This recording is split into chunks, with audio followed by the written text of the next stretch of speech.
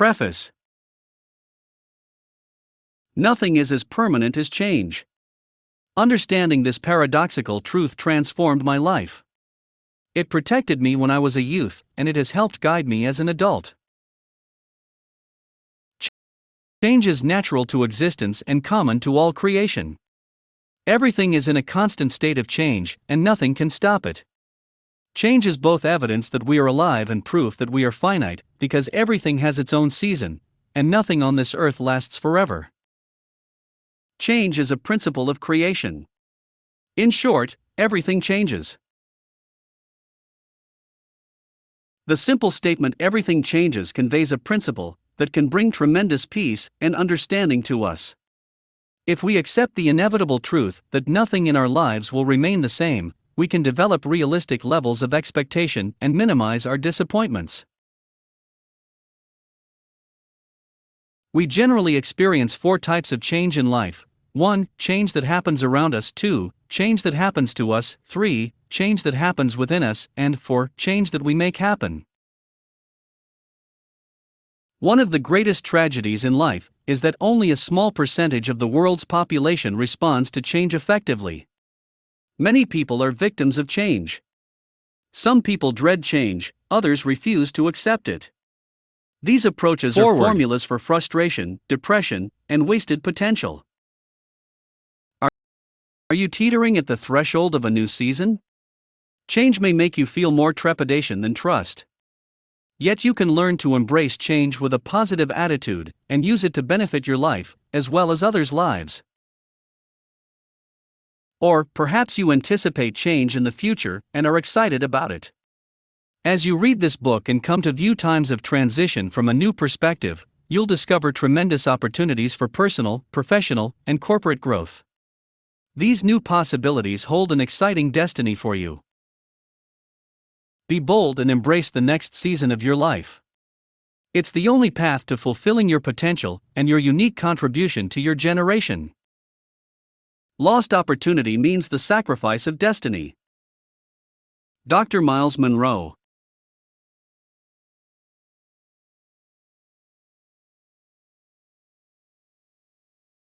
Seem like good ideas. Inception is the start or commencement of something new. Dr. Myles Munroe. God the Father is always doing a new thing.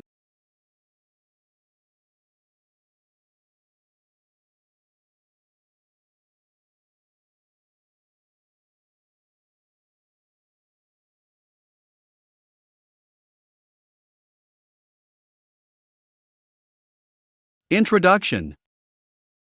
The dogmas of the quiet past are inadequate to the stormy present. Abraham Lincoln. No matter who you are, regardless of your country, race, ethnicity, language, and disposition, time and change will affect you. Life is continually handing us personal, family, community, and national changes. However, we are also living in a time when there is a convergence of worldwide changes that is creating a transitional tide in human history.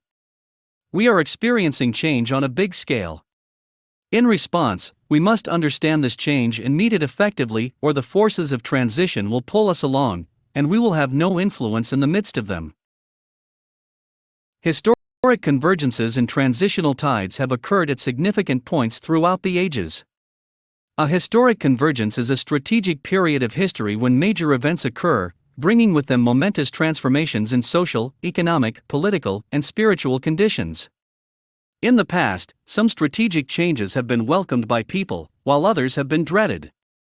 Certain changes have drawn mixed reactions from individuals. Unsettling times throughout history have resulted in societal fear, panic, distress, and confusion. Many people were not prepared for these changes. Some reacted with suspicion, contempt, and violence, while others simply surrendered to the inevitable and became victims of the elements of change. Let us look back through the corridor of time to various strategic points in history. Transitional periods occurred during the times known as the Dark Ages and the Enlightenment, during the times of the exploits of great explorers such as Christopher Columbus, during the Western expansion of Europe to the Americas, colonization, the slave trade, the birth of the Republic of the United States, World Wars I and II, the creation of the United Nations, the birth of the nation of Israel, the civil rights movement, the decline of communism, the expansion of Islam, the birth and growth of new Eastern religions, and the emergence of international terrorism. The 19th and 20th centuries were noted for great changes in the arenas of science, technology, transportation, communication, education, and religion. The explosion of scientific discoveries led to advances in medicine, and the invention of the telephone, airplane, radio, television, and computer. The invention of the telephone, airplane, radio, television, and computer. The development of intercontinental travel resulted in intercultural exposures not possible in earlier times. The world truly has become a global village. This brief overview captures the complex nature of some of the events that have shaped the world in which we live today. As we move forward in the 21st century, we, also, are caught in transitional tides. Everyone with a measure of discernment, spiritual insight, and historical perspective can sense a historic convergence in every sphere of life. Change is in the air. It is everywhere. The present time period demands a response within the context of these changes. What is the nature of the transitions taking place at this juncture in history? A quick assessment reveals tremendous change in the international political equation. We have seen the demise of colonialism, the extinction of the Cold War, the birth and rise of increasingly significant independent states, both large and small, an increase in worldwide economic interdependence, and global access to instant intercultural/international communication through the Internet. Post-World War II leaders have passed their leadership to younger generations who are removed from that era, bringing a youthfulness to national leadership not seen in some decades. In the Christian Church, Old Guard Protestant and evangelical leaders, and those who founded the charismatic movement, are drifting from the scene. Their departure makes room for a new crop of leaders for the 21st century church. Moreover, a significant shift is taking place in former colonial territories that were once the focus of mission efforts, many of which have been identified as undeveloped, developing, or third world countries. The growth of the national church and church leadership within these nations requires a new approach for a new era. In the principles and benefits of change, fulfilling your purpose in unsettled times, we will look at worldwide and personal challenges we all face today. We are truly in seasons of change. It will take an informed, globally minded, spiritually sensitive, skilled, educated, purpose-inspired person to effectively make a difference in our generation and set a standard for the generations to come. It will take those who understand the dynamics of change and who determine to respond rather than to react. Today's leaders will have to be creative on demand, understanding their roles and purposes in their generation. The historic convergence discussed above is occurring in 10 major areas. The historic convergence discussed above is occurring in 10 major areas. I believe the 21st century will be known as the age of 1. Globalization. 2. Information. 3. Communication. 4. Mobilization. 5. Cultural diversification. 6. Mergers and networking. 7. Longevity of life. 8. Technology. 9. Social and political transition.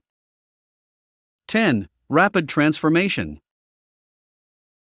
A paradigm shift is taking place in these arenas, a trend that we will look at more closely in the chapter Worldwide Tides of Change.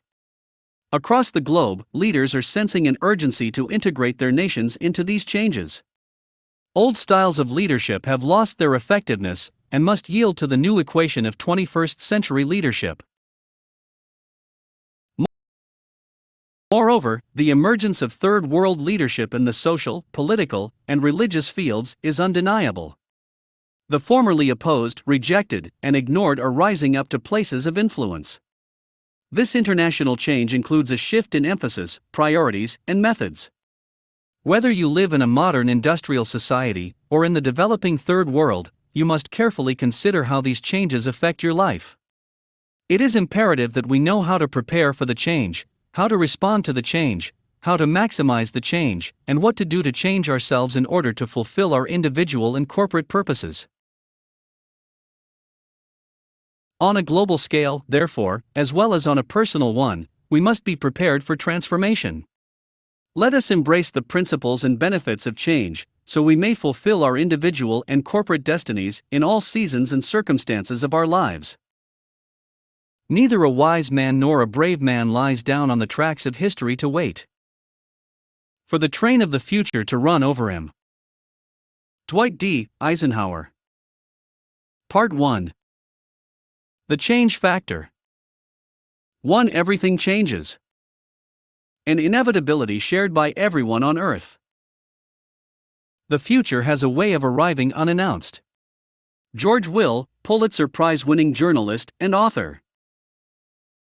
While we live and breathe on this earth, 6.7 billion of us human beings share the same inevitability. We all have to face change. The same was true for everyone who existed in the past. The same will be true for everyone who will be born in the future. Our lives are in a constant state of transition. Life is always moving forward, nothing ever remains the same. Even those who live essentially quiet lives are affected by change. To a greater or lesser degree, we are continually being transported, whether suddenly or gradually, into the new, the different, the unexpected, or the untried. Change is one of the most important factors in life, whether the change is imposed on us, or we've created the change ourselves, and are eagerly anticipating its possibilities. Yet most people don't manage change effectively and positively. Some believe that change just happens, and they don't think seriously about the effects change is having on them. Many also neglect to initiate positive changes that would make a significant difference in their lives and the lives of others. And the majority of us end up, in some way, the victims of unwanted change. 4 types of change. We experience 4 distinct types of change in life. 1. Change that happens to us, unexpected or anticipated change that affects our personal lives, families, careers, and so forth. 2. Change that happens around us, unexpected or anticipated change that affects our society, nation, or world, and that also has some impact on us personally or on our ways of life. 3. Change that happens within us, unexpected or anticipated change that directly affects who we are, either physically, emotionally, mentally, or spiritually. 4. Change that we initiate, something created or altered by plans we have implemented in order to move us from the present to a preferred future. We can identify each of the above as a distinct type of change, even though, sometimes, there may be overlap between them. What are the results of change? Change transports the present into a future that demands a response. Often, that response requires further change from us. The fact of the needed change may bring positive activity, excitement, anticipation, and energetic planning. Or, it may bring a negative reaction, uncertainty, stress, and emotional shutdown. How we react to change has greater consequences to us than we may realize. Imagine that you were transported 100 years into the future. The changes that would have taken place in your nation and the world would be such that you would hardly recognize your own community. Abruptly coming into a transformed world would be a drastic encounter with change.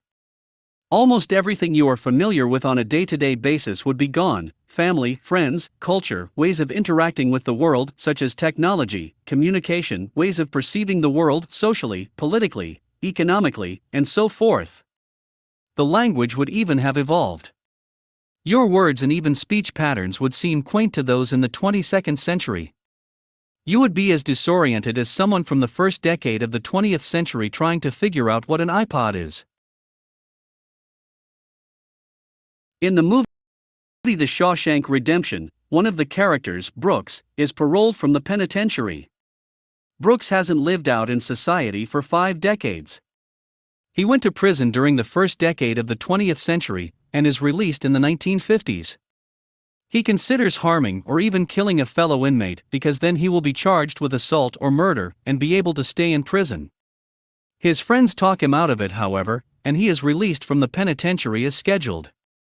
Brooks boards the bus that will take him into town, where he will live at a halfway house and work at a grocery store, bagging groceries. The bus speeds up to probably 35 or 40 miles per hour, but Brooks clutches tightly to the seat railing because the speed is overwhelming to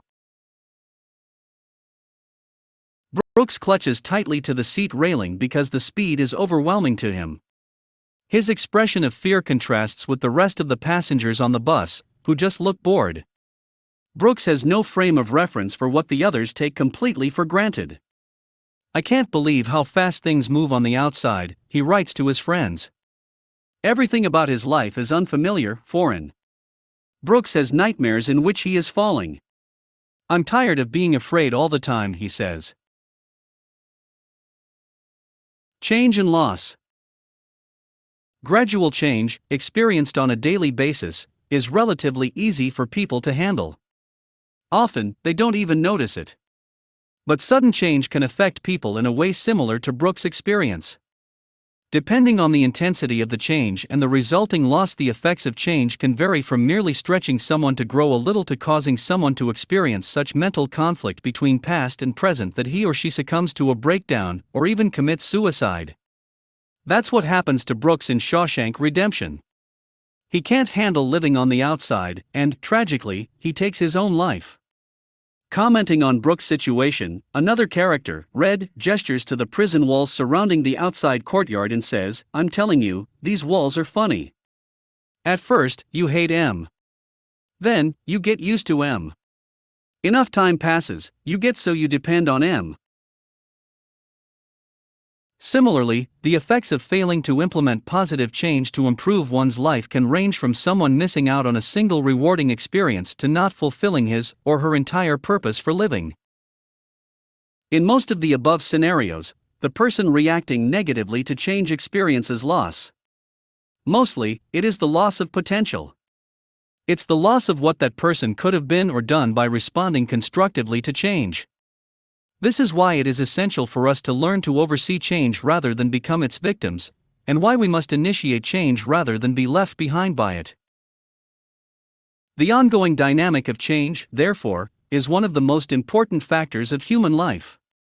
How we relate to change has a significant impact on our quality of life and whether or not we accomplish what we are meant to during our time on Earth. Understanding how to view, respond to, and benefit from change is vital to a well-balanced and fulfilled life. 5 Principles of Change. Let's consider 5 foundational principles of change and their implications. 1. Nothing on earth is as permanent as change. What a paradox! One thing that's always present on this earth is change. Nothing else can really be expected or guaranteed. 2. Change is continual. Our lives keep moving forward, and the environment around us undergoes alterations all the time. Change doesn't stop when we sleep, when we take a vacation, or when we're on a lunch break. Change is ceaseless. 3. Everything changes. The details of our lives are always in transition. Here are just some of the ways in which your life will, or can, change. Your knowledge will change. We are always taking in more knowledge and information from a variety of sources.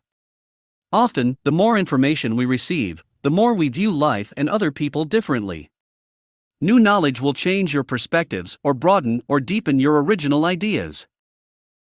Your interests will change. Some of the things you are interested in today may change tomorrow, as you expand the range of your experiences. Or, you may decide to focus on just one or two areas of interest in order to achieve a particular goal, putting other interests on the back burner or dropping them altogether. Your values and priorities will change. The things that you value now may not be the things that you will value in the next 10 years, 5 years, or 1 year. I don't necessarily mean core life values, although these may change. Rather, I'm referring more to the priority or value we place on certain people or things. This may change due to increased personal maturity, or to the particular stage of life we are in. For example, when many couples get married and start families, they begin to think about pursuing spiritual values because they think it will be good for their children. Or, the change may have to do with temporary life circumstances. Perhaps you had been focusing on building a vacation house, but you lost your job and are now focused just on keeping your primary home. Your plans have had to be cancelled or postponed. You don't value that vacation house as a priority anymore because something more important has taken its place. When your values change, it can change your whole lifestyle. Your body will change. If you are a young person, you are still growing and maturing into an adult.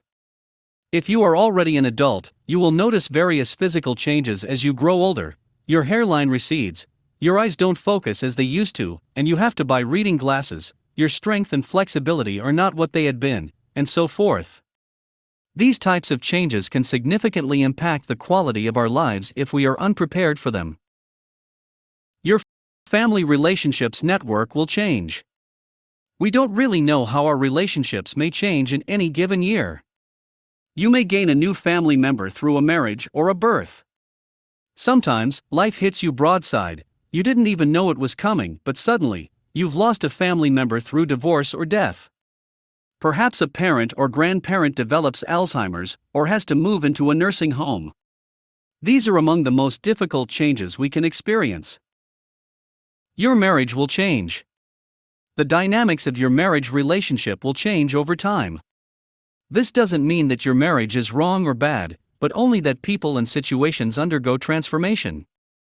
Over the years, you will change and grow, and so will your spouse. We have to expect, prepare for, and get used to those changes. Changes in marital relationships can happen anytime. Yet much has been written about what happens to couples when their children go to college or move into their own homes. How do a husband and a wife learn to relate to each another again as two people without the constant presence of children in the home? Or perhaps the husband has been the breadwinner of the family for 20 years and is suddenly laid off. How will this change in income and standard of living, even if temporary, affect the marriage? Can the couple keep a strong relationship if there needs to be a work adjustment for months? Or even years? Some people also experience unwanted divorce. These and many other factors affect the marriage relationship. Your children will change. The image of their children as infants is indelible in most parents' minds. When you bring your children home from the hospital after they are born, you must care for their every need. Yet they will move toward independence as they grow older. When your daughter turns 11, for example, she may not want to wear that shirt you bought her, but would rather make her own clothing choices. At 16, your son may want to stay out with his friends as long as he likes. Teenagers still need structure and loving guidance, but you have to learn how to adjust to their equally important need to grow up. Sometimes, we still want to treat them as if they are 3 years old. When your children mature and desire independence, you have to learn to handle this change with skill. Your friends will change. While certain friendships can last a lifetime, the people with whom we spend a lot of time at one point in our lives may not be close to us later on, either geographically or emotionally. This may be due to a move, a divorce, or a shift in priorities. This adjustment may be difficult for you, especially if the friend is one with whom you grew up or one to whom you had been extremely close. Then, you may outgrow certain people because you are going in a new direction in life, with goals or interests that these friends don't share or value. At times, you have to relinquish some mere acquaintances, so that you can gain new friends. Finally, some friendships may undergo change, because the friends are just not healthy for you. Your friends are encouraging you to do something self-destructive or illegal. We must expect that our friendships will change once in a while. Your job may change. You can't always control where you work, or whether you will be at your job for any specific length of time. Do you have the mental, emotional, and financial resources to handle a change in job status? 4. Change is inevitable. No one on earth can avoid change. This conclusion is not easy for some people to accept. Nevertheless, we must come to acknowledge that change is inevitable. When I settled this fact in my own heart and mind, my life became much easier to live. It is not healthy for us to believe that life will always remain the same. Everything may be going on an even plane right now, but there will be a transition, or a point of stress in the future. Life is full of the unexpected, and changes will come upon us, at some time or another. 5. Change is a principle of life and creation. This last statement is really a summation of all the above. Change is a principle of life. It is the way the world functions. It affects everybody. In one sense, change is proof that you are alive.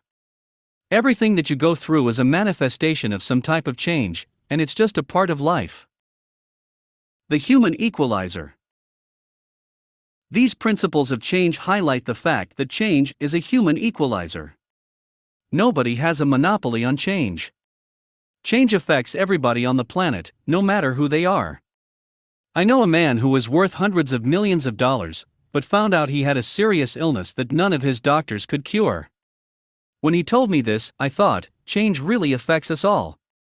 Sometimes, people think that if they had riches, it would keep them immune from change, but that isn't true. I imagine there's another man in a hospital right now who is facing the same illness, but doesn't have money to pay his household bills, let alone his hospital fees. Yet the same change in health in both these men's lives. One a millionaire, the other broke, puts them on an equal plane. Change does that. So, change is every human being's experience. If you think things aren't changing in your life right now, just wait a week or a month or a year. Wealth, youth, talent, intelligence, popularity, success, ambition, or good intentions don't make you immune. No matter who you are, you will experience it. So, whenever you encounter change, especially change you consider disruptive or distressing, don't feel you're all alone in this. We are all subject to change. We're double-minded toward change. Since change is inevitable and all-pervasive in our lives, why is it that so many people react to it as if it is a threat? When we see change all around us, why do we expect things to remain the same, except, perhaps, when we're the ones attempting the change? There are significant reasons for this, which we will explore in coming chapters. But let's consider one facet of the question now: our double-mindedness toward change. In many ways, people live contentedly with change and welcome it. They want to wear the latest styles, use the newest technological innovations, employ easier methods for accomplishing everyday tasks, and so on. During presidential elections in the United States, people are often asked by political candidates, "Are you better off than you were 4 years ago?" If they don't feel they are, they will likely vote for the candidate they believe can bring positive change to the country. Some people like nostalgia. They may wear retro clothing, watch vintage television programs, or buy furniture reminiscent of an earlier time period. Yet most of them would not really want to live in those times. They enjoy the latest. Most of them would not really want to live in those times. They enjoy the latest technology. They like convenience. They welcome innovation even if these new things make older things obsolete, or if the innovations were developed under the pressures of economic necessity. Yet when change comes into their lives in a way they didn't expect or want, they take it personally, even though, sometimes, some of the same societal forces may be at work creating the inconvenience as much as the convenience. We like change as long as it doesn't cause us any discomfort. We are therefore double-minded about change. Good change can come, but we should never have to deal with what we perceive as unpleasant or negative change. We're not taught to deal with change. One of the reasons for our double-mindedness is that no one ever sat us down and said, things never stay the same. Change is going to happen, and you have to learn to respond to it and use it for your benefit. Parents don't teach this idea to their children. Schools don't include it in their curriculum. People aren't naturally skilled in it. It's not an instinct within us. We learn about change the hard way by experience. Yet most of us never learn to respond to it effectively. In a similar way, many people have never been taught that they need to develop certain skills to be able to initiate changes that will improve their lives. Even if people desire positive change, they are hindered from obtaining it by fear and uncertainty, or because they act rashly instead of purposefully and wisely. Is change working for you? What is your experience with change in your life? Do you generally feel that change is working for you, or do you feel that its influences are working against you? Do you know how to turn negative change to your benefit? To what extent have you been initiating positive change in your life? The following are 5 ways in which people typically approach change. 5 approaches to change. 1. People watch things happen. This is a passive, indifferent approach in which people don't react to change because they have no real interest in it or its impact. 2. People let things happen. This is a resigned, defeated, or even fatalistic approach. A person may lash out against the change, but ultimately, his or her mindset is, "There's nothing I can do about this." 3. People ask, "What happened?" This is an inquisitive response, but it doesn't go much further than mere curiosity or an interest in the latest gossip. It can also mean that a person never saw the change coming, and therefore he or she wasn't prepared to respond to it.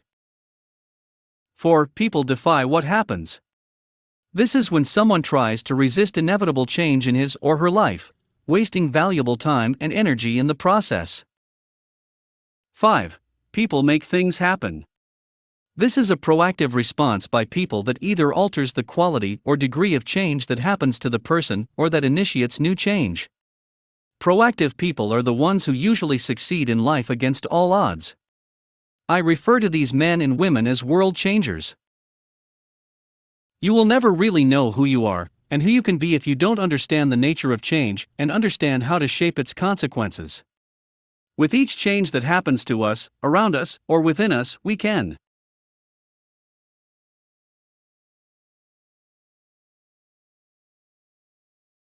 1. Learn to define and interpret the change. 2. Discover principles for responding to the change, so that it benefits ourselves or others. With each change we wish to initiate in our lives, we can 1. Learn how creating change enables us to fulfill our purposes in life. 2. Discover practical methods for implementing specific plans to fulfill those purposes. Change enemy or friend. Think of change as your friend rather than your enemy. Change is not the kind of friend who will sit and commiserate with you at a pity party, but a friend who will encourage you to be the best you can be. It is my desire that, through this book, you will begin to see change as the arrival of opportunity rather than an invasion of destruction. Responding to change in a positive way doesn't come automatically or easily for most people. Yet there are specific principles of change that enable us to deal with and benefit from it. The only way for you to move forward to where you want to go in life, regardless of your circumstances, is to initiate desired change and to address unwanted change constructively. You must understand the nature of change and the principles for responding to it. Otherwise, you will be sidetracked or defeated by times of transition and perhaps never make the personal and professional advances needed to improve your life. Yes, everything changes. Now, let's explore how to make change work for you. You cannot step twice into the same river, for other waters are continually flowing in. Heraclitus, Greek philosopher. 2. Reacting to change. Our natural tendency, acting before thinking. If you don't like change, you're going to like irrelevance even less. General Eric Shinseki, former U.S. Army Chief of Staff. To live fulfilling and productive lives, we must discover how to oversee change, both that which comes to us and that which we initiate. We must know how to plan for and use change for our benefit. Reacting to change versus responding to change. Since most people don't prepare for change, however, the average person doesn't respond to change, he reacts to it. In this sense, I'm defining reaction as having a negative attitude toward change, or taking an action against change before really thinking about it, or its consequences. This is the most detrimental way to handle change. It usually results in fear, miscalculation, overcompensation, premature activity, irresponsible or unnecessary use of resources, and even disaster. Merely reacting to change essentially gives change the advantage over you, rendering you a victim of your circumstances. You can be learned to be stronger than what happens to you when unexpected change occurs. The first way to do this is to understand the difference between reacting to change and responding to change. There is a vast difference between the two. Ways people react to change. In Chapter 1, we looked at 5 ways people approach change. They 1. Watch change happen. 2. Let change happen. 3. Ask, what happened? 4. Defy what happens. And 5. Make change happen. Note that the first 4 are all reactions to change.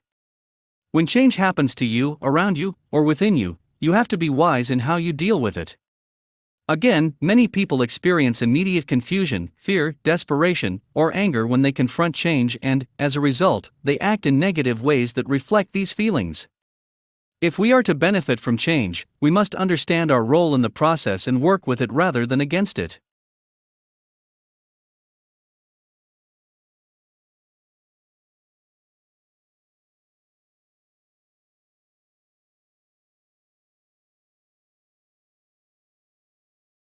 What do you do if you're pulled by tides of change that you really have no control over?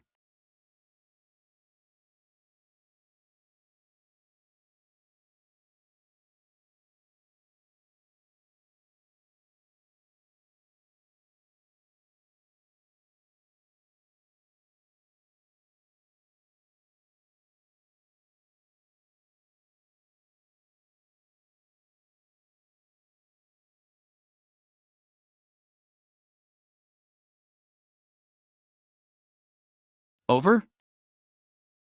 Let's take a closer look at various reactions people can have to unexpected or unwanted change, which we must guard against as unproductive and destructive. Then, we'll look at 5 positive responses to change that will enable us to turn any situation into something beneficial. You can ignore or deny change. Ignoring or denying change is the worst reaction you can have toward change. When change threatens our comfort and security, we're tempted to retreat into a world of denial. In an attempt to protect our fragile sense of comfort, security, or importance, we create a world of our own making rather than accept what is happening in the real world. In fact, ignoring change is actually an acknowledgement of it because you don't ignore something that isn't there. Moreover, pretending that change isn't happening has no effect on change. It usually just makes you a victim of it. No matter the source of change, be it personal, social, political, economic, or spiritual, we can't pretend that the change is not happening. When it occurs, do not deny it. Instead, seek to understand it, accept its reality, and commit to fulfilling the new role it demands from you. Sometimes, to deny change means to minimize the value of what's emerging. It also means that you don't give change the place it deserves in the overall scheme of things. In a sense, to deny change means to disrespect reality, to make no room to accommodate it. It means that you insist on continuing business as usual when it's no longer usual. You live in an imaginary world that has no relevance to the world that has come into being because you have determined that the past is better than the future. Change is always the introduction of the future to the present. Change is tomorrow taking over today, and a denial of change is a decision to live in yesterday. Eventually, to deny change is to become irrelevant. The largest island in the Bahamas is Andros, and it's famous for its abundance of crabs. Bahamians love to eat crabs, they're considered a wonderful delicacy. The Bahamas have both sea crabs and land crabs, and most of the people who live on Andros are well known for harvesting land crabs, which they sell locally. People normally go crabbing at night because the crabs hide in their holes. People normally go crabbing at night because the crabs hide in their holes during the day, but come out at night in order to feed. My first experience with crabbing was when I was young, and my friends and I went crabbing on Andros, which was a fun group thing to do. We were going through the rocks and the bushes at night, and people were catching crabs. At one point, one of my close friends and I came into an area where we saw a number of crabs. To catch crabs in the bush, you use a flashlight. When you shine the light on the crabs, they freeze because they're shocked by the sudden bright light. For a few minutes they won't move, as if they are paralyzed. After we shined the light on the crabs and they froze, they did something I'd never seen before. They closed their eyes. I asked my friend, "Why do they shut their eyes when you shine the light on them?" He said, "Because the crabs believe that if they can't see you, you can't see them. And so we catch them." These crabs remind me of people who attempt to ignore change. Change comes upon them, sometimes in a startling or blinding way. Yet, instead of reorienting themselves to its glare, they imagine that if they close their eyes to it, then the change can't see them and therefore won't affect them. But the sad result is that change will then catch them and take them away with it, making them mere statistics of change. Denial is the worst reaction you can ever have to change because you do nothing. You can become angry at change. Becoming angry is also a dangerous reaction to change. Nothing is as immobilizing as an angry spirit. It produces irrational behavior and self-destructive decisions. The familiarity of the past can make the prospect of a new future unsettling, causing a person to attack rather than to embrace the potential of promise. Many people become angry because change comes without their permission, and it's not something they want or feel able to deal with. Yet being angry at inevitable change is like being angry at winter for coming. If you live in a climate with winters characterized by snow, sleet, and ice, then these things are sure to come every year. If you are angry at winter, you just lose time and energy, for your anger achieves nothing. Among other negative outcomes, being angry at change can lead you to develop internal stress. This can cause you to become physically sick. Become bitter. This will eat at you emotionally, physically, and spiritually. Turn on the very people you love. You may begin to verbally attack your family members and friends. Accuse people who are not responsible for it. You may blame others and may even become antagonistic against society in general. In this way, instead of becoming a part of the solution, you become another problem. Develop self-destructive habits. You don't want to deal with the change, so you begin to take up unhealthy practices, such as drinking to excess or taking drugs. Even though you perceive a change as negative and it may indeed have cost you something valuable, becoming angry will only hurt you further. It will not make anything better. What can we do about it? We can be honest with ourselves and life. We can understand the value of both our past and present roles. Each of us is important to the Creator's great program of purpose in this world, and His purposes continue in our lives, even though circumstances and people change. You can defy or resist change. When I refer to defying or resisting change as a negative reaction, I'm not talking about responding to problems that can be addressed, such as cleaning up corruption and bringing justice to those who are being taken advantage of. I'm referring specifically to change that you cannot, for all practical purposes, do anything about. For example, maybe your company goes completely out of business and you lose your job, or perhaps your spouse divorces you and marries someone else. You can't resist this kind of change in the way you might resist the spread of crime in your neighborhood. When this type of uncontrollable, irreversible change happens to you, you have a choice about how to react. Some people get into fight mode. This goes beyond their being angry and turning on themselves and others. It means that they decide they will defy the reality of circumstances, situations, and events that are impacting their present states.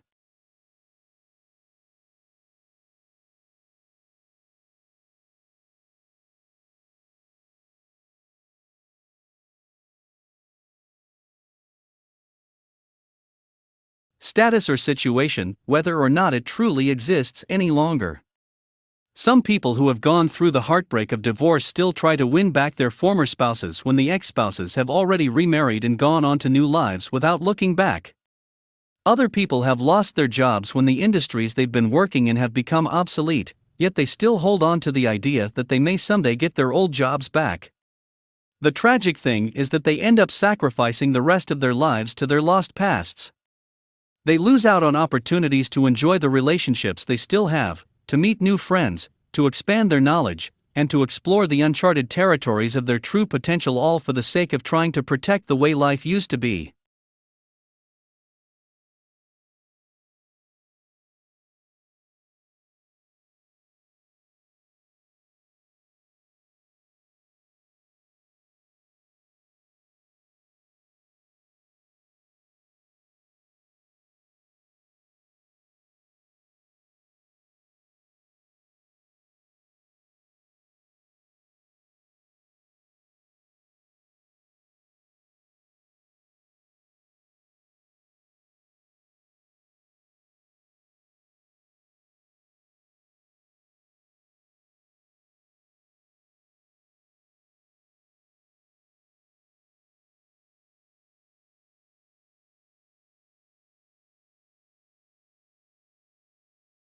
B.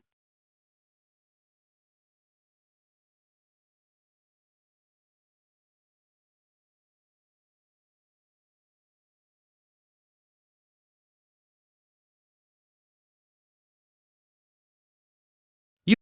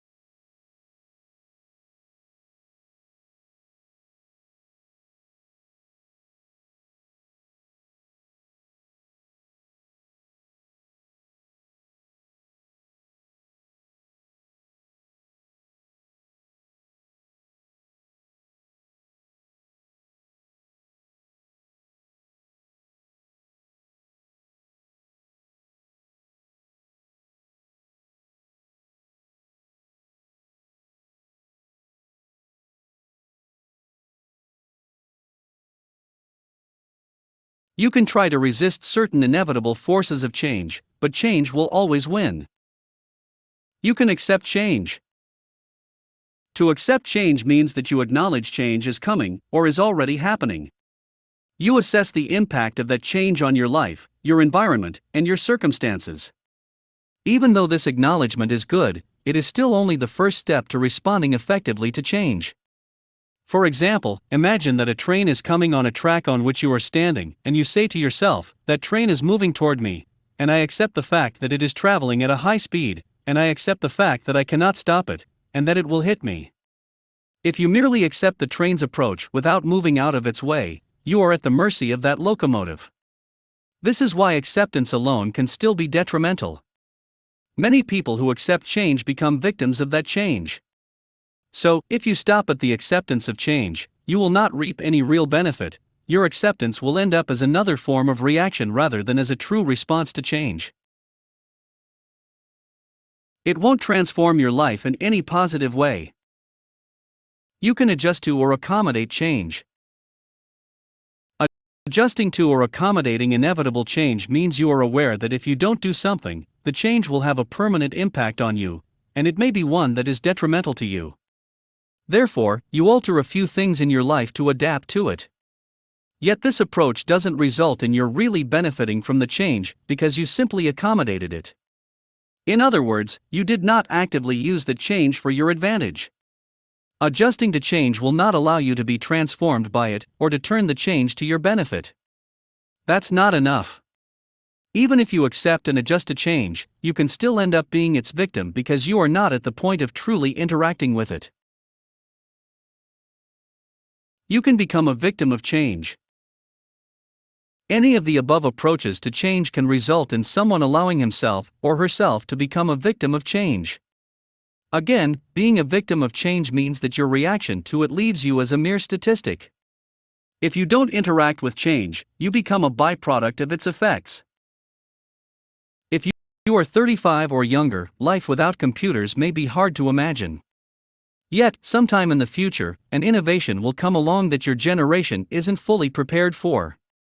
It happens to every generation, affecting even those who believe they will always be on the cutting edge of technology and culture. And computers are still a stumbling block for some older baby boomers. Suppose you had worked in a factory for 25 years, starting in 1965. When you began working there, they had no computers. You counted products in the warehouse by hand, and you wrote them down on a piece of paper. Then, you started using a calculator, but you still had to put the numbers in a ledger. In the meantime, you gained a degree of seniority in the company. Yet now, when you're 25 years into the job, the head office says, "We are going to computerize the warehouse, and everybody must learn to use a computer." Here you are, 48 years old, you've never used a computer before, you don't even understand them, but you want to keep your job. You love this company, and you appreciate the way they've been good to you and your family over the years. What do? You could react in any of the ways we've just discussed. You could try to ignore it, thinking, I'm not interested in learning the computer, I'm too old to learn, I don't want to go back to school to prepare for another field. I'll just go along doing my job as I always have. Of course, the company would bring you back to reality by telling you that you either had to learn the computer or stop receiving a paycheck. You could become angry about the situation and stomp around the warehouse, yelling at the management, then lash out at your spouse when you go home. But that wouldn't enable you to keep your job either. You could resist it, saying, I refuse to learn the computer. I don't care what they say. Of course, again, you would be let go.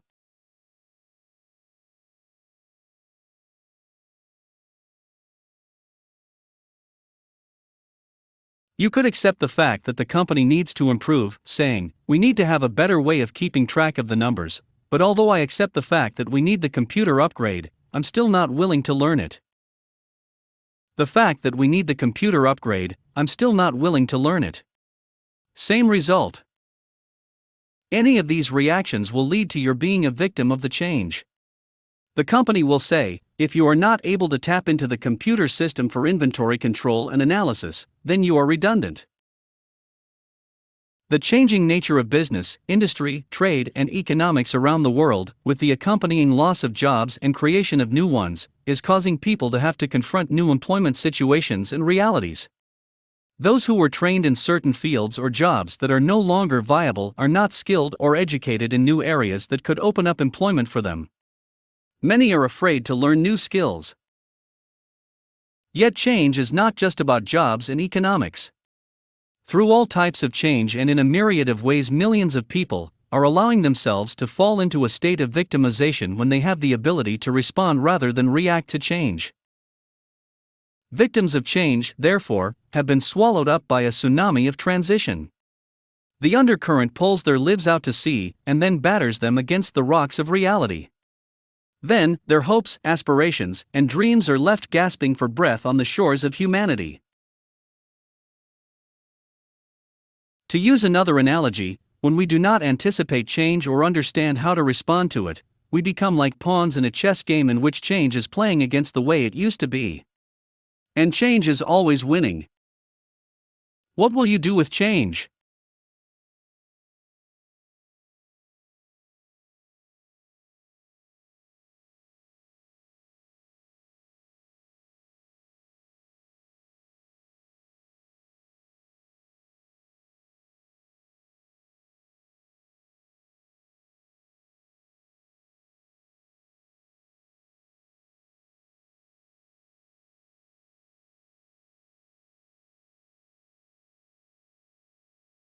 Since life involves a continual series of transitions, we should endeavor to be always prepared to respond to change.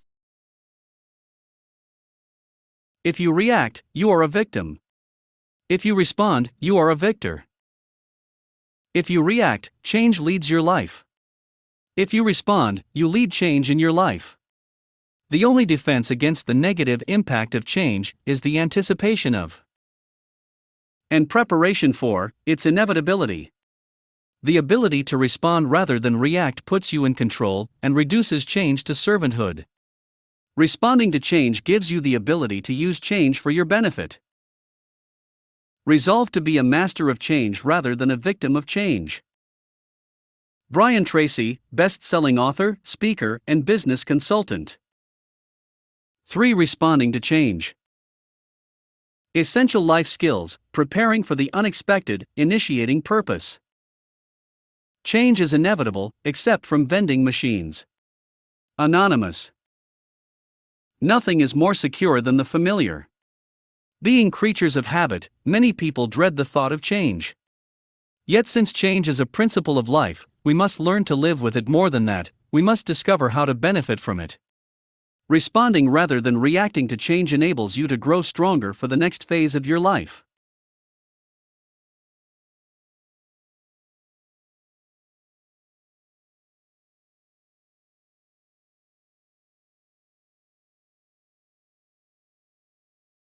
We have seen that even if you refuse to change,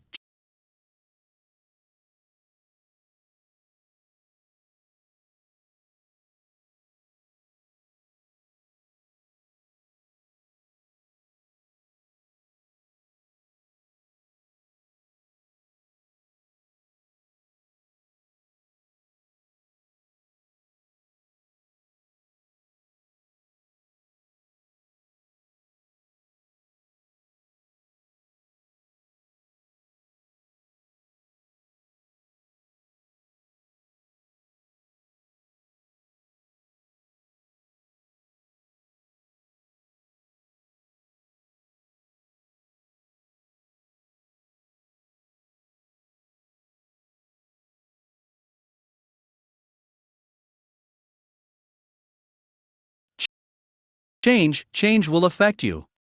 Change will happen to you, with you, around you, and without you.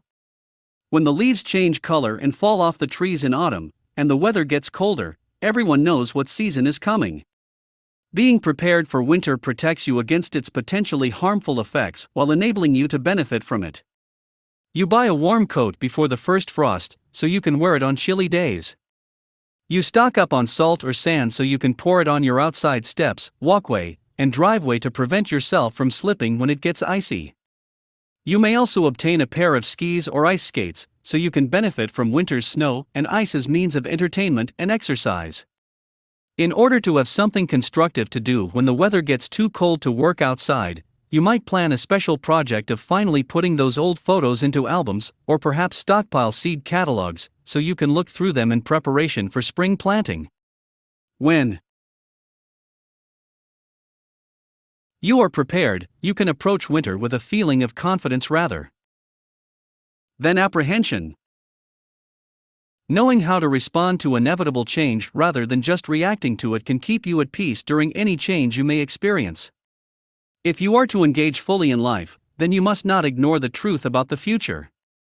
It holds one of two options for you: respond effectively to change or be a victim of change. You have the power to determine the quality and effectiveness of your future by your response to change.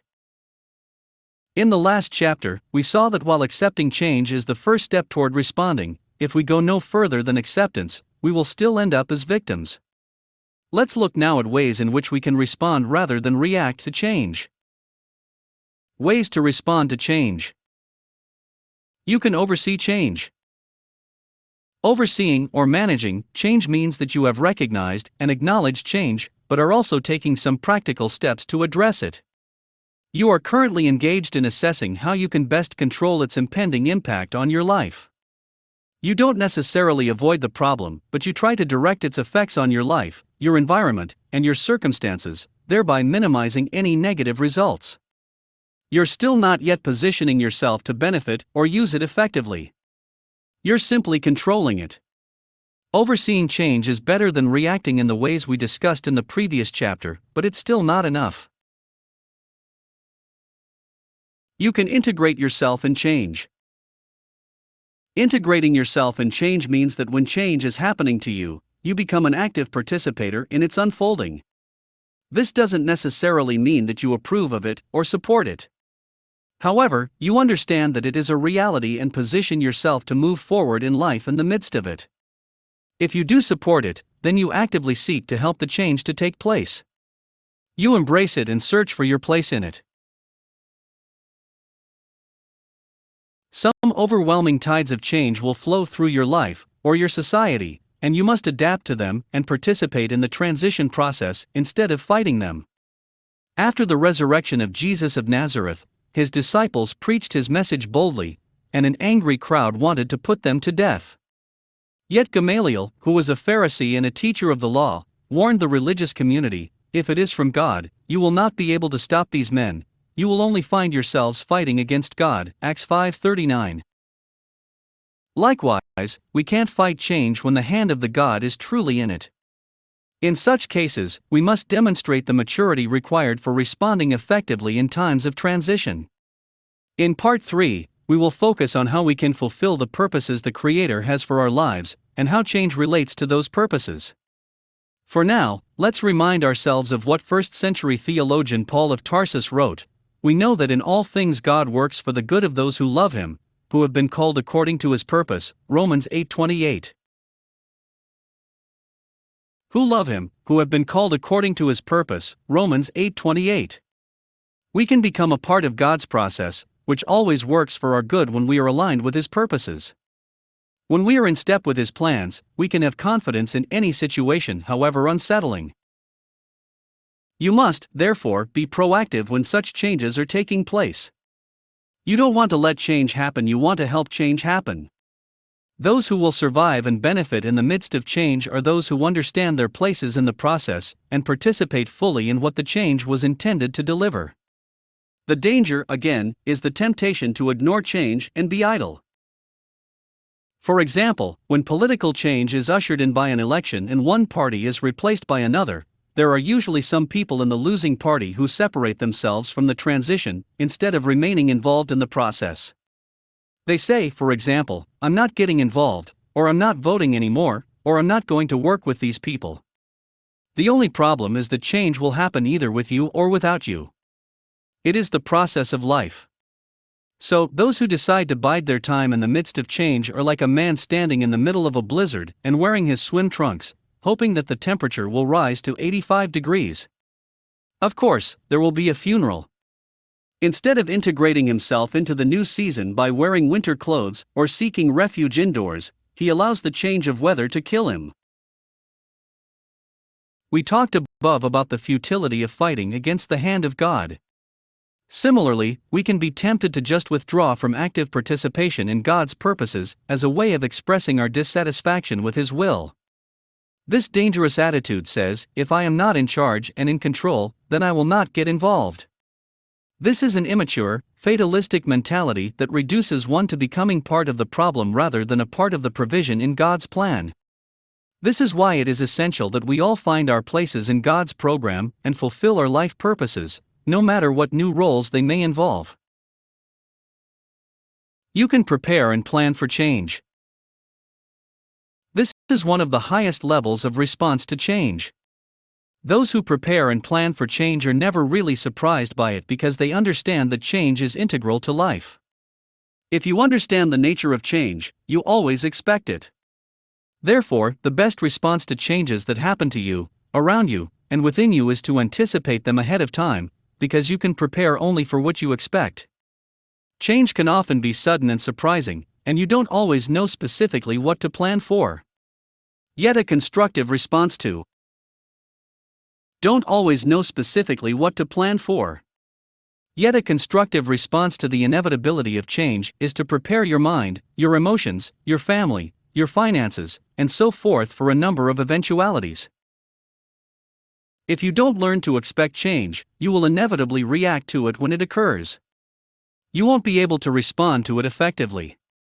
A clear understanding that life will change is the key to preparing and planning for times of transition. It is this responsive preparation that will give you control over change.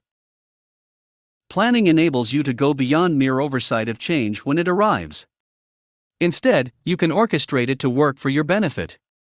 You can put in place sound overall plans, motivated by the mindset that change is a way of life.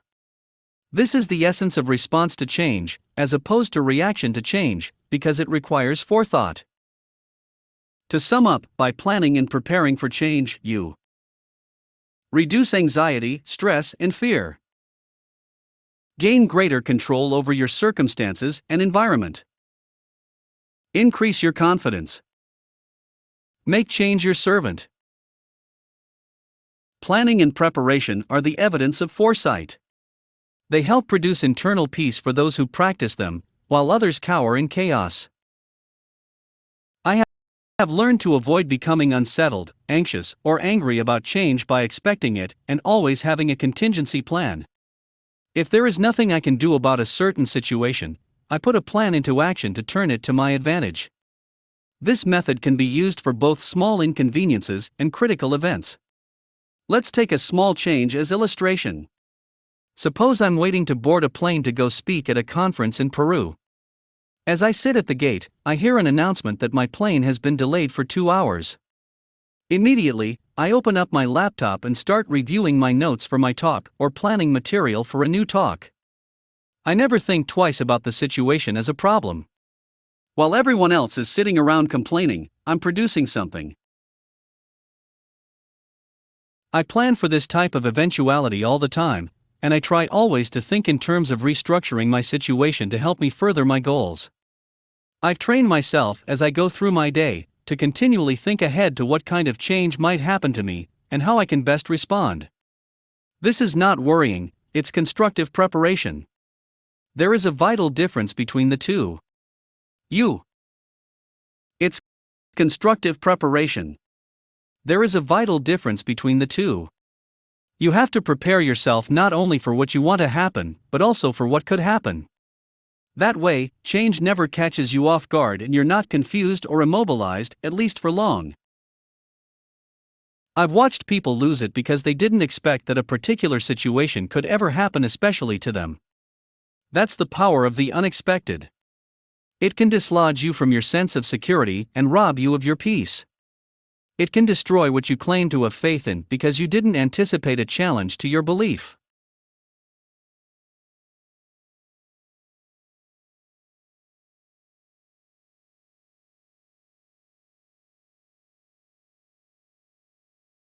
Again, you must expect change and plan and prepare for its eventuality.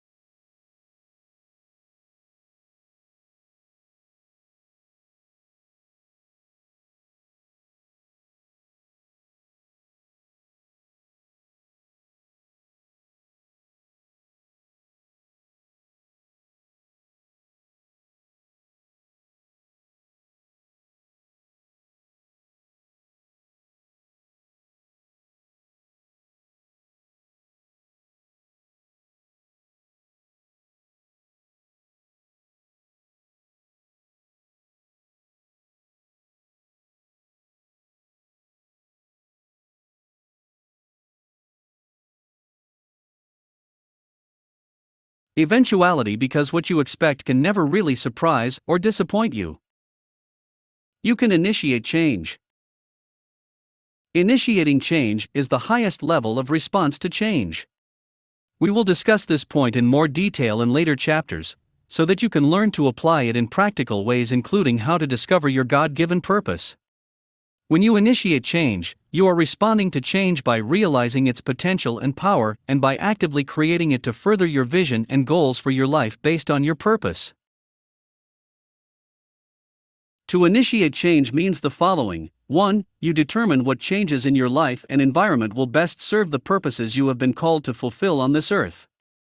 2. You order your life and environment according to these best interests. In other words, your unique assignment from the Creator produces the incentive to create the conditions and to gather the resources that will produce the changes necessary to fulfill His will for your life. Be a world changer. I challenge you to become someone who initiates change, who makes things happen to fulfill your purpose, and who contributes your particular gifts to your generation. There are people who say, "I'm open to change as long as it doesn't affect me, as long as it doesn't cost me anything."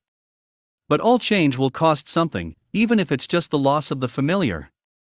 We must be willing to let go of what isn't working for us in order to pursue what is best for us.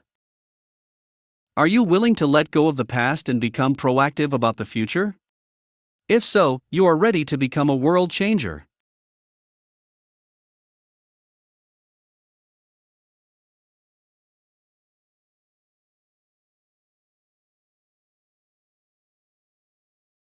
I am always doing that which I cannot do, in order that I may.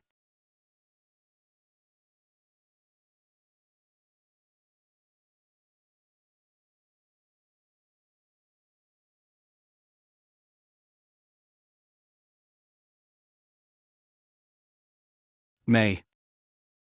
Learn how to do it. Pablo Picasso, painter and sculptor. For protection against change. Safeguards against disappointment and frustration. Time changes everything except something within us, which is always surprised by change. Thomas Hardy, novelist and poet. In order to plan for change effectively, you must anticipate it continually. This sounds simple enough, but most of us don't do it. Because we naturally expect life to remain the same, we are caught off guard when things change. I've seen this oversight undermine the lives of many people. The principle of anticipating change is so crucial to understanding and dealing with change that we must constantly remind ourselves of it in order to internalize it. In this chapter, we will explore further how to counteract the negative effects of the unanticipated. The timely lesson of the Swiss watch company. For more than a century, the undisputed world leader in the timepiece industry was the Swiss watch company. In fact, the word watch became synonymous with Switzerland. Their success as the most efficient watchmakers in the world went unchallenged. Everyone wanted a Swiss watch. At the height of its reign as the king of the timepiece world, the Swiss watch company controlled more than 80% of the market.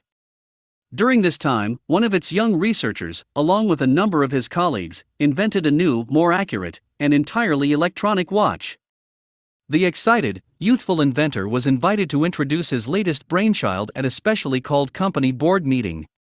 He hoped to secure the Swiss watch company's place as the leader in the watch sales market in the future.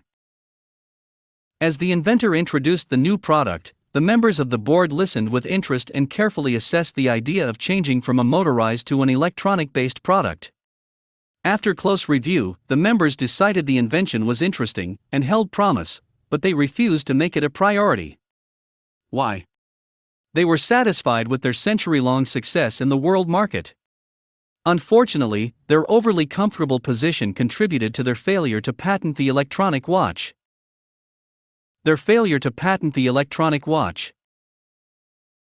A year later, the Swiss watch company displayed the new invention, along with its other products, at the annual Watch Congress, and representatives of two companies noticed it. These two companies soon developed a similar prototype based on the principle of electronic operations and marketed it. It revolutionized the watch industry worldwide. The Swiss watch company never fully recovered from this shift in watch design. Today, the competition is shared among a number of companies that struggle to stay in the game. 10 years after the introduction of electronic watches to the marketplace, the Swiss watch company had less than 10% of world sales. This devastating loss forced the company to terminate 50,000 of its 65,000 employees. It plummeted from the pinnacle to the pits in just 10 years. The invention of the electric watch signaled a new season, a glimpse into the future, but a century of success had blinded the Swiss watch company's executives to the impending, inevitable reality of change. The company board thought its manufacturing method was the only or best way to make a watch. It assumed that past success guaranteed future profits. Therefore, it ignored the prospect of competition from the effects of continual change. Their old methods kept them from embracing and benefiting from new ones. The story of the Swiss watch company is a lesson for all of us. Ignoring a season of change can cause us to forfeit our God-given purposes. He who fails to expect, plan for, embrace, and oversee change will regret his past in the future. Our safeguard against the detrimental effects of unprepared for events and circumstances is to continually expect change to occur in all areas of life. Grasping just this one truth will prepare you to handle many of the challenges that accompany change. The present has a shelf life. In light of the above, we must come to accept the often sobering reality that whatever we are enjoying and using right now is only temporary. The expiration dates on food, medications, and other products tell us that after a certain time, the items will become spoiled or ineffective. After a while, their limited time frames of usefulness will be past. While they may last beyond the specified date, eventually, they will become useless.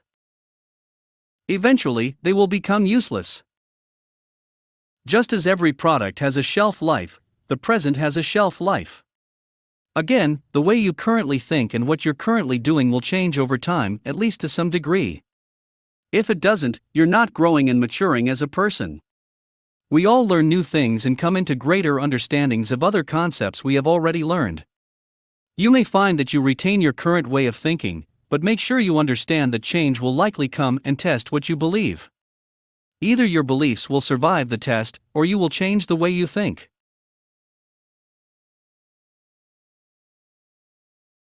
Guard against taking offense. The brilliant young Rabbi Jesus of Nazareth predicted some future events to his disciples, telling them about the problems they would encounter. He clearly understood the effects of change and the importance of anticipating them, saying, "No servant is greater than his master. If they persecuted me, they will persecute you also. If they obeyed my teaching, they will obey yours also. A time is coming when anyone who kills you will think he is offering a service to God." John 15:20, 16:2. He also told them, "Nation will rise against nation, and kingdom against kingdom. There will be great earthquakes, famines and pestilences in various places, and fearful events and great signs from heaven. But before all this, they will lay hands on you and persecute you. They will deliver you to prisons, and you will be brought before kings and governors, and all on account of my name. This will result in your being witnesses to them. You will be betrayed even by parents, brothers, relatives and friends, and they will put some of you to death. All men will hate you because of me. But not a hair of your head will perish. By standing firm you will gain life." Luke 21:10-13, 16-19. If someone were to stand up in public today and present a list similar to that, he would probably be criticized immediately. Politicians would say, "You're creating hopelessness." Religious leaders might call him a negative preacher who doesn't have any faith. Jesus, however, knew he needed to prepare his disciples for the reality of the changes they would soon experience. He explained to them, "All this I have told you, so that you will not go astray." John 16:1. Astray has also been translated from the original Greek as offended, NKJV, and stumbling, NASB. Jesus repeated to his disciples, "I have told you this, so that when the time comes you will remember that I warned you." John 16:4. People all over the world today are offended and stumbling in life by. People all over the world today are offended and stumbling in life by their circumstances, and by those whom they blame for those circumstances. I lost my house. I am offended by the banking system. My husband walked out on me. I'm offended by males. I was laid off from my job. I'm offended by corporations. I'm getting older. I'm offended by youth. Jesus warned his disciples in order to protect them from taking offense at their situations and turning away from what is right. He knew how damaging taking offense is to a person's spirit. He prepared them in good times for the tough times. The principle of change assures us that good times won't continue forever, so we must be prepared to avoid the trap of offense. Avoid holding on too tightly. Because of this truth, I always remind myself, don't hold on to anything too tightly. This concept is found throughout the sacred literature of the scriptures. Jesus taught, man's life does not consist in the abundance of his possessions, Luke 12:15. Life is not measured by what you possess. Why? Because possession can become recession. In other words, whatever you possess, you obtained from someone or something else. It is not inherent in you, so your possessions can recede, or be taken away. Therefore, you can't base your personal value on anything you have received because, if you do, then you will lose your value when you no longer have it. In essence, the effects of change will be able to reduce you to nothing. So, again, we are protected against change when we don't automatically expect to keep everything we currently have. In this way, we won't be shocked and thrown off course if they go away, either temporarily or permanently. With the investment fraud and disastrous fiscal policies of various financial institutions in 2008, there were some executives who were enjoying millions one day, only to be arrested and put in jail the next day. Then there was an Illinois governor who was in office one day and impeached and removed from office the next. In addition to any legal difficulties involved in his circumstances, this man was faced with having to find a new job, at the very least. These situations illustrate the fact that it doesn't take long for things to change. Many people who don't realize or accept this fact are so overtaken by change that they start taking drugs and drinking excessively. Some of the perpetrators of financial fraud or drugs and drinking excessively. Some of the perpetrators of financial fraud or their victims committed suicide because they felt they'd lost everything when they lost all their money. Not even a billionaire can count on things to stay the same. The public image of Donald Trump is one of wealth and success. However, a company that still bears his name filed for bankruptcy protection for its 3 casinos. Trump, who owns more than 25% of the company, played it down, saying his investment in the company was only a small percentage of his net worth. Most people wouldn't have imagined Donald Trump's name occurring in the same sentence as the word bankruptcy. Yet no one is immune to change. Likewise, Ed McMahon spent years acquiring wealth and being known as the one who presented millions of dollars to sweepstakes winners. Then he went broke and had to put his possessions up for sale.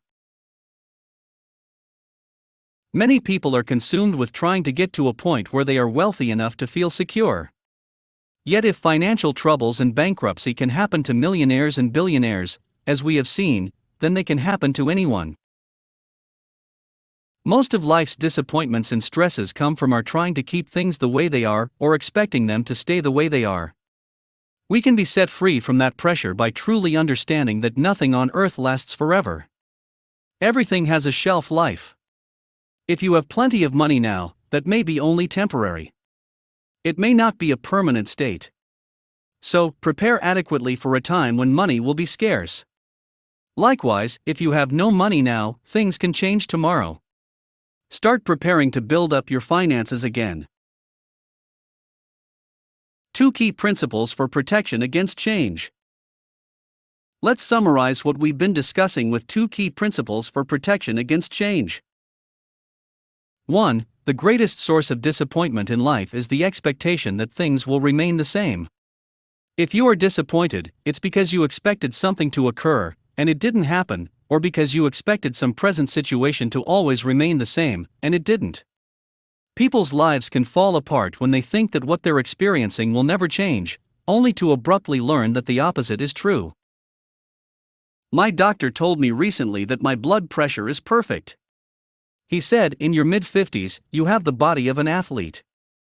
You look so healthy, what are? Your mid-50s, you have the body of an athlete. You look so healthy, what are you doing?" I replied, "It's not what I'm doing, it's what I'm not doing." He said, "What are you not doing?" I said, "Worrying." How do you reduce your worry level? By lowering your expectation level. Maybe you've been expecting too much from other people or even yourself. While we want to conduct our lives with excellence, we can't control everything, and we shouldn't try. Trying to control everything that happens to you will overload your body with stress. The above principle doesn't apply only to situations we would consider negative. It also applies to our general expectations for our lives. Even changes that hold great promise for us often involve various assumptions we've made. For example, suppose your spouse got a job in another country that offered 15 times more money than he or she is making now. You and your spouse have been struggling to make ends meet, but now that you have this opportunity to move, you suddenly realize how much you love your hometown. The choice is between staying in a comfortable and familiar place, but remaining broke, or moving into the unknown, but making a good living. Although such a choice involves more considerations than just money, this scenario highlights one of the challenges of change. You may have expected to live your whole life in the same place where you were born and raised. Yet this might not be God's plan for your life to help you fulfill your purpose.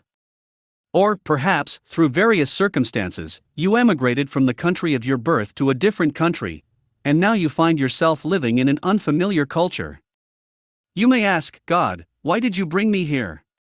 He may indicate, "Because your future isn't where you were born, it is where you are now." Expect things to remain the same, and you'll get disappointment. 2. Our safeguard against disappointment and other negative reactions to change is the anticipation of change. We must expect change continually. To protect yourself from change, acknowledge that anything could happen in the coming months and years. The good news is that God won't allow anything to come into your life that you cannot rise above with His help. I am not afraid of change, because I understand that change is a part of life, and that I am more durable than it is. You must become so stable through anticipating and preparing for change that you can outlast every change. You will keep passing through changes on the way to your purpose, and in the end, you will come out the victor.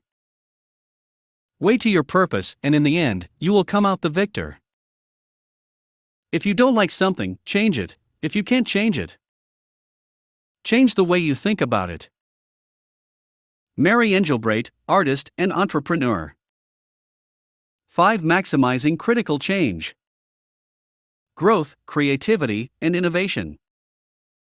The truth is that our finest moments are most likely to occur when we are feeling deeply uncomfortable, unhappy, or unfulfilled.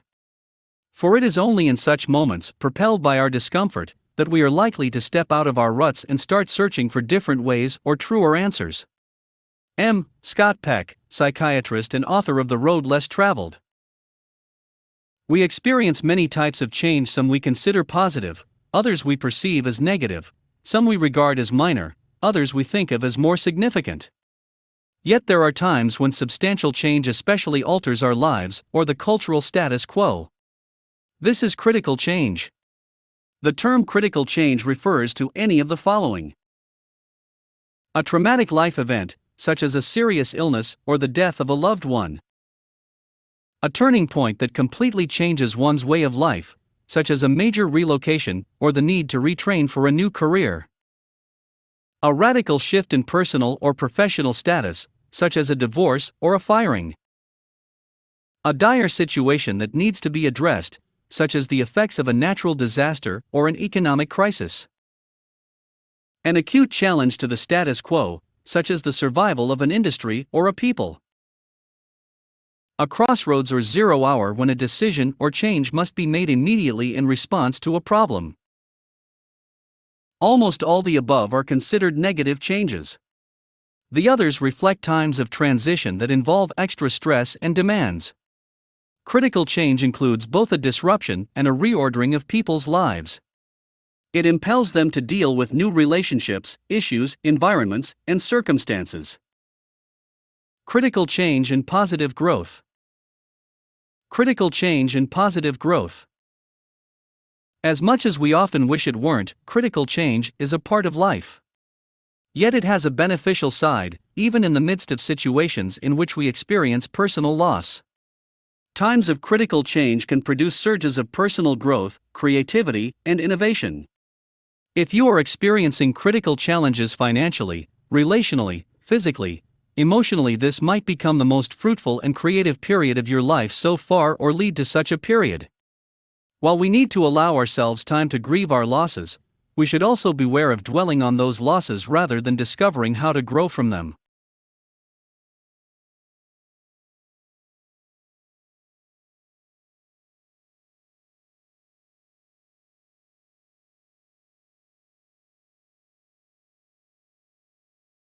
Change, the greatest motivator for progress and advancement.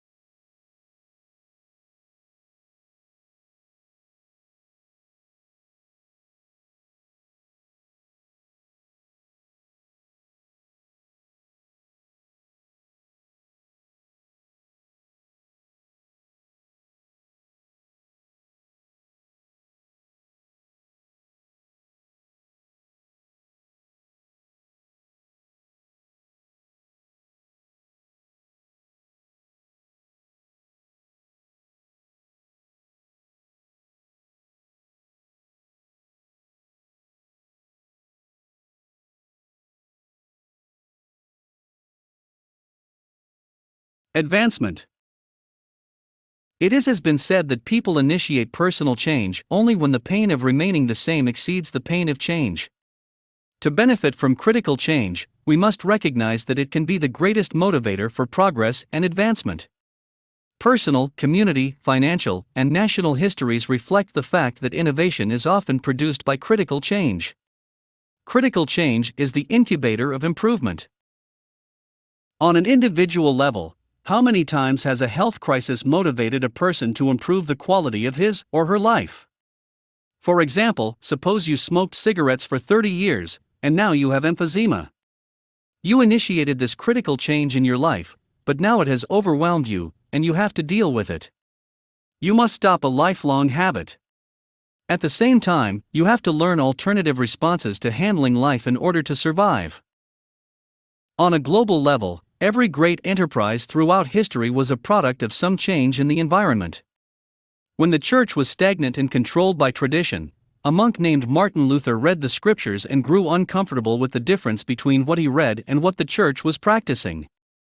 He helped to initiate the Reformation, a significant departure from the religious tradition of the day, which resulted in the birth of Protestantism.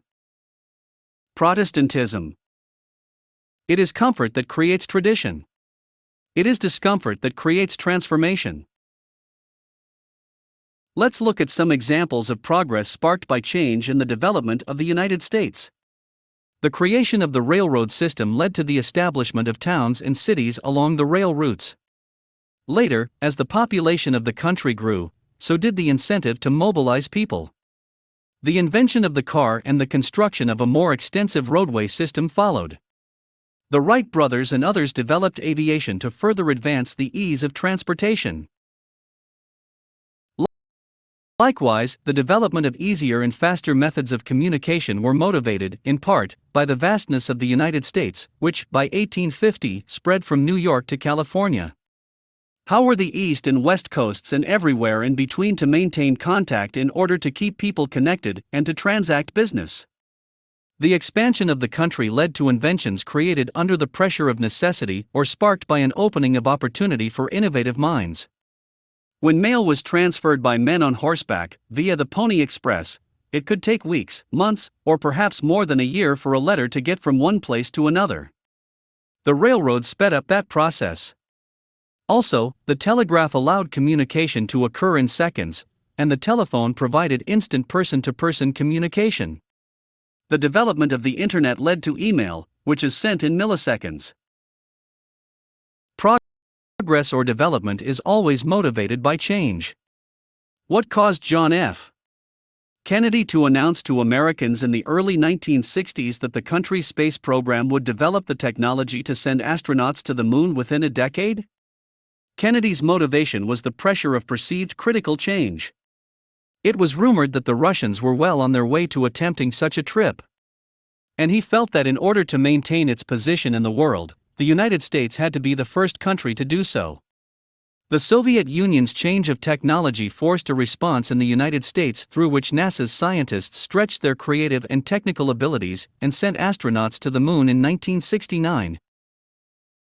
Think about the creation of the nuclear bomb during World War II. The Allies and the Axis powers were engaged in a monumental struggle, and both sides sought to invent a weapon that would give them an advantage over their opponents. The critical change of war has often led to the development of more powerful, precise, and deadly weapons. More recently, scanners in airports had to be developed due to a critical change in the global environment of safety with an increase in hijackings and terrorist acts. That change is still forcing the invention of new technologies. One change produces another change, which is affected by still another change. In the last 2 decades of the 20th century, there was little serious discussion about alternative fuels by officials in government, executives in the corporate world, and the general population. Why? Because, after the gas crisis of the mid-1970s, we got comfortable. There was an adequate supply of gas and oil, prices remained relatively low, and people thought, why do we need anything else? Almost the entire Western world was lulled into a sense of security by the comfort of tradition. Then, a number of factors converge to bring the issue to the public consciousness, including, but not limited to, tensions between the United States and countries in the Middle East and South America that produce large supplies of oil, the 9/11 attack, the Iraq War, and an increased interest in environmentalism. When gas prices topped $4 and $5 late in the first decade of the 21st century, interest in alternative fuel sparked. While traditional forms of fuel are still dominant, we are seeing a shift in the general mindset of people that will continue into the future. Hybrid cars are becoming increasingly popular, with more models offered by car companies each year. Now, cars that used to be the norm are called traditional cars. A traditional car is a vehicle that had been accepted as permanent not in terms of external style, but in terms of the type of fuel it ran on, and how that fuel was converted into horsepower. But social and political changes are encouraging the development of alternative sources of energy to support all the machinery of life, fueling cars, heating houses, and so forth. People may initially be worried or angry about the advent of innovations, but they and their descendants often reap the benefits of them. Flying toward the storm. Somehow, human beings don't seem to grow and innovate as much in good times as in critical times. Again, the average person doesn't know what he is capable of until change affects him or her. I have great confidence in the inner resources of human beings. I believe they are much more powerful than the circumstances confronting the countries and cultures in which they live. In general, the human spirit thrives on finding solutions to chaotic conditions. People often seem to emerge greater, stronger, wiser, and more innovative after. People often seem to emerge greater, stronger, wiser, and more innovative after going through critical change. We must never despise the power of change to create a better future. Eagles are the greatest flying machines in the world, but we all know that young birds, including eaglets, have to be forced to fly at first. When the mother eagle recognizes that her offspring are too comfortable living amid warm feathers in a snug nest, she begins to rip up the soft, top layers with which the nest is lined. She pulls up the cotton, cloth, and straw to expose the hidden thorns underneath. She instinctively knows that the only way the eaglets will fly is when they are too uncomfortable to remain where they are. They literally need to ascend to a new altitude. As Moses wrote, God guarded his people as the apple of his eye, like an eagle that stirs up its nest and hovers over its young, that spreads its wings to catch them and carries them on its pinions. Deuteronomy 32:10-11. Another amazing thing about eagles is that they are the only birds that fly toward storms. Every other bird is afraid of storms.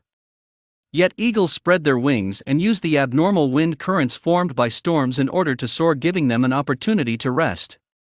They naturally know how to benefit from critical change in their environment. Do you always run from storms?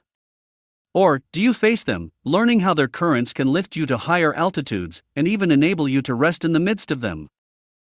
The benefits of change. Let's look at several interrelated benefits of change, which we will return to in various ways throughout this book. 1. Change draws out potential. Potential is hidden, untapped power, or dormant ability. Normally, ability remains dormant within a person unless he or she is highly motivated internally. People rarely decide on their own to release their true potential. The average person is not motivated enough to take the initiative to tap into his or her unused resources and capabilities, but is satisfied with the status quo. Then, change comes and draws out his or her hidden potential. This is why change can be a real benefit to us. Change is vital because it is often the ignition that draws the power from the human battery. 2. Change challenges potential. You may feel you have achieved something significant or accomplished something noteworthy until a change takes place in your life or in your environment that challenges you to go beyond what you previously had been satisfied with. We can become so enamored with what we have already completed that we cease to pursue what we can still accomplish. Change has a way of making us move beyond what used to impress us about ourselves. It shortens our self-congratulatory celebrations and spurs us on to do something greater. 3. Change pressures potential. Again, you never know the great things you can accomplish until you have to do them. Releasing one's potential usually requires the element of responsibility. Another way of saying this is that ability requires responsibility in order to be manifested. A change in conditions often forces us to accept duties and obligations that make us dig deeper into the reserves in our capacity. 4. Change manifests the person behind the potential.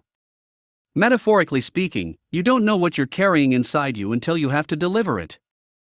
When an unexpected event or situation occurs, it can prompt you to manifest a self that people didn't know was in you, that you never knew was in you.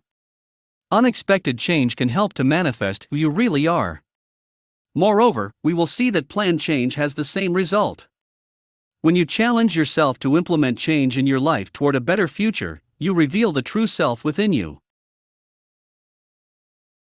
Therefore, should we curse the chaos in our lives that we don't understand? Or should we seek to understand it so that we may benefit from it?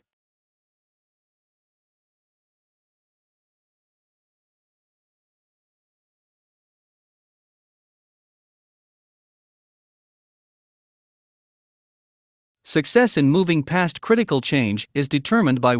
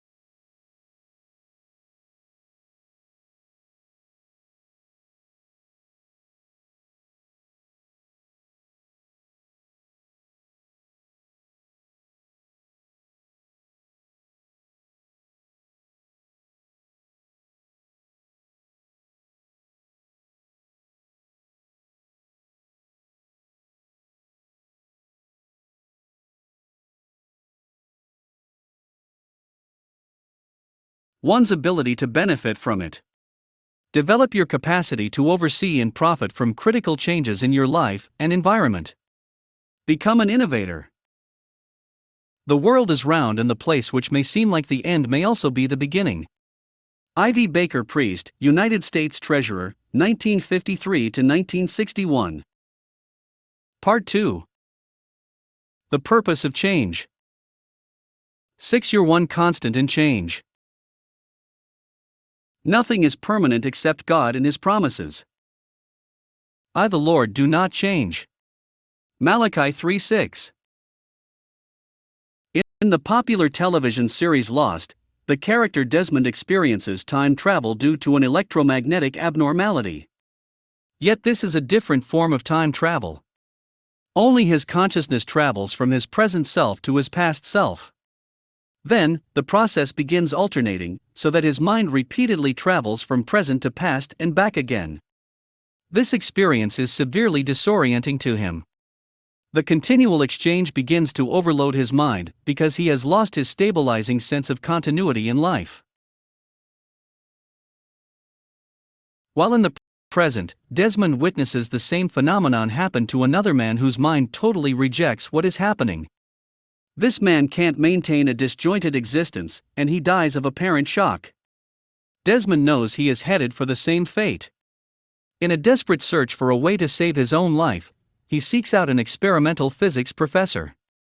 The professor tells him that in order to stop the mental time travel, he has to find someone whom he knows both in his past and in his present who can function as his constant. Desmond successfully identifies his constant, his mind regains its continuity, the time travel ceases, and he is able to continue his life in the present. In the ever-changing world in which we live, many people experience a bit of what Desmond did. We orient our lives based on what we've experienced in the past, and the habits and mindsets we've developed over the years. Sometimes, the mindset of the past can clash with the present, as well as with the future that is unfolding in our lives, causing our minds to try to reject the changes. Other times, we may be trying to make changes that will move us forward into our preferred futures, only to find the past repeatedly seeming to interfere with our progress. Whether we are responding to change or creating it, we must have an element in our lives that is permanent and stable, something that transcends the past, the present, and the future. We need to keep our minds and hearts grounded in who we are, where we are going, and the values by which we conduct our lives. We need a constant, if you will. There is only one who can fill this need. Need a constant, if you will. There is only one who can fill this need. The unchangeable one.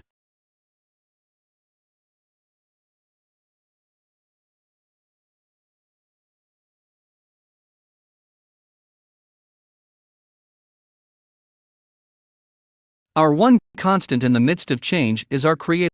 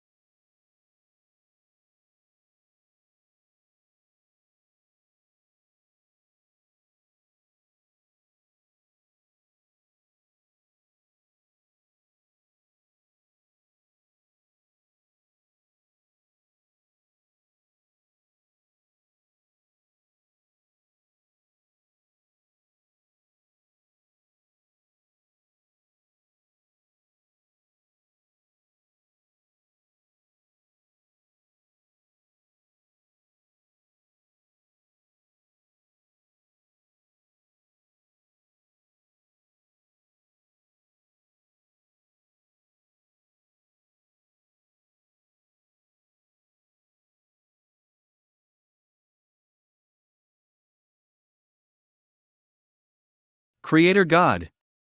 Despite the fact that everything on earth changes, God declares, "I the Lord do not change." Malachi 3:8. This statement does not imply that God is stagnant, unimaginative, or archaic.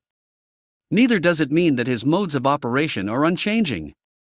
The opposite is true. Genesis, the first book recorded by Moses, introduces God as creator. He is the original innovator who initiated the principle of change on earth. The unchanging nature of the Creator can be compared to the nature of a fundamental principle. Principles are designated as such because they are consistent. The Creator never changes, in the sense that he is invariable in his nature, character, and integrity. His acts may change, but his essential ways never change. The scripture says, "Don't be deceived, my dear brothers. Every good and perfect gift is from above, coming down from the Father of the heavenly lights, who does not change like shifting shadows." James 1:16-17.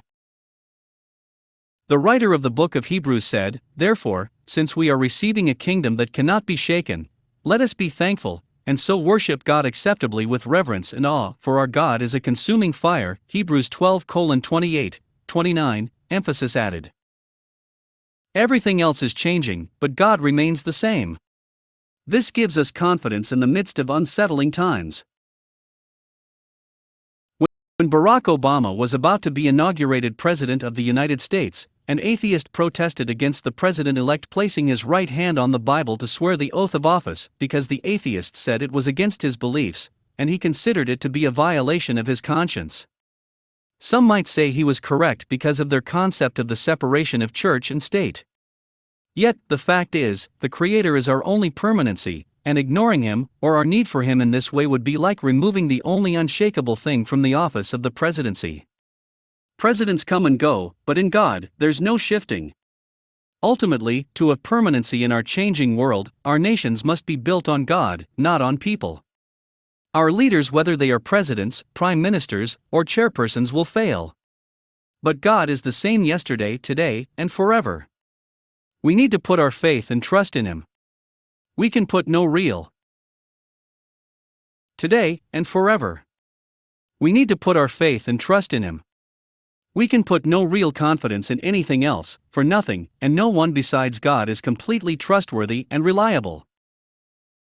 Recognizing that God's nature is unchanging is crucial to our understanding of His activities in the lives of human beings, and our interpretation of the changes we experience in our generation and world. The greatest security against the disorientation and disruptions of change is our reliance on the unchanging God. Permanent promises. God is predictable only in the sense that His nature is unchanging. He is always true to Himself, and He is always true to His word. We can't count on 100% truthfulness from any human being, but we can count on God's truthfulness and faithfulness. Moses declared, "God is not a man, that He should lie," Numbers 23:19. Let's look at just a few additional scriptures that talk about the unchanging nature of God's promises. Centuries ago, the psalmist wrote, "Righteous are you, O Lord, and your laws are right. Your promises have been thoroughly tested, and your servant loves them." Psalm 119, 137, 140.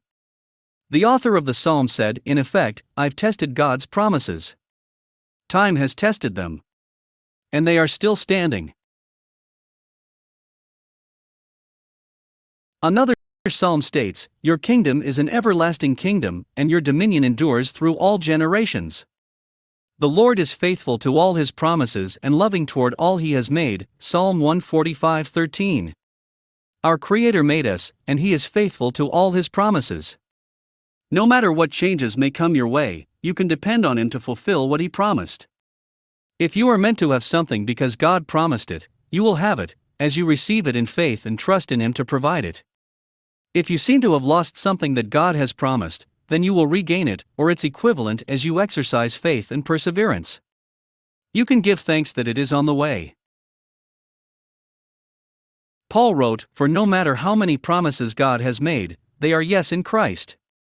And so through Him the Amen is spoken by us to the glory of God." 2 Corinthians 1:20. If God promised it, it's going to happen, regardless of what else occurs. No matter what other people predict about the future, if God has promised something, you can say, "Amen." It is done. The promise paradox. The only two permanent realities in our lives are God and His promises. Yet, the only two permanent realities in our lives are God and His promises. Yet one of God's own unchanging promises assures us that nothing on earth is permanent. One reason for this is God's creative nature. If you are a creative person, you're always coming up with new things. That's the nature of God. He is continually refining what He has created, as well as doing a new thing, Isaiah 43:19. Some people like to think that they have God figured out. They believe that because God doesn't change, He won't do anything differently than what they've already seen Him do. When He brings or allows change in their lives in order to further His purposes for them, they don't know how to react to it. The change unsettles them because they didn't expect it. God Himself doesn't change, but He's always working in our lives, and His work involves transformation. Be assured that God is going to allow something in your life to change. If you read the scriptures, you won't find any account of God performing two miracles in exactly the same way. People often try to make doctrines out of methods God has used in the past instead of realizing that it is His nature, rather than His specific acts, that is permanent. The results of those acts may be permanent, but His actions will vary. Why? God is too creative to repeat himself. His creative nature promotes change. Unless we understand this, we may constantly struggle against the changes he wants to promote in our lives, changes intended to help us to grow and to fulfill the reasons for our existence. Let me put one note of caution here. This is not to say we should be apathetic and just accept everything that comes into our lives as God's will for us. Rather, we must learn to respond to changing circumstances, keeping in mind His ways and His purposes for us. This knowledge will enable us to deal with whatever changes come our way. Everything in this world is changeable. Again, we aren't guaranteed that our jobs will last, that our loved ones will always be with us in this life, and so forth. But we do know that we can rely on the unchangeable God and His promises in any critical changes we experience. I believe in this principle so completely that I've already thought through a number of difficult scenarios that could happen to me or my family, and how I might respond to them, anything from losing my home to losing a family member. Isn't that a lack of faith, some may ask? No, I have faith in God's promises, and one of His promises is that everything on earth is only for a promises, and one of His promises is that everything on earth is only for a season. There is a time for everything, and a season for every activity under heaven, Ecclesiastes 3:1. He has said that we'll go through difficulties in life, but that nothing can separate us from His love. See Romans 8:35-39. I prepare for any eventuality because, as we noted earlier, Jesus warned His disciples that they would experience difficult times, and He said, in effect, I told you these things so you won't be offended. Critical change won't offend me to the point of questioning God and His love, because I know that He has warned us about it. Once, when Jesus was describing God's overall plan for those who believe in Him, He said, if it were not so, I would have told you, John 14:2. God keeps His word. He tells us how things are. He comforts us, but He doesn't give us false promises. If things were any different, He would have told us. He's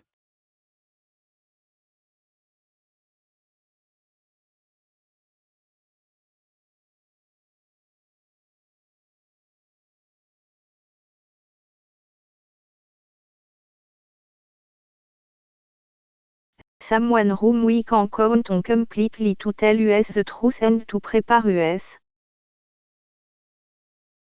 to handle it. Many people in Western society have been led to believe that nothing they value in their lives should change, unless it changes by increasing in size or worth. Therefore, they think they will always have their houses, have full bank accounts, have money for expensive vacations and electronics, and so forth. Increasingly, many people expect that they should automatically have such things, regardless of whether they work for them. The good life should be guaranteed, according to them, because it's the American dream, or for other reasons. A similar attitude is being taught by some within the Christian church. People are told that God wants them to be successful, so they can always expect the good life. This theology, however, has produced believers who cannot handle change. Instead of being taught the permanency of God's nature and character, they have been taught that God promises the permanency of things. In other words, they hear that if they have faith, they can build up wealth and happiness and keep things this way for the rest of their lives. Certainly, we should have faith in God's promises. Yet He never guarantees there won't be times when we'll have to hold on to His promises no matter what things appear to be, and against all odds. In the scriptures, people who were called by God to further His purposes and gain His blessings often lost things before they received something better. Abraham had to leave his country and family in order to receive a great blessing from God. Moreover, he and his wife, Sarah, had to forego having a child in their youth in order to receive a miracle child in their old age. This delay was the result of God's purpose, not a lack of faith. Joseph lost seemingly was the result of God's purpose, not a lack of faith. Joseph lost seemingly everything: the experience of his father's favor, his boyhood home, and his family inheritance when his brothers sold him into slavery. Then, he was falsely accused and forgotten in jail for years before he was promoted to the role of Pharaoh's right-hand man in Egypt. Similarly, the changes and transitions that come our way are part of the process, and we must hold firmly to God's nature and purposes in the midst of them so that we can arrive safely at the destination He intended. Many people have forfeited their rewards because they've questioned God's love or even their own faith. Again, life is not meant to continue on the way it always has been. It is meant to become the way it's supposed to be next. So, we need to try our best to learn God's purposes for us, to ask Him to guide us, and to discern what is next. In this way, we will not become overwhelmed by the present on our way to the future. To us, life is unpredictable. To God, life is always moving toward the fulfillment of His ultimate purposes. Preparing our hearts and minds for any eventuality will help take the sting out of change. And we must remember that God is with us in all the changes we experience. He prepares us for change, and He's never surprised by it. For example, we all know that death is inevitable. That is the ultimate critical change we will experience. But Jesus has already conquered death for us. While still on earth, He knew that His death on our behalf was coming, and He prepared Himself for it. In this sense, He conquered death even before He died. The battle was won in His mind and heart when He said to God the Father, "Not my will, but yours be done," Luke 22:42. And so, the scriptures say, "Where, O death, is your victory? Where, O death, is your sting?" 1 Corinthians 15:55. We know that death still exists for the time being. But it's like a bee that has lost its sting. While we will all have to die, Jesus has already provided for that change. He has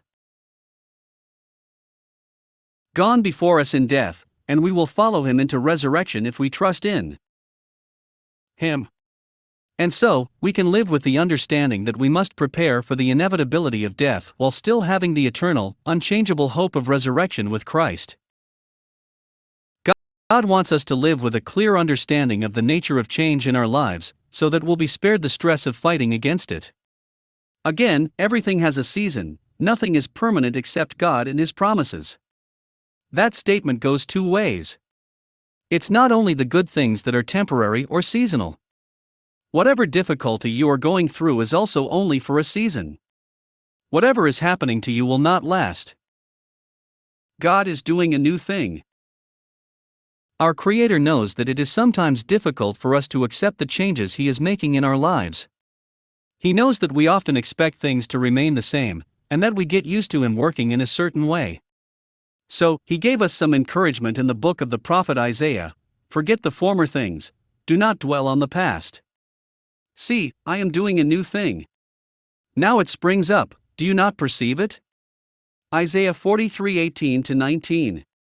To see refers to observing. Sometimes, we don't recognize what's happening to us, around us, and in us. God says, open your eyes and study your environment. What do you perceive?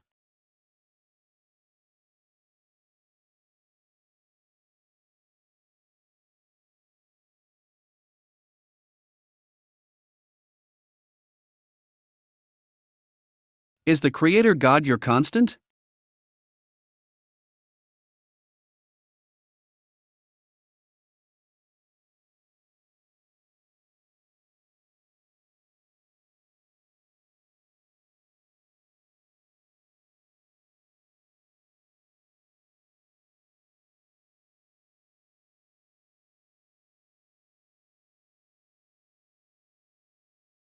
(61:3) and His rock, Psalm 18:2.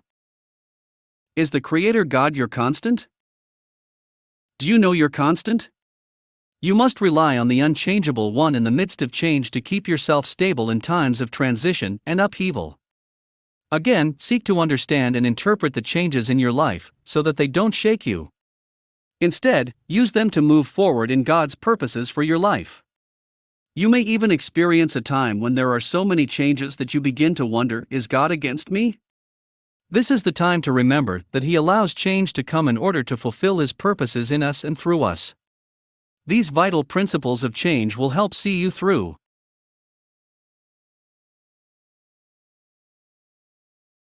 1. Nothing is permanent except God and His promises.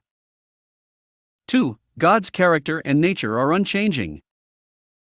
3. God promises us that nothing on earth is permanent. 4. God uses change to advance His purposes in our lives. The eternal God is your refuge, and underneath are the everlasting arms. Deuteronomy 33:27. Deuteronomy 33:27. 7. The nature and characteristics of seasons. Change is built into creation. The one unchangeable certainty is that nothing is certain or unchangeable. John F. Kennedy. God is not only unchangeable, but He is also eternal. The scriptures record that the patriarch Abraham called upon the name of the Lord, the eternal God, Genesis 21:33.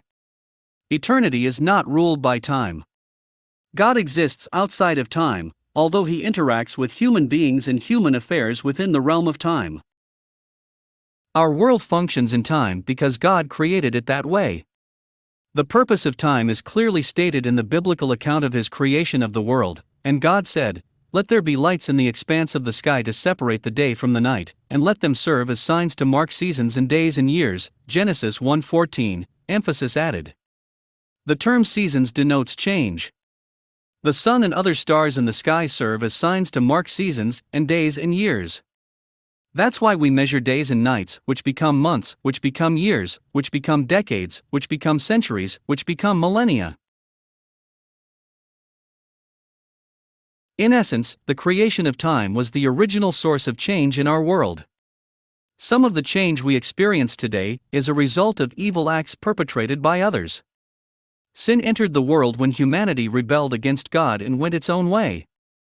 Yet change itself is not a result of the fall of humanity. It is built into creation. Change in seasons. Time produces change, and everything that exists and functions within time inevitably experiences change. King Solomon stated in one of his books of wisdom, "To everything there is a season, a time for every purpose under heaven." Ecclesiastes 3:1 NKJV. These words capture the spirit of change that is inherent in time. Everything is seasonal, or functions in a limited time frame. They also communicate the seasonal, or functions in a limited time frame. They also communicate the following principles, which are the foundation for what we have been discussing. In the first few chapters, we looked at the effects of change, but these principles explain why change is an inevitable factor in our lives. 1. Everything that is created, everything that is below the invisible, eternal realm of God exists in time. 2. Everything that exists in time has a purpose, and each of these purposes has a season for its fulfillment. 3. God's purposes and activities within time are designed for seasons, which in turn require change. Because we live in a world governed by time, we live according to seasons, and our lives are subject to change. Change is the essence of our experience of life. When I was a teenager, I came to understand the function of seasons. Physical, personal, spiritual, and so forth, and my attitude toward life was totally transformed. It happened as I was reading and thinking about the statement by Solomon that we looked at above, "To everything there is a season, a time for every purpose under heaven." Ecclesiastes 3:1 NKJV. The musical group The Byrds used these same words of Solomon in one of their songs, "Turn, Turn, Turn." Many people have heard the song and even sung the lyrics, but its meaning doesn't really register with them. To them, it's a catchy tune with easy words. However, I believe that if more people truly realized what these words meant, there would be less self-imposed destruction through suicide, alcoholism, drugs, pornography, and other means of escape from the difficulties of life. If we know that everything in life is only for a season, and I believe this has to be an individual revelation for each person, then we're relieved of the pressure of trying to keep everything the way it has been. It takes some of the shock out of life when we experience situations that otherwise would lead us to bewildering grief, disappointment, and fear. The average person still expects life to be one long summer. People forget that life brings winters and autumns and springs, too.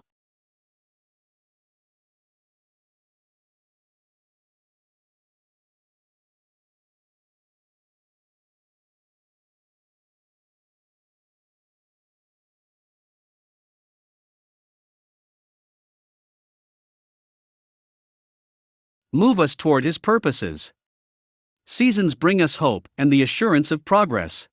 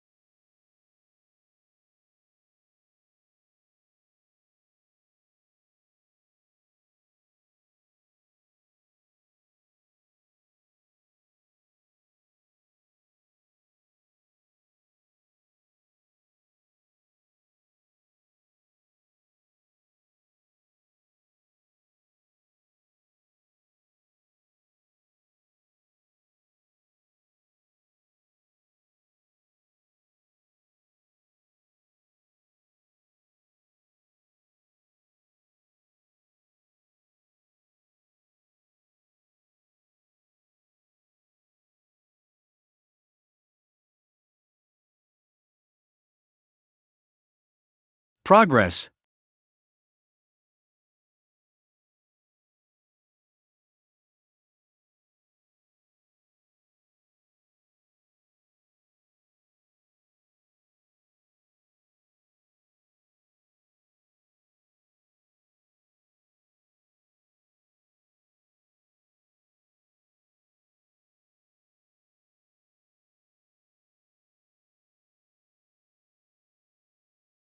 Let's take a closer look at what God's Word teaches about seasons, so that we can more completely apply the principles of change in our lives. The word season is often used to define change that is not a short-term event, but rather an extended period of transition. The promise of change. In various places in His Word, God the Creator promises the existence of seasons. These passages teach us more about His ways and the nature of change. Let's explore a few of them. Seed time and harvest. As long as the earth endures, seed time and harvest, cold and heat, summer and winter, day and night will never cease. Genesis 8:22. This passage assures us that as long as the earth endures, there will be seasons. Since we're all still here, living on earth, we need to settle into the pattern that God has established for this world and know that we will experience seasons of change. Some of you are in the midst of seed time. You're in a period when you're investing yourself in certain aspects of your life. You are not at a place where you're seeing visible results because it's still time for you to plant. Wait a while. The harvest is coming. Or perhaps you are currently experiencing harvest. Everything you've worked for and everything you need is flowing in. Enjoy the harvest. At the same time, prepare for the off-season, when you will transition to a new period of sowing seed. Some of you are in the winter season, so the promise of change sounds especially good to you. You can't wait for the snow to melt and the grass to turn green in your life again. Others of you are in the midst of summer right now, things are going well, and you have few worries. When we are in the middle of summer, we can tend to look down on those who are in winter, forgetting our own past winters or the fact that other winters will come into our lives. This is why, as I said earlier, seasons are the great equalizer. Some of us may stay longer in certain seasons than others seem to, but at some point, our seasons will change. Let's learn to recognize each season and how people experience it so that we can have understanding hearts toward others. Some of you are in night right now. Life seems confusing or even hopeless. You can't seem to see very far into the future, and what you do see is dim. You can't seem to see very far into the future, and what you do see is dim. God assures you, yes, night is part of what you will experience, but remember that after every night, there's day. Weeping may endure for a night, but joy comes in the morning. Psalm 35 NKJV. People who understand the principles of change handle changing seasons without wavering in their purposes because they know the unchangeable one. They understand that as long as they put their faith in Him, they too will remain steady. In essence, God is telling us through the scriptures, settle down. If it's night in your life right now, don't panic. Day is on the way. If it feels like winter in your finances or in your marriage, spring will come.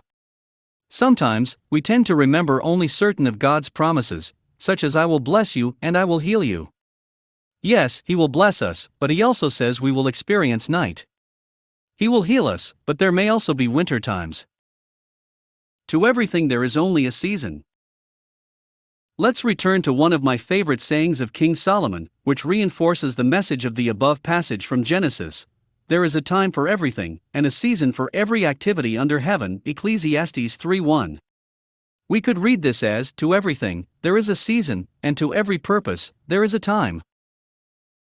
I understand this statement to signify, to everything, there is only a season. Since there's a time for everything, then things won't necessarily last as long as we think they're going to. If we wait long enough, things will change again.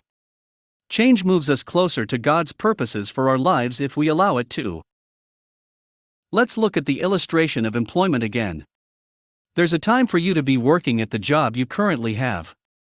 In your mind, this may seem like a lifetime career. Yet the Creator may be saying, you don't know how long this season is going to last. When the time comes to leave, the company may call it a layoff, a downsizing, or even a firing, but God calls it moving on. The perspective you will have depends on how you understand life and the nature of change. Again, we must settle the truth in our minds and hearts that everything is seasonal. We have to stop looking at life from just one standpoint. For example, some of you used to be managers and executives at corporations. You had your own private parking spots near the front door. You never used to interact with the employees who rode the bus and went to their jobs through the warehouse. The employees who rode the bus and went to their jobs through the warehouse entrance. Now, you've been laid off or fired, and it is you who are riding the bus to work. Be thankful to God for whatever you have right now. Because nothing is permanent. Learn to be grateful when you have just a little. You have to stay humble. No matter what happens in your life, let your attitude be, thank you for everything, Lord. Then, wait patiently until your season changes for the better. Times, seasons, and rulers. Praise be to the name of God forever and ever. Wisdom and power are His. He changes times and seasons. He sets up kings and deposes them. Daniel 2:20-21. God changes times and seasons. I take this not just literally, but also figuratively. God is in charge of the universe, and He is working in the lives of men and women in order to fulfill His purposes. If He wants to create a new tide in the ebb and flow of human history, He will do so. If He decides to change the leadership of a nation, He will do so. What the Bible says about change, therefore, is more important than what the news broadcasts are saying, because God is in control. We shouldn't put our ultimate trust in any person or anything but God. Showers of blessing in season. I will bless them and the places surrounding my hill.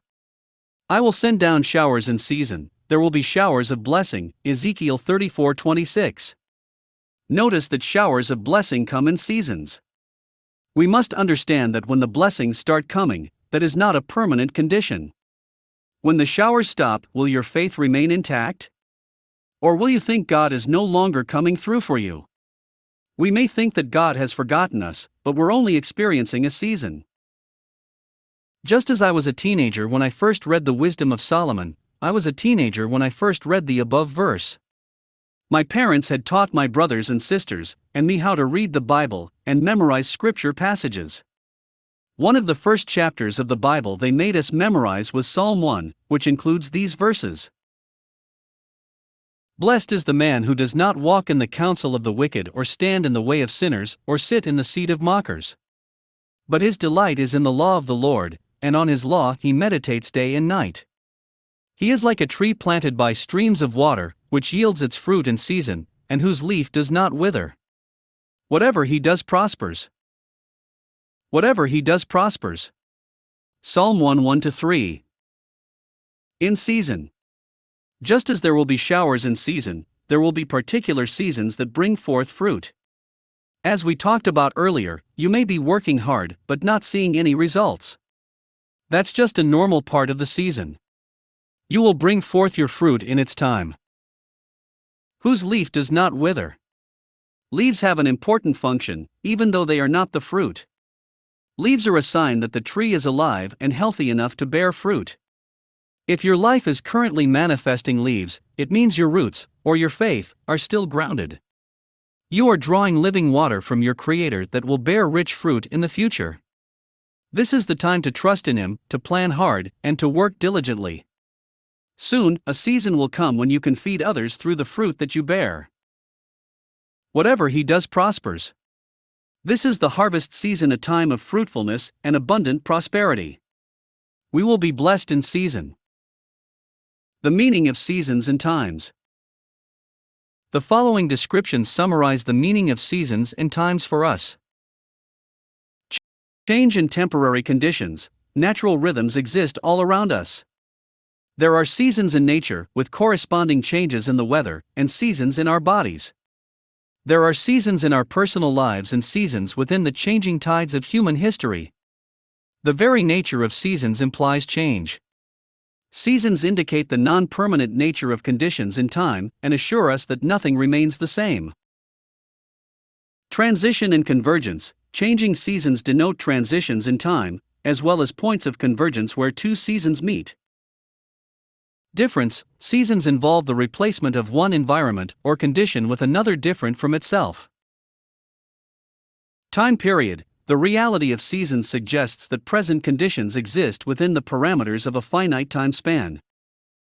Inherent characteristics of God-ordained seasons.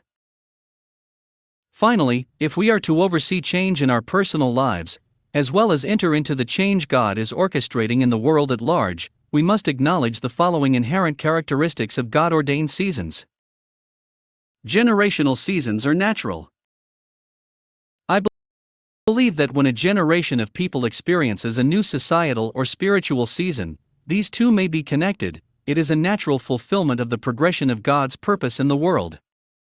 Because these changes are natural, the effects are felt first in people's hearts, and then they are seen in people's actions. For example, in the introduction, I talked about what I see as the current worldwide shift in focus from industrialized nations to third world countries and oppressed peoples. This shift began all over the world at the same time. God's Spirit started to prepare people of the third world for leadership roles in the 21st century. I have visited more than 50 nations and discovered the same phenomenon: a sudden sense of confidence, destiny, responsibility, and leadership in the hearts of thousands of unsung leaders. I will discuss this trend in more detail in the next chapter. Concurrently, I have discovered a change in the hearts of many leaders in industrialized nations who have held the reins of leadership, influence, and authority for decades. Many of them have admitted that they felt this shift in responsibility was taking place, and have announced it publicly. God-ordained seasons cannot be stopped, resisted, or controlled. Recognizing that God-ordained seasons cannot be resisted is vital to our response to them. Nothing can stop a season that is divinely ordered. The power that propels such a season is beyond our comprehension. Even though God has created each of us with a free will, we are still subject to His sovereign purposes for the world. Some have tried to direct or control a providential move of God. Others have tried to take credit for it and label the change as a personal accomplishment. But the Creator will not allow it. His new season will not be controlled. It won't be the trophy of any group, individual, or organization. It is His change. Many are the plans in a man's heart, but it is the Lord's purpose that prevails. Proverbs 19:21. No matter what our personal desires, wishes, or attitudes may be, we cannot. No matter what our personal desires, wishes, or attitudes may be, we cannot control an unfolding season of divine destiny. Just as we can't stop winter from coming after autumn, we can't prevent a season of God's purpose, no matter how much we may become angry, pray, or propose plans for doing so. The change is inevitable. It has arrived in the fullness of time. The beginning and ending of a season are not determined by man, but by God's sovereign agenda. The Lord Almighty has purposed, and who can thwart Him? Isaiah 14:27, God-given seasons do not consider human status. Someone opposing a new season of God may be intelligent or powerful in the eyes of the world, such as a top-notch lawyer, a billionaire businessman, a nationally known pastor, a Nobel Prize-winning scientist, a Pulitzer Prize-winning author, a country's leader, or an international banker. Yet God-given seasons do not take into consideration human status. They are not impressed by titles, accomplishments, or positions. Rather, they require acceptance of and cooperation with the new thing that God is doing. Some people see their present positions, and even their convictions, threatened by a new God-ordained season. They want to dictate and manipulate the sovereign will of the Creator. Consequently, they may predict movements of God that are contrary to what He is actually doing within a nation or around the world. Yet, again, such seasons are controlled by God, and they do not require the permission of any group of apparently distinguished, influential leaders in order to be initiated. All of us are only players in a brief portion of history. As such, we should be committed to fulfilling our own God-given assignments in our soon-to-be fading generations. We must realize that the demise of a season and the arrival of a new one does not need our blessing, it contains its own blessing. However, we must also realize that the beginning of a new season or generation does not negate the roles we have played in our own seasons and generations, under God's direction. God is not unjust. He will not forget your work and the love you have shown Him as you have helped His people and continue to help them. Hebrews 6:10. Moses was honored, as was his successor, Joshua. Elijah was honored, was his successor, Elisha. Paul was honored, as was his true son in the faith, Timothy, 1 Timothy. Paul was honored, as was his true son in the faith, Timothy, 1 Timothy 1:2. We are not set aside by God unless we actively work against Him. We will receive our reward as we are faithful to follow His purposes in our changing times.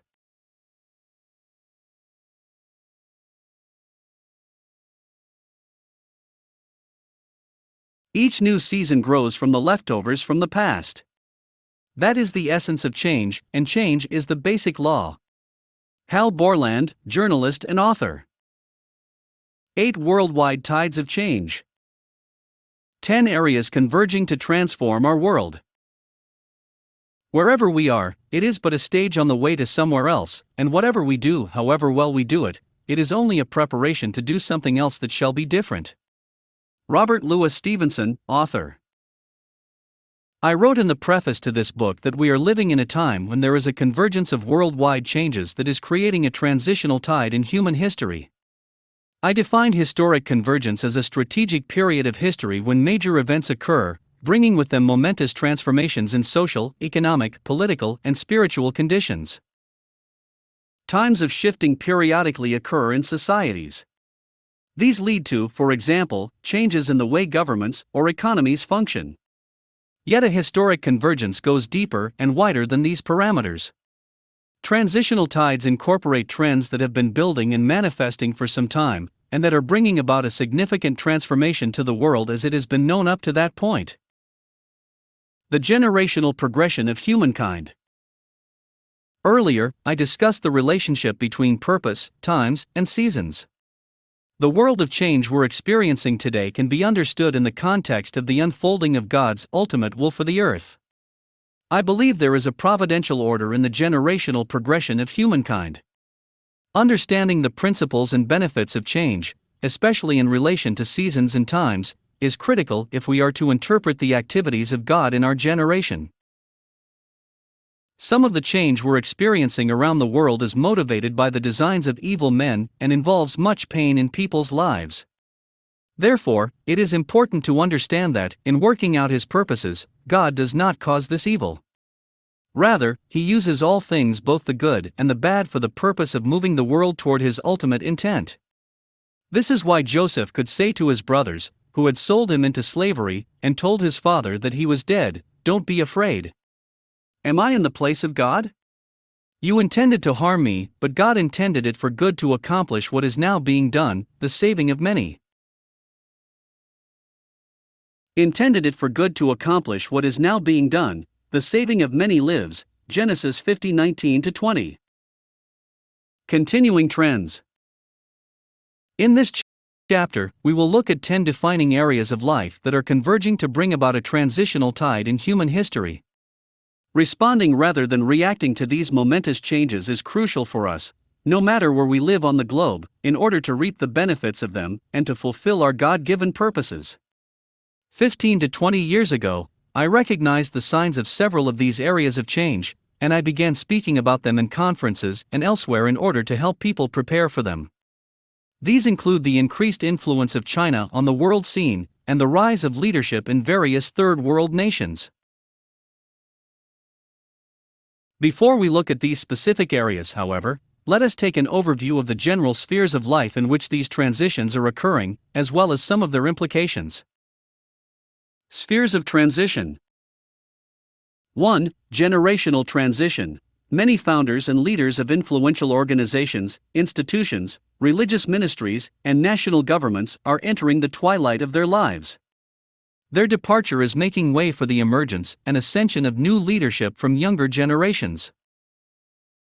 You may be at a point in life when you are handing over the leadership of a political body, a community organization, a business, a ministry, or even a family.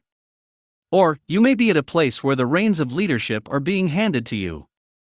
How will you handle this change? Do you find yourself reacting or responding to it? Your response to generational transition is vital to carrying forward God's work in the world. 2. Political transition. The international balance of power is shifting from the one known by previous generations. Global political power seems to be moving from the west to the east and from the north to the south. A world dominated by the Cold War and superpower standoffs has transformed into a realignment of nations and the emergence of international terrorism. The United States is no longer considered the sole policeman in global affairs. The increased role of the United Nations in mediating international disputes and addressing social concerns is a part of this complex, new political world we are entering. The emergence of a multiplicity of small and large states to important positions in the world equation also demands attention. You may be living in a country in which political power is declining or is taking on a new form. Or, you may be living in a nation that is coming into increased influence and power in the world. Perhaps your country still maintains weight in the international community, or is struggling for some kind of recognition. How will you address the political atmosphere in the world today and in your home country? Seeking to understand the emerging political world and the ways in which God is working in this realm is also crucial to being a participant in His purposes at this time. 3. Economic transition. International finance has caused the economies of the world's nations to become more closely intertwined than at any other time in history. The economic aftershocks of the 2008 stock market crisis and its ongoing fluctuations, the international recession, and the growing unemployment rates have rocked nations and worldwide markets. The longevity and full impact of these factors is still unknown. The opening of China politically and economically, and the rise of the economies in other Asian countries, as well as in various South American, Central American, and African nations, have contributed to a more complex marketing environment in international affairs. Moreover, national and international terrorism has the potential to compromise the economic and social stability of nations. How will you relate to the economic reality of today's world? While some people may try to deny or ignore it, responding to it wisely and constructively as you ultimately trust in God for your provision will enable you to benefit during our complex and uncertain economic times. 4. Religious transition. Nations long considered Christian strongholds have seen a decline in church affiliation and attendance. The expansion of Eastern, mystic religions, such as Hinduism and Buddhism, and the rise of Islam, are important components in this new equation. The emigration of African, Eastern, and Middle Eastern peoples to European nations and the United States is also contributing to this changing climate. Do you have a realistic view of shifting religious affiliations and the growth of religions in the world? Knowing the facts will enable you to understand the state of the world today, and give you insight into the natures of some of the cultural changes and clashes that are occurring. This knowledge is vital to having an informed view of the world and your role in it. 5. Spiritual transition. It is necessary to make a distinction between religious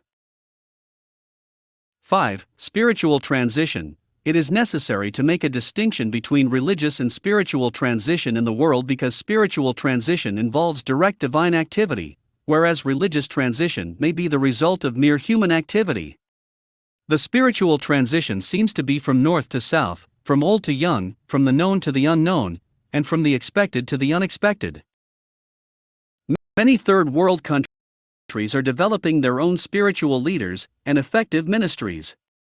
The Church in the West needs new attitudes and positions with regard to its relationship to the Church in third world environments. Major spiritual revival around the globe seems to be focused in developing nations, and this trend appears to be continuing.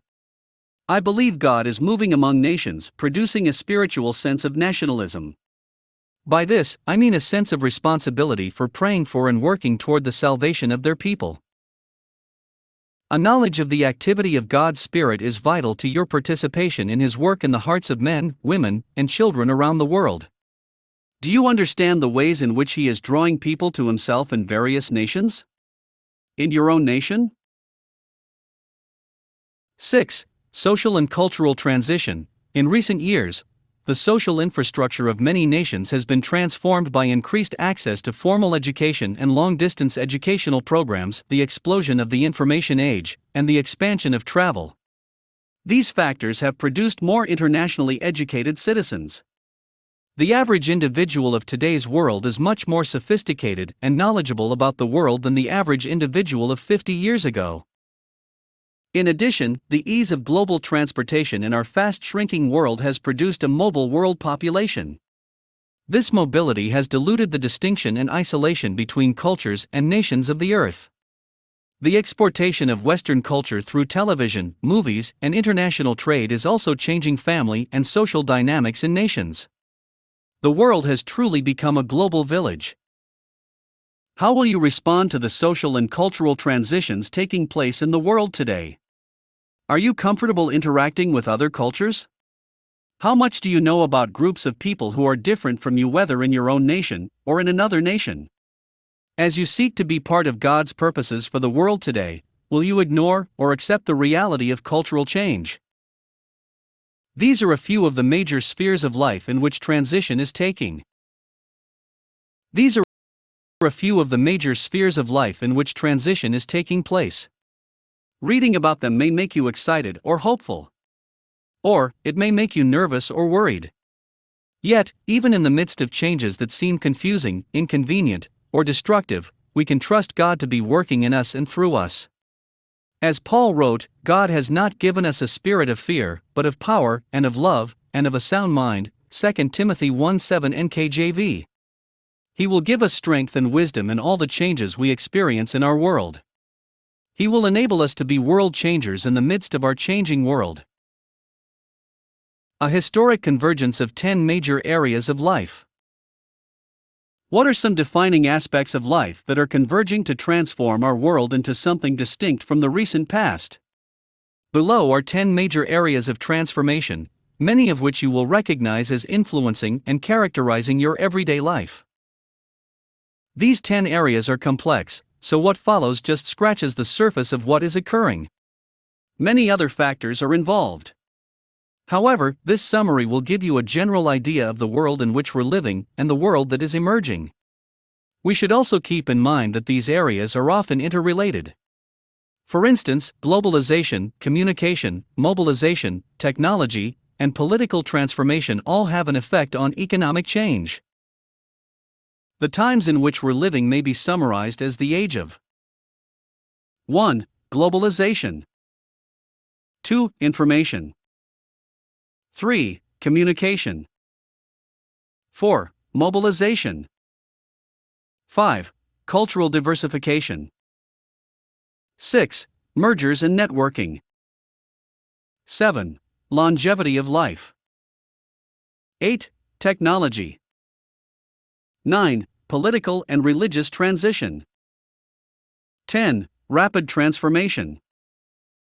The age of globalization. By the age of globalization, I am referring to economic markets and competition, as well as to the social impact of the international economy on people's lives. Global economics are in a state of change, producing far-reaching repercussions. The financial crisis of 2008 and 2009 has punctuated and accelerated this change. Its long-term implications have yet to be assessed. What is abundantly clear is that economic interdependence is now a reality in our world.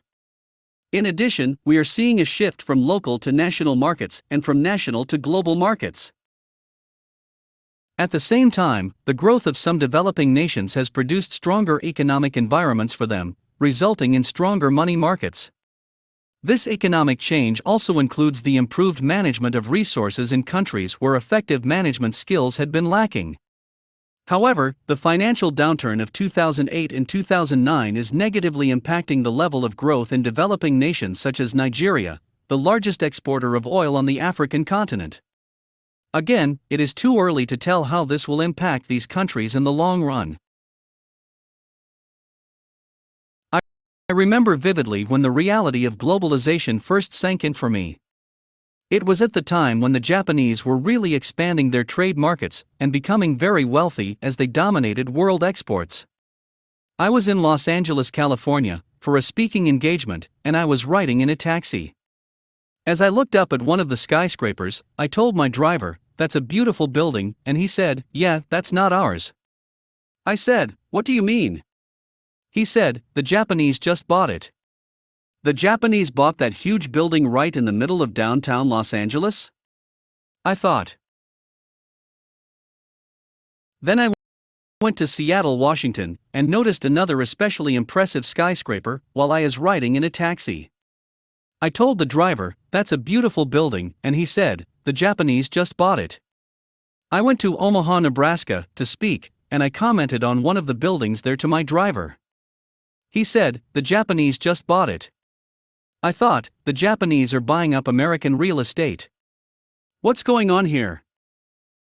Such foreign acquisition of real estate in America may seem more common today, but at the time, it was especially significant as an indication of an emerging economic trend. Now, China is the country people are watching as it. Emerging economic trend.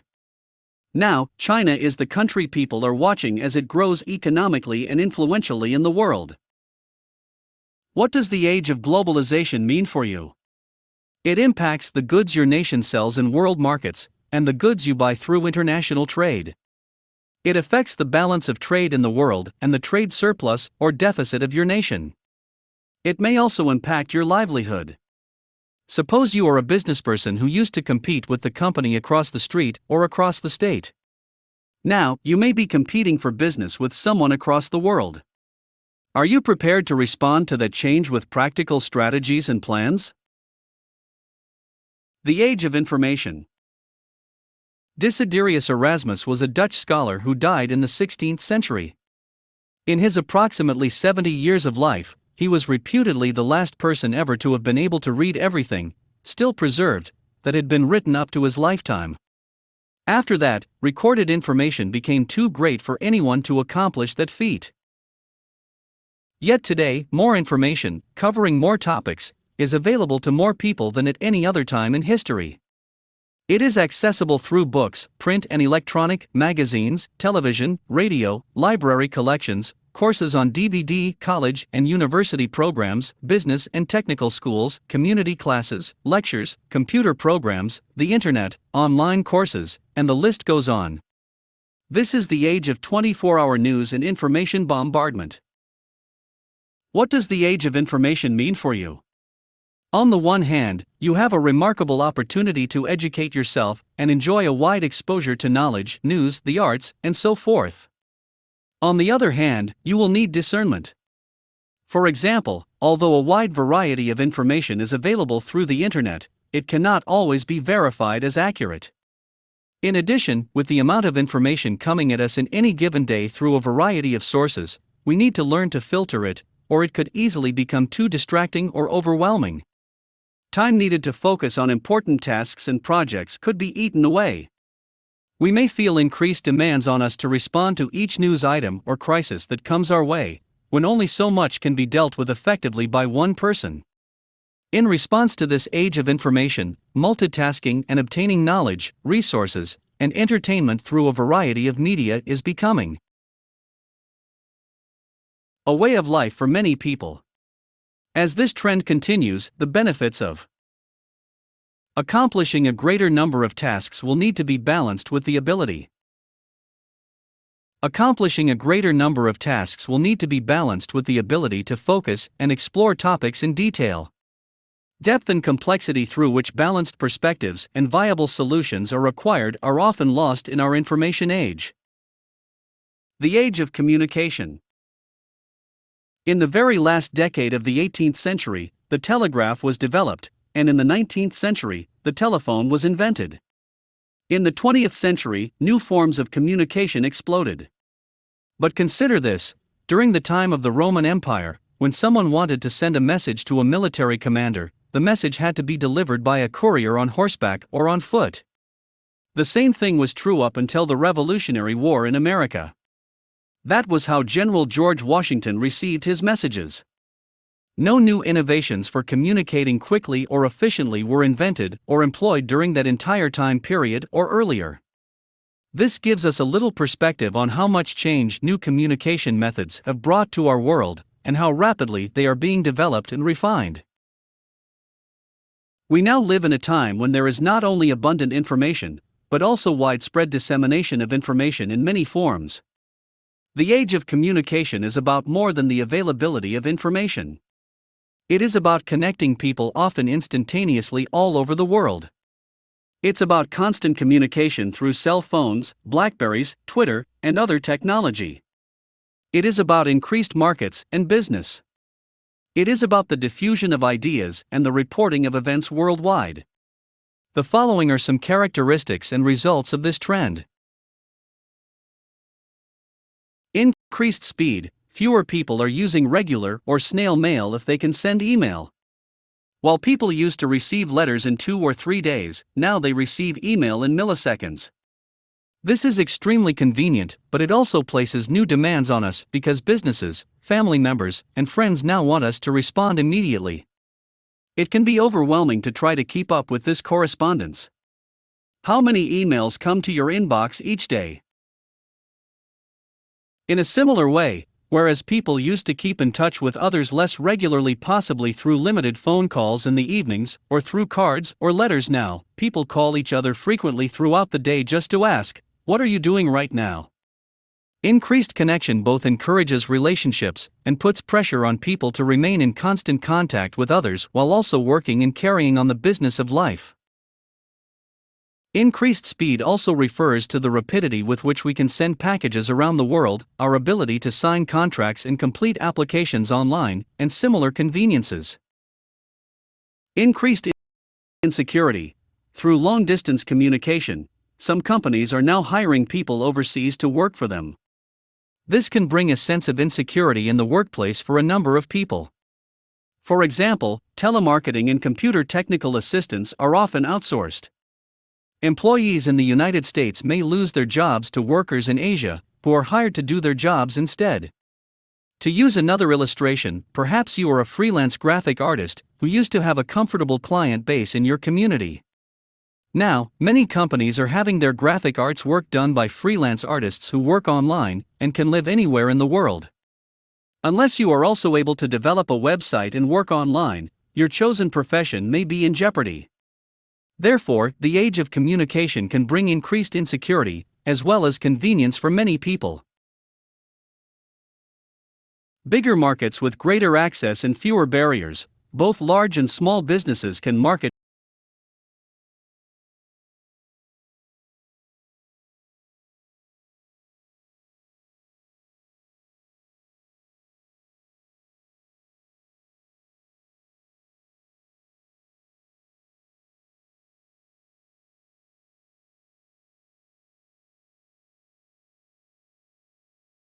to customers in countries around the world, yielding higher revenues. They can sell their products online to people almost anywhere and at any time. Likewise, individual consumers can buy products online from almost anywhere and at any time. In addition to businesses, organizations can connect to others around the world with fewer cultural and logistical barriers. The age of mobilization. This is an age of increased mobilization, although aspects of mobility are being hampered by certain challenges. On the one hand, travel to other countries is more accessible and convenient, and more people have the resources to take such trips. People also have increased access to personal transportation. For example, the number of car sales in the developing country of China has significantly increased.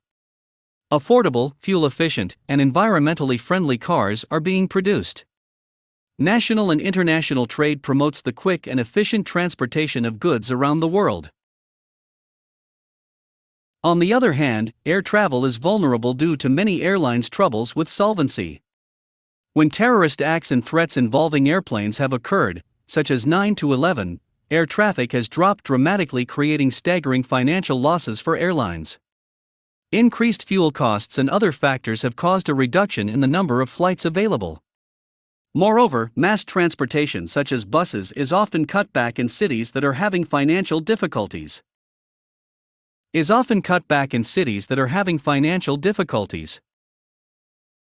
Still, developments like ultrafast train networks, such as the Alta Velocidad Española Avenue, being built in Spain, are changing the cultural and sometimes physical landscapes in some nations. The Wall Street Journal reported, "Many Spaniards are fiercely attached to their home regions, and studies show they are unusually reluctant to live or even travel elsewhere. But those centuries-old habits are starting to change."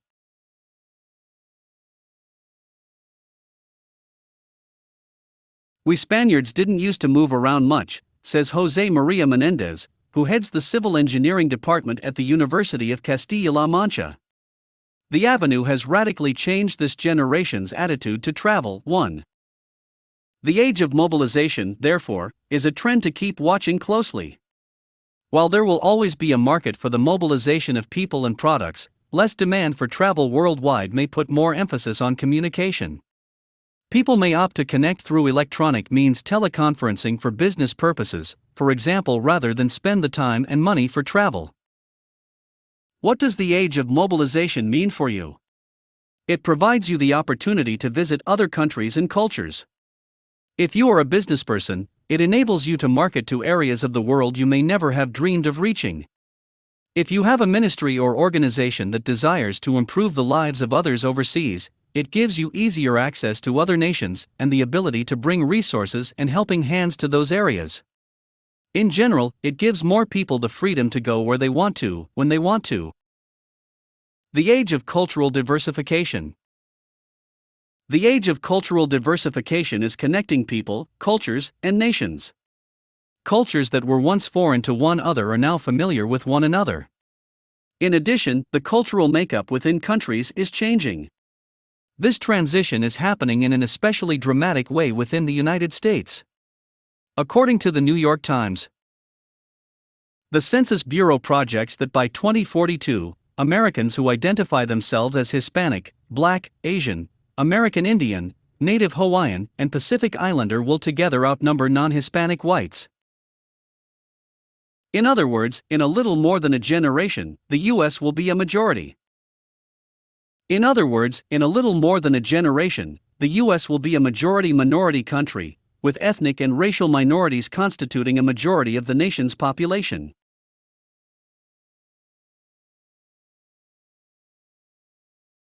No other country has experienced such rapid racial and ethnic change, says Mark Mather, a demographer with the Population Reference Bureau in Washington, D.C.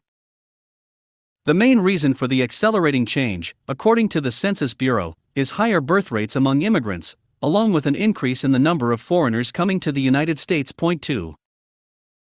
What does the age of cultural diversification mean for you? It means that an understanding of cross-cultural issues and methods is vital. Those who refuse to venture into, explore, and learn about other nations and the ways of life of their citizens will be culturally illiterate in the 21st century, and will likely experience eventual culture shock. In this sense, we must be international citizens to be effective in our times. Cultural literacy has a direct bearing on your ability to understand, communicate with, engage in discourse with, and influence cultures different from your own. Living in an age of cultural diversity means giving up a fear of other nations and ethnic groups, becoming informed and knowledgeable about them, and being willing to bridge cultural differences for the sake of effective communication, expressing the love of God to others, and sharing the gospel. Moreover, the age of cultural diversification means that leadership training in business, education, and the church must prepare people for multicultural experiences. The mandate of the church has always been multinational and multicultural in scope. The 21st century church, therefore, requires a multinational, interracial, transgenerational approach that transcends any particular nation's social or political agenda. We must be willing to change old, ineffective methods, modes, and attitudes to meet the needs of today. The age of mergers and networking. In the past, most companies remained independent and were owned by citizens of the countries in which they were located. Today, that is not a guarantee by any means. Companies are merging with other companies, either by mutual agreement or forced takeovers. Connections between both similar and diverse businesses are creating innovative partnerships. Foreign companies or nations are buying real estate and businesses in other countries. In addition, nations are buying real estate and businesses in other countries. In addition, international trade and the ease of communication are connecting people of like interests and beliefs who live in distinct areas around the world. What does the age of mergers and networking mean for you? For one thing, it assures the continuation of change in your everyday life. A foreign company may buy the business for which you work. Your company may experience a hostile takeover one day and be dismantled the next. How will you respond to this? On the other hand, an increased ability to network may mean that you make a connection through the internet with a citizen of another country who shares the same life vision that you do. Through your email correspondence, you form a strong friendship that leads to the establishment of a ministry that cares for the needs of orphans in a war-torn country. Or, the age of mergers and networking may mean that you are able to connect your business with another business that can help you handle an aspect of your company in a more efficient way. Again, we have the choice of trying to hide from the reality of changes or dealing with them forthrightly, and with a dedication to deriving benefits from them that will enable us to fulfill our purposes in the world. The age of longevity of life. With the availability of better nutrition and accessible health services, many people, particularly in Western countries, are living longer and more productive lives. While for many people, affordable healthcare is becoming an issue, Western nations still have access to the most up-to-date medical care and medicines in the world. Longevity of life means that many people will be healthy and productive for a greater number of years than the generations before them. Longevity also means that people will need financial resources to see them through their later years, which could extend into their 80s, 90s, and beyond. What does the age of longevity of life mean for you? It means that you will have to make decisions about what you will do with your health and increased years. Will you use them to fulfill your vision and promote God's purposes in the world, or will you waste them on frivolous or selfish pursuits? Will you take advantage of the variety of nutritional foods available, or will you decide to consume junk food and food with chemical additives, increasing your chances of illness and other physical problems? Will you make sound financial plans to save adequate reserves for the future, taking into consideration the uncertainty of Social Security and investments in the stock market? These are: uncertainty of Social Security and investments in the stock market? These are challenging but necessary questions to answer in our times. The age of technology. Across the world, technology continues to develop rapidly, especially in such areas as computers, cell phones, and other electronic devices. As fast as one innovation or invention is accepted and absorbed by people, another seems to replace it. If you are young, you probably integrate these innovations very quickly. If you are older, these changes can seem bewildering, and various devices may seem to have no value to you. However, this perspective is not always the case. People in their 70s, 80s, and 90s are signing on to email accounts often to keep in touch with children and grandchildren. Music lovers of every age are enjoying the technology and convenience of iPods. What does the age of technology mean for you?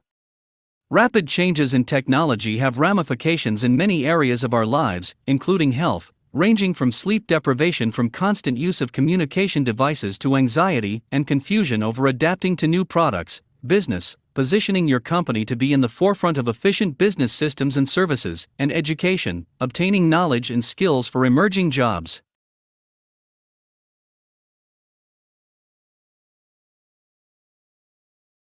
Whatever your age or situation, the challenge is to allow technology to benefit you, not control you. Are you in charge of the technology you use, or is it in charge of you? Do you always need to be online or talking on the phone to someone, or can you put those things aside to attend to other necessary issues?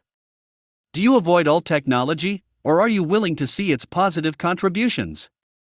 We must discover how to respond efficiently and wisely in an age of technology. The age of political and religious transformation. What issues are affecting the political and religious atmosphere of our world? The political transformation taking shape is a transition from the dominance of superpowers to the idea of a community of nations. One of the manifestations of this trend is a movement among some countries to expand the United Nations Security Council to include more than just 5 permanent nations: China, France, the Russian Federation, the United Kingdom, and the United States, and 10 rotating non-permanent members, which have 2-year terms. 192 nations belong to the UN, but all must abide by the decisions of the Security Council. The argument some nations are making is that this arrangement no longer works. They are saying, we also want a vote, we need to be able to contribute to what happens in the world. Many of the leadership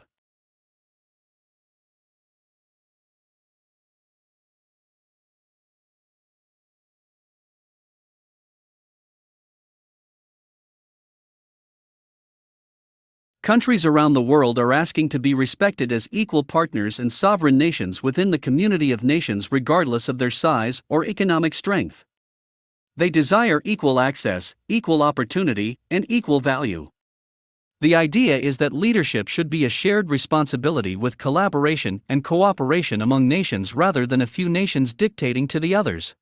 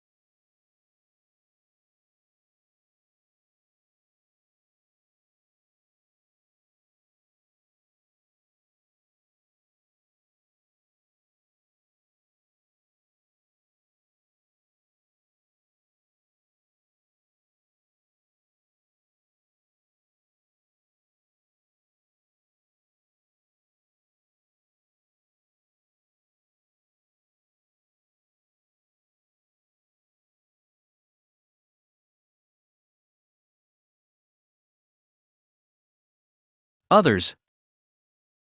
I believe that another significant component of transformation is that God is raising up the formerly opposed, rejected, and ignored peoples of the Third World to places of leadership, influence, and effective ministry in the world.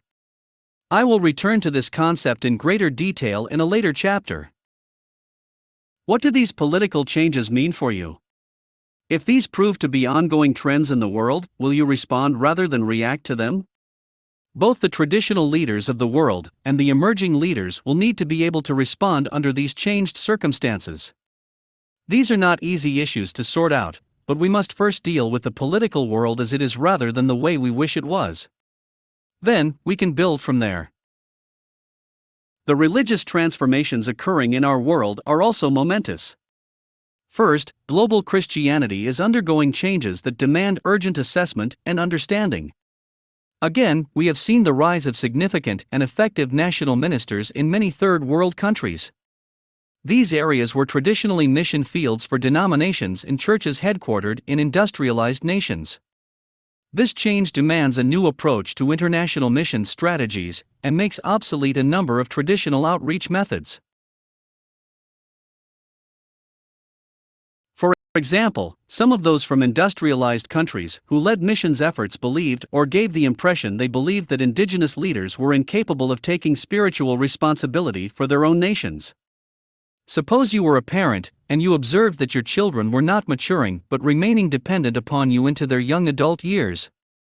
You might question the effectiveness of your parenting because independence, followed by interdependence, is a sign of maturity. Likewise, indigenous churches in countries that have been reached by Western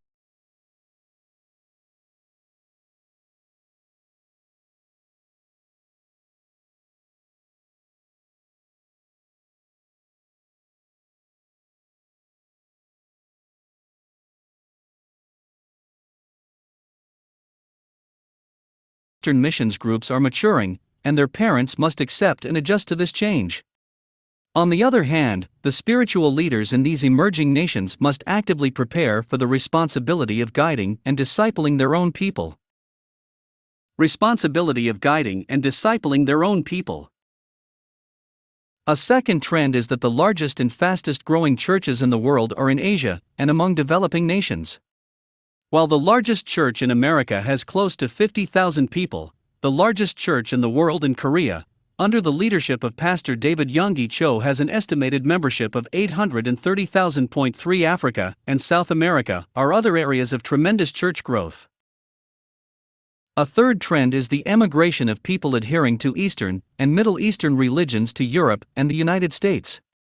Will Europeans and Americans react or respond to these new citizens or residents of their countries? The same issue applies to other nations. For example, Islamic countries are saying they don't want Western culture there. However, Saudi Arabia is bringing in large numbers of Filipinos to work in the nation while, at the same time, wanting them to leave their beliefs at home. Yet how realistic is it to bring a people into your country, and then tell them not to live according to their convictions?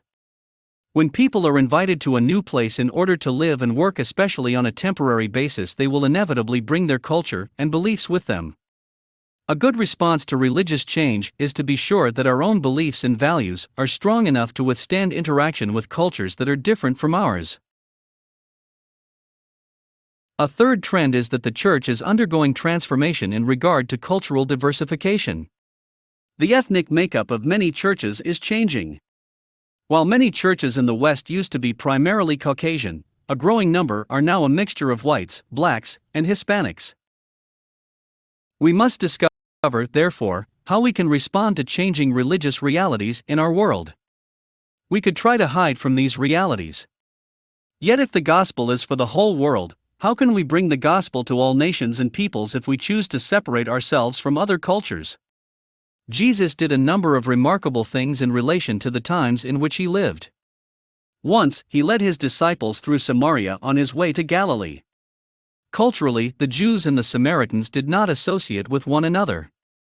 Yet Jesus wanted his disciples to understand that the gospel message is not just a Jewish message, but also one that belongs to all peoples of the world. See John 4:1-42. Can we take any other attitude than he did toward people of different races and religions in our times? The scriptures say that in heaven, there will be people from every nation, tribe, people, and language. Revelation 7:9.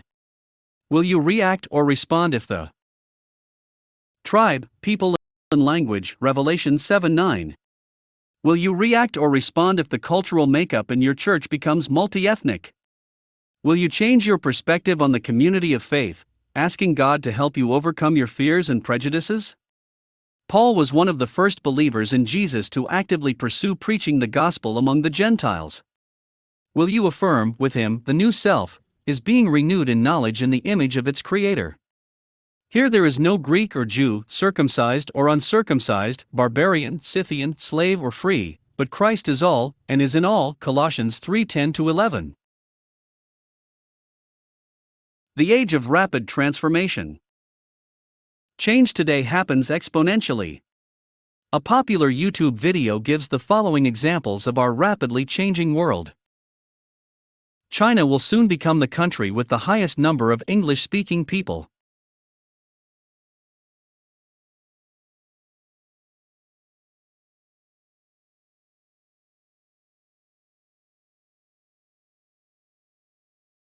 The top 10 jobs that will be in demand in 2010 did not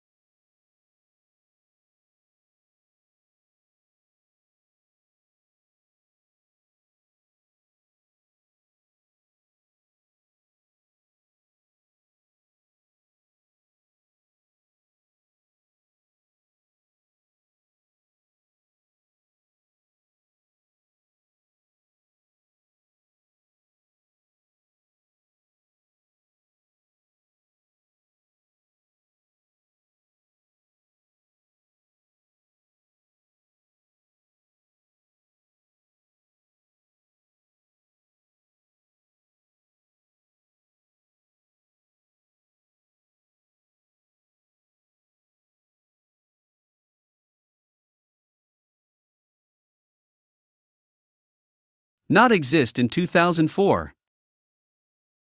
The U.S. Department of Labor estimates that today's learner will have 10 to 14 jobs by age 38. 1 in 4 workers has been with his current employer for less than a year. In 2008, there were 31 billion searches per month on Google. In 2006, the number was 2.7 billion. The first commercial text message was sent in 1992. Today, the total number of text messages equals the entire population of the planet. It took the medium of radio 38 years to reach a market audience of 50 million people. It took television only 13 years. The internet, 4 years. The iPod, 3 years. Facebook, 2 years. The number of internet devices in 1984 was 1,000.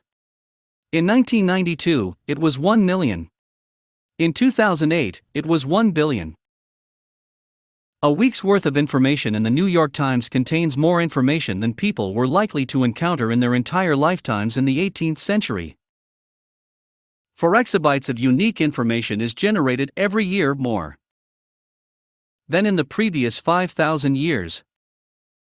Technology doubles every 2 years. Half of everything a tech student in a 4-year program learns is outdated by his 3rd year of study. A Japanese company has successfully tested a fiber optic cable that can send 14 trillion bytes of information per second.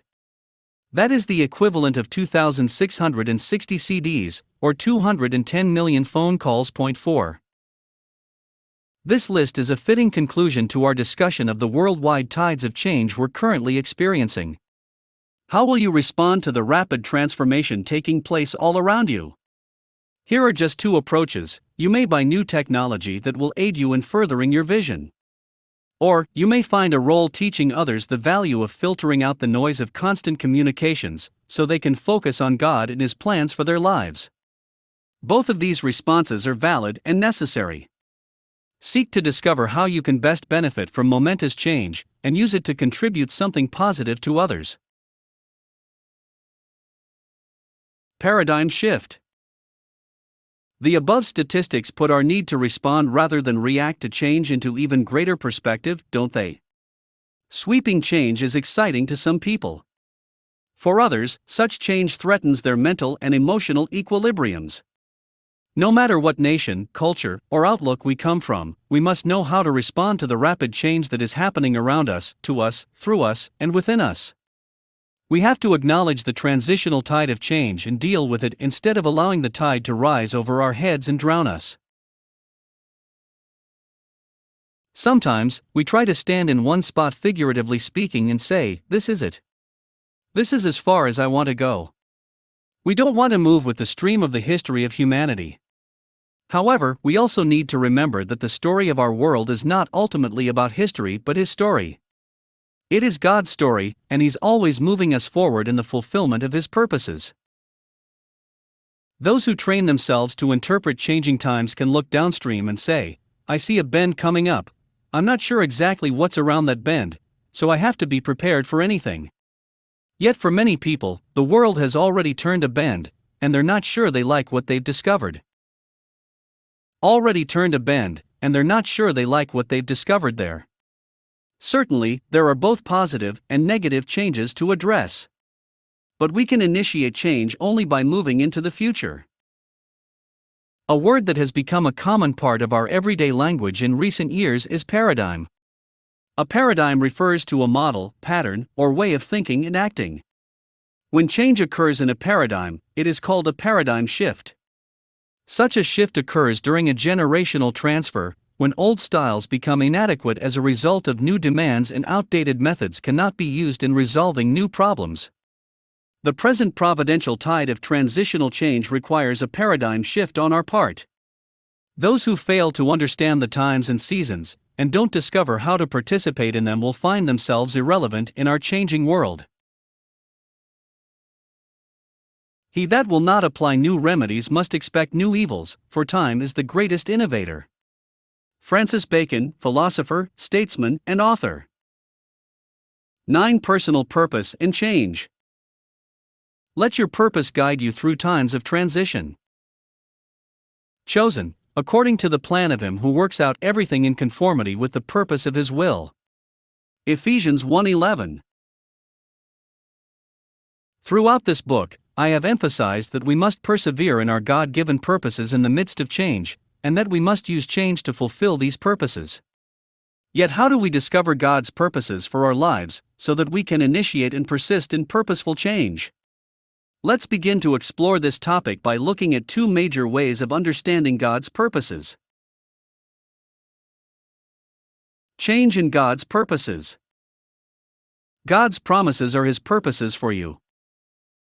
God's promises are central to His purposes for your life.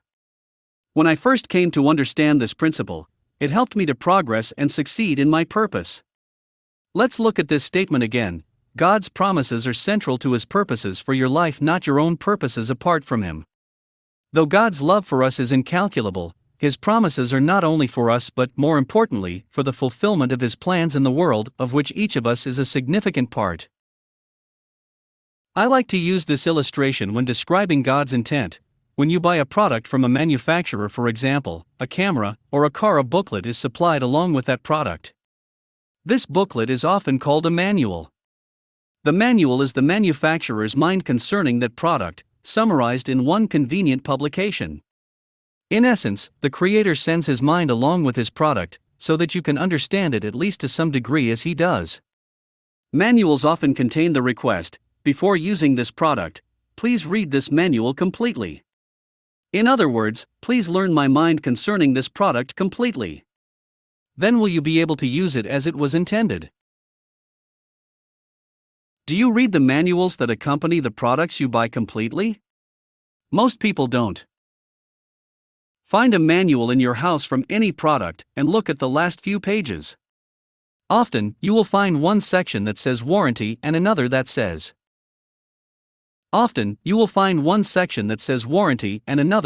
guarantee. Warranty has to do with promise and guarantee has to do with commitment. The manufacturer is pledging the reliability of both the individual product you have just purchased and the confidence you can place in its name. In many cases, manufacturers really don't care about the customers. They don't even know them. People walk into stores and buy their products, but the manufacturers don't personally know the individuals buying them. Yet when people get the booklets, they're filled with promises. This product will do this, it will do that, it can do this, it can do that. After describing these things, the manufacturer says, we guarantee it. It also says, in effect, now, if you follow these instructions for maintaining it, we'll guarantee that we'll replace the product if it's defective and something happens to go wrong. What are they interested in? The integrity of their own name. They'll pay the cost of shipping the defective product, replace it free of charge, and ship it back to you at their own expense. What are they paying for? They're paying for protecting their name because they have made a promise. Their promise is this: the product is supposed to provide a certain function. If it is dysfunctional, they will make it right. We are products of our Creator God, and we are given both an internal manual and an external one. God placed the internal one inside us. King Solomon wrote, God has made everything beautiful in its time. He has also set eternity in the hearts of men, yet they cannot fathom what God has done from beginning to end. Ecclesiastes 3:11, emphasis added. Through this eternity in our hearts, we have some kind of internal knowledge of the existence of our Creator and of His standards. Our external manual is God's revealed word, His mind, which He desires us to know. In addition to being called God's Word, this manual is also known as the Scriptures or the Bible. After their creation, human beings abused the product themselves, ignoring the knowledge of God in their hearts. Yet the external manual includes a warranty and a guarantee. God has made promises to His product in which He assures us, if something's not working, return it to me, the manufacturer, and I will replace the broken parts at no charge. Then, the product will be able to function as it was intended to. Why does He do this? He does so to protect His name. He stands behind what he creates, which was meant for good, not wrong, and for the fulfillment of his purposes for the world. When we offer our broken lives to him, he restores us through the sacrifice of his Son, Jesus, and we can then learn how we were originally intended to live. Jesus said, "Do not worry, saying, 'What shall we eat, or what shall we drink, or what shall we wear?' For the pagans run after all these things, and your heavenly Father knows that you need them. But seek first his kingdom and his righteousness, and all these things will be given to you as well. Therefore do not worry about tomorrow, for tomorrow will worry about itself. Each day has enough trouble of its own." Matthew 6:31-34. When we are aligned with God's purposes, all these things we need in life come with the warranty. It doesn't matter what changes in our lives, God never changes, and He always fulfills His promises. God's name is stamped on you, and He's going to protect His name. After Moses led the Israelites out of Egypt through God's powerful signs and miracles, Moses went separately, accompanied by his aide, Joshua, to meet with God on Mount Sinai and to receive instructions for the Israelites. While Moses and Joshua were away, the rest of the Israelites thought Moses had been gone too long. They imagined he had died or had decided not to come back. So, they made a golden calf and started worshipping it, saying that it rather than God, the great I Am, had delivered them out of Egypt. What follows in the account reinforces the fact that God protects His name. The Lord said to Moses, "Go down, because your people, whom you brought up out of Egypt, have become corrupt. They have been quick to turn away from what I commanded them, and have made themselves an idol cast in the shape of a calf. They have bowed down to it and sacrificed to it, and have said, 'These are your gods, O Israel, who brought you up out of Egypt.' I have seen these people," the Lord said to Moses, "and they are a stiff-necked people. Now leave me alone so that my anger may burn against them, and that I may destroy them. Then I will make you into a great nation." But Moses sought the favor of the Lord his God. "O Lord," he said, "why should your anger burn against your people, whom you brought out of Egypt with great power and a mighty hand? Why should the Egyptians say, 'It was with evil intent that he brought them out, to kill them in the mountains, and to wipe them off the face of the earth'? Turn from your fierce anger, relent and do not bring disaster on your people. Remember your servants Abraham, Isaac and Israel, to whom you swore by your own self, 'I will make your descendants as numerous as the stars in the sky, and I will give your descendants all this land I promised them, and it will be their inheritance forever.' Then the Lord relented and did not bring on his people the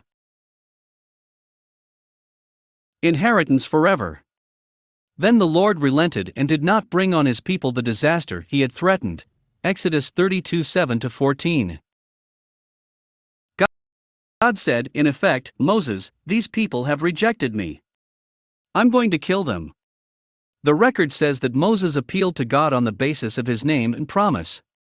"Lord, you told the other nations that these people are your product, and you put your name on them.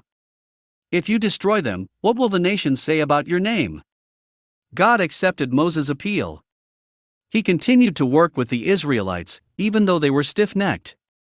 He did this not so much for their sake, but for the sake of his reputation in the world and his plans for the world through the Israelites. His overarching purposes for the earth take precedence over any individual purposes people have. God's vision for you is your purpose. The first way we know God's purposes for us, therefore, is through the promises He's given us, which correspond to the fulfillment of His plans for the world.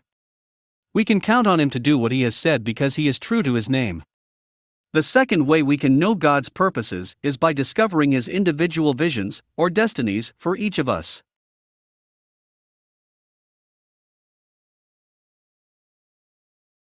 Your presence on earth is not a biological accident, regardless of the circumstances that may have surrounded your birth. You are here because of a divine assignment. Your conception is proof that God, in essence, already completed something in eternity that He desires to manifest on earth through you and your life. I want to re-emphasize that you are not an accident. You are not a mistake. You came to this planet because of destiny, God's ultimate intent for you. Destiny refers to the ultimate reasons for your creation. In terms of a product, purpose refers to the original expectation that the manufacturer had for that product. Builders don't begin to construct their products until the structures are already finished in their minds. When you request a permit to build a house, the local officials want to see your plans for it. They want to see the architecture, the plumbing, the electrical system, and so forth. They want to see it finished before they give it their stamp of approval. When they are satisfied that your plumbing won't overflow, and that your construction won't cause damaging erosion, they say, "Now, you can start." Therefore, when you see a product beginning to be produced, it is proof that the product is already finished in someone's mind. Proverbs 19:21 says, "Many are the plans in a man's heart, but it is the Lord's purpose, his end, his destiny, for that person, that prevails." This statement shows us that purpose is more powerful than plans. Purpose precedes plans. God says, in effect, "You have many ideas about your life, but my purpose for your life, my original intent for you, will prevail." So, even if your plans fail, his purpose will succeed. Purpose is his priority. That truth is very reassuring. Every failure we experience is temporary, because he said his purpose will prevail. Let's look at a similar verse. "In his heart a man plans his course, but the Lord determines his steps." Proverbs 16:9. The Lord will guide our steps according to his purposes for us. Our responsibility is to learn to tune into his direction. "For I know the plans I have for you, declares the Lord, plans to prosper you, and not to harm you, plans to give you hope and a future. Then you will call upon me and come and pray to me, and I will listen to you. You will seek me and find me when you seek me with all your heart." Jeremiah 29:11-13.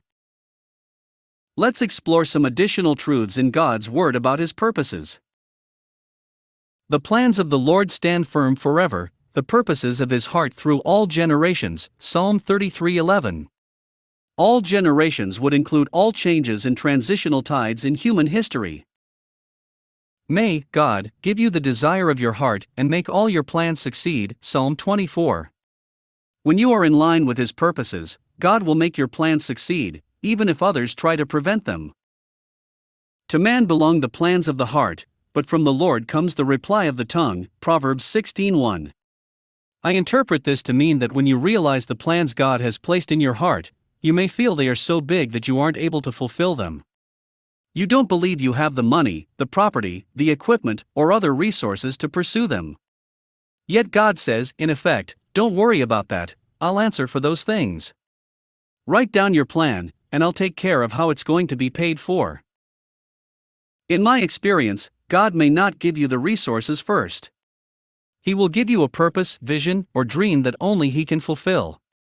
He takes responsibility for making sure it is paid for, produced, developed, equipped, staffed, and so forth. So, don't worry about making big plans. If God has placed a big vision in your life, and everyone is telling you to cut back, trust God to give the explanation. Life, and everyone is telling you to cut back, trust God to give the explanation, and to supply what is needed. Praise be to the God and Father of our Lord Jesus Christ, who has blessed us in the heavenly realms with every spiritual blessing in Christ. For he chose us in him before the creation of the world to be holy and blameless in his sight. In love he predestined us to be adopted as his sons through Jesus Christ, in accordance with his pleasure, and will to the praise of his glorious grace, which he has freely given us in the one he loves. In him we were also chosen, having been predestined according to the plan of him who works out everything in conformity with the purpose of his will. Ephesians 1:3-6, 11. God handpicked you before you were born to fulfill something for him. You were chosen before creation, and you were born when it was time for you to arrive on earth in order to fulfill your purpose. Paul wrote that God in love predestined us. Pre means before. Destined means to determine, specify, or mark off by boundaries. This means that before you and I were born, God chose us specifically to be a part of his plan. He knows exactly how each of us fits into it. God says, "I finished you first, and then I backed up and started you." He works out everything in conformity with the purpose of His will. That's a powerful verse. He works out everything, all things, to conform to His purpose for your life. He didn't say He would work out just the good things or the right things. He works out everything. This means that if you mess up, experience setbacks, or fail at something in your marriage, your business, your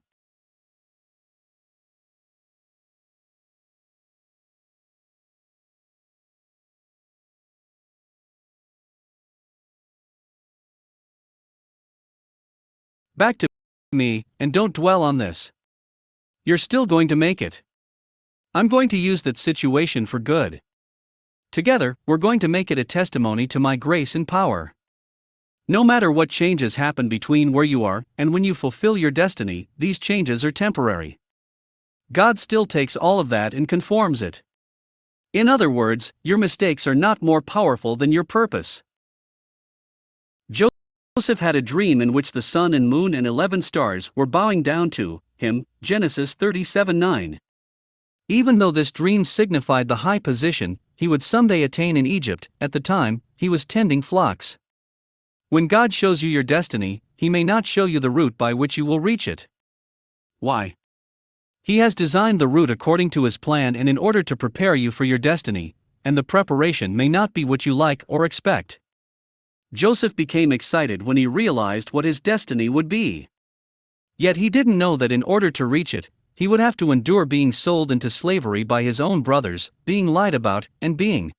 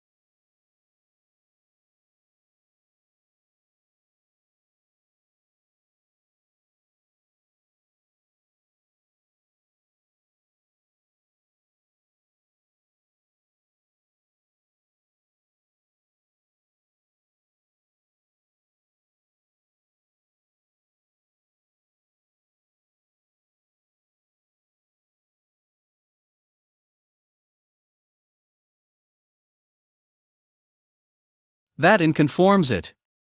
In other words, your mistakes are not more powerful than your purpose. Joseph had a dream in which the sun and moon and 11 stars were bowing down to him, Genesis 37:9. Even though this dream signified the high position he would someday attain in Egypt, at the time, he was tending flocks. When God shows you your destiny, He may not show you the route by which you will reach it. Why? He has designed the route according to His plan and in order to prepare you for your destiny, and the preparation may not be what you like or expect. Joseph became excited when he realized what his destiny would be. Yet he didn't know that in order to reach it, he would have to endure being sold into slavery by his own brothers, being lied about, and endure being sold into slavery by his own brothers, being lied about, and being put into prison. Joseph believed in the dream more than his circumstances, however. And God brought him through all his difficulties and made him the equivalent of a prince. Through this position, he helped preserve the inhabitants of Egypt and his own family during a severe famine. No matter how many bad things seem to happen to you, keep saying to yourself, "This is not what I have seen regarding God's vision for my life." If what you're experiencing now is not the purpose you have been shown, then it is only temporary because God will see you through. Even if you're experiencing something good right now, if it is not part of the vision, then it is temporary also. Nothing can stop your destiny if you stay close to your Creator, because He has already purposed what you were born to do. King David wrote, "The steps of a good man are ordered by the Lord, and He delighteth in his way. Though he fall, he shall not be utterly cast down, for the Lord upholdeth him with His hand." Psalm 37:23-24 KJV. This Bible version emphasizes, the steps of a good man are ordered by the Lord. If you are walking in God's will to the best of your ability, then no matter what changes take place, He has you covered. If you lose your job, that didn't happen without God knowing it. If you are faithful to God and are obeying His word as best you can, that so-called layoff or firing was actually God laying hold of your course and redirecting it. The Lord will uphold you. I especially like Psalm 57:2-3, which says, "I cry out to God Most High, to God, who fulfills His purpose for me. He sends from heaven and saves me, rebuking those who hotly pursue me. God sends His love and His faithfulness." God set your destination before He created you. He gave you a purpose, then He gave you birth, and now He commits Himself to fulfill it for you. If anyone tries to stop you, he'll get him. God is going to protect you as you develop whatever you were born to do. Heaven is on the side of God's purpose for your life. My wife and I once had a chance to visit Egypt. We toured the Sinai Desert, where we saw pyramids and were shown the long route people used to travel from Israel to Egypt. We learned that in the desert, flash floods sometimes occurred. These would happen when it rained in the mountains, and the water ran down from the mountains and through the desert. Water would seemingly show up in the desert from nowhere. Yet the inhabitants of the desert used this change for their benefit by digging big pits to catch this water whenever it came. Change for their benefit by digging big pits to catch this water whenever it came. They would use the cistern for their own drinking water and for watering their camels. So, these pits were all over the desert. At any given time, a pit might be empty or full. This was probably the kind of pit Joseph's brothers threw him into. The important point is that it was the right pit. The cistern was right next to the road that went from Israel to Egypt. It just so happens that a caravan came right alongside the pit on that particular road, giving Joseph's brothers the opportunity to sell him to merchants going to Egypt, making him a slave. Yet this seeming calamity was Joseph's free ride to his princely position. Why does God position us in various places in life? God positions us to influence others, to change the course of events, and to protect His purposes. This is why one of the most important things you must do is to discover your position in life. What were you born to do? Some of us get put into pits, but they're the right pits if our steps are ordered by the Lord. If Joseph had been in a different pit, those particular traders never would have purchased him, and he wouldn't have gotten to Egypt and become a ruler. As we wait in the pit for God to work, we must remember that there's a caravan on the way. This is how God works through change. Whether you're in the pit or the palace right now, the Lord is ordering your steps as you trust in Him. Psalm 138:8 says, "The Lord will fulfill His purpose for me." It continues, "Your love, O Lord, endures forever. Do not abandon the works of your hands." In other words, God will never abandon or cancel what He gave you birth to do. He is committed to it. That's how strong purpose is. He will not abandon your purpose, but the question is, will you abandon it?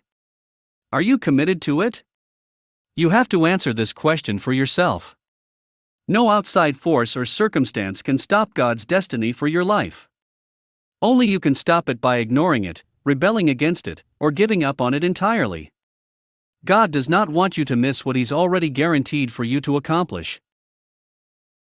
God makes clear in Isaiah, "I make known the end from the beginning, from ancient times, what is still to come. I say, my purpose will stand, and I will do all that I please. What I have said, that will I bring about. What I have planned, that will I do." Isaiah 46:10-11. Again, what God is saying is that He always sets the end before the beginning.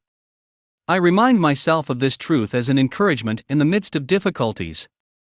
If you forget that your end is already finished, you'll become discouraged on your way there. You have to remember what God has said. Tell yourself, "My purpose is finished. I'm on my way there." What God has said. Tell yourself, "My purpose is finished.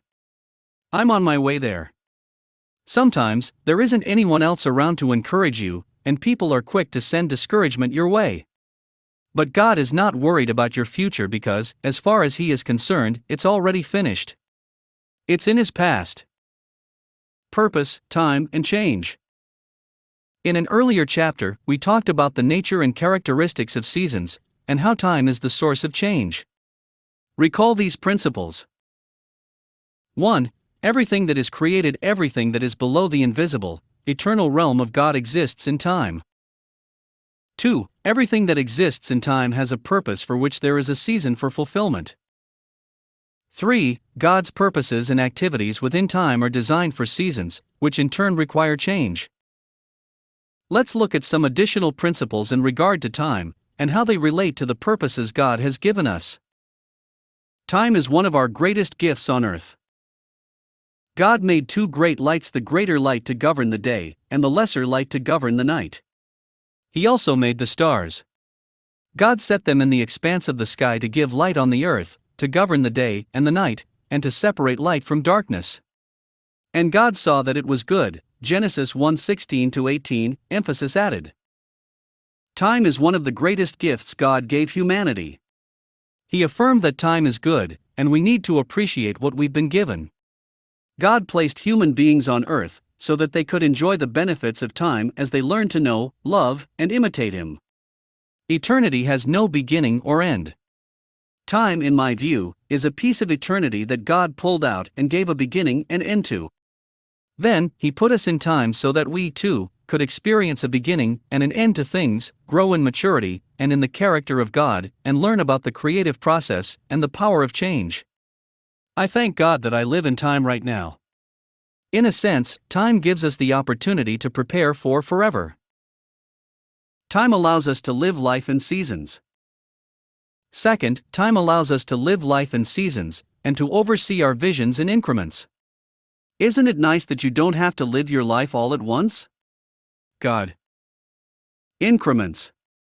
Isn't it nice that you don't have to live your life all at once?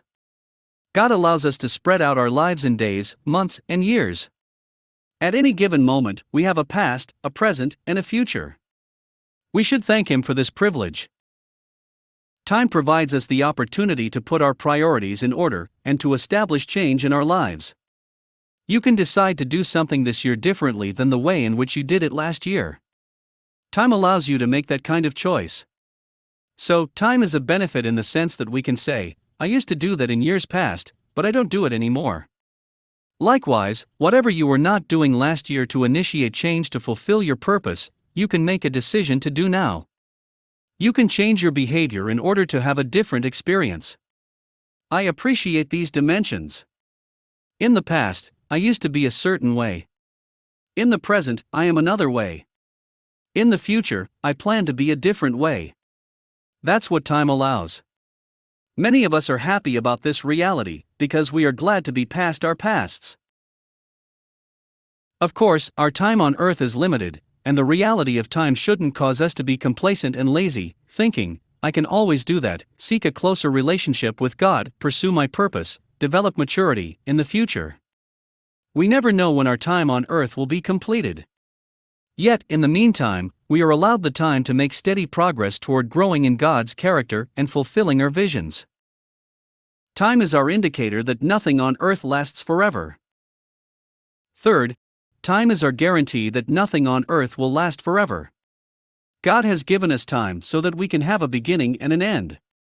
You are going through certain things right now that time will deal with. Your pain, your frustration, and your disappointments will come to an end. We hear people say such things as, I was injured last year, but I'm healed now. I got a divorce 2 years ago, but I feel I can move on now. I was abused 20 years ago, but I have peace of mind now. Time allows us to be removed from the past. If you had a past that was not good for whatever reason, you can now live a new life. If anyone is in Christ, he is a new creation, the old has gone, the new has come. All this is from God, who reconciled us to himself through Christ, and gave us the ministry of reconciliation. 2 Corinthians 5:17-18.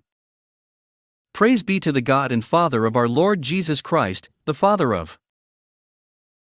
Praise be to the God and Father of our Lord Jesus Christ, the Father of compassion, and the God of all comfort, who comforts us in all our troubles, so that we can comfort those in any trouble with the comfort we ourselves have received from God. 2 Corinthians 1:3-4. Time was given for purpose to be fulfilled. Let's return to Ecclesiastes 3:1, which says, There is a time for everything, and a season for every activity under heaven. We see here that time was created for a purpose. Next, let's look at Ecclesiastes 3:10. I have seen the burden God has laid on men. What is this burden? He has made everything beautiful in its time. He has also set eternity in the hearts of men, yet they cannot fathom what God has done from beginning to end. Ecclesiastes 3:11. The burden God has placed on all human beings, at least one aspect of it, is that He has designed everything to occur within a certain time. This means that we have to find out as soon as possible what we're meant to do in life, because it's been given a certain period in which to be accomplished. We need to fulfill our purposes on earth before we die.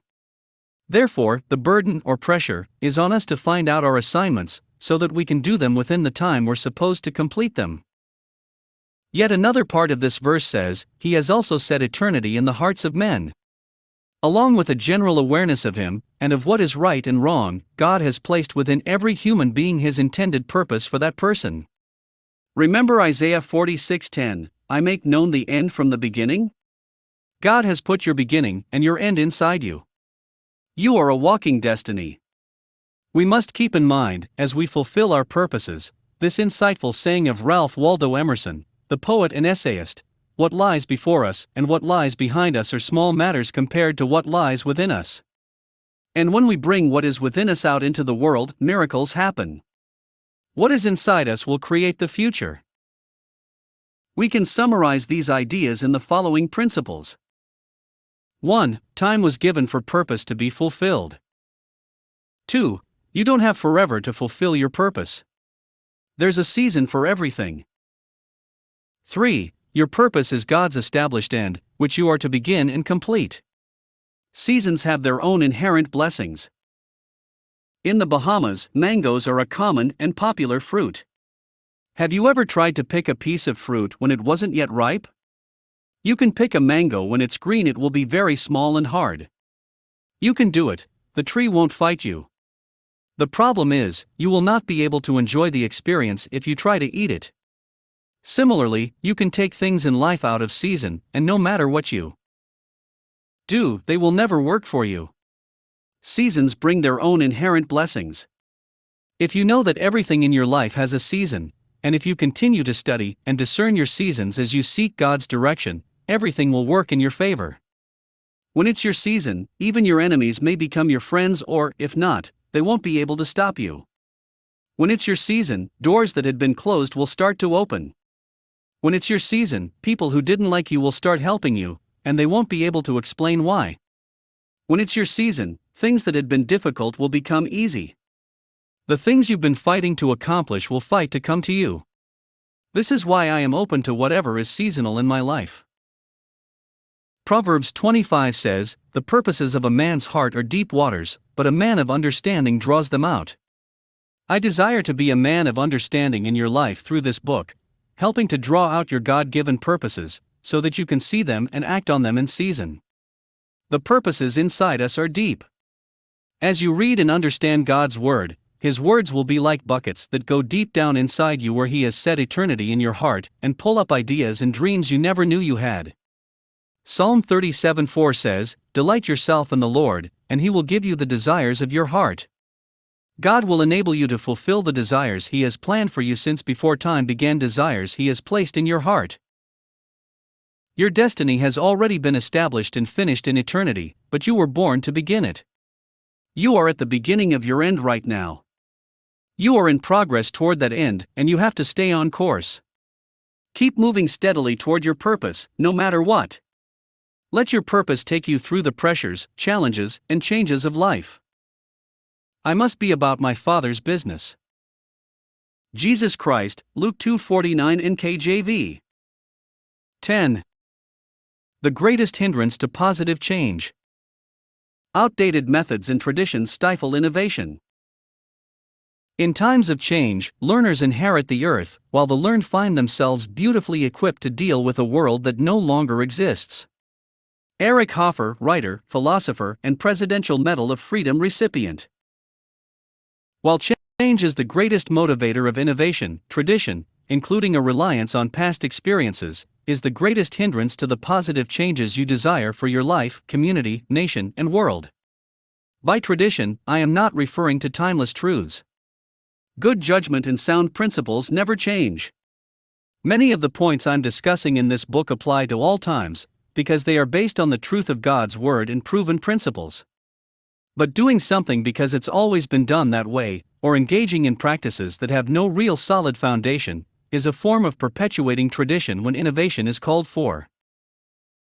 To illustrate, let's consider some of the factors surrounding the financial crisis that hit consumers in 2008. Reckless monetary practices had become the norm for some financial institutions, and certain banks kept issuing risky loans. Their irresponsibility caught up with them. Not only did record numbers of homeowners default on their loans, but many companies also suffered irreversible losses.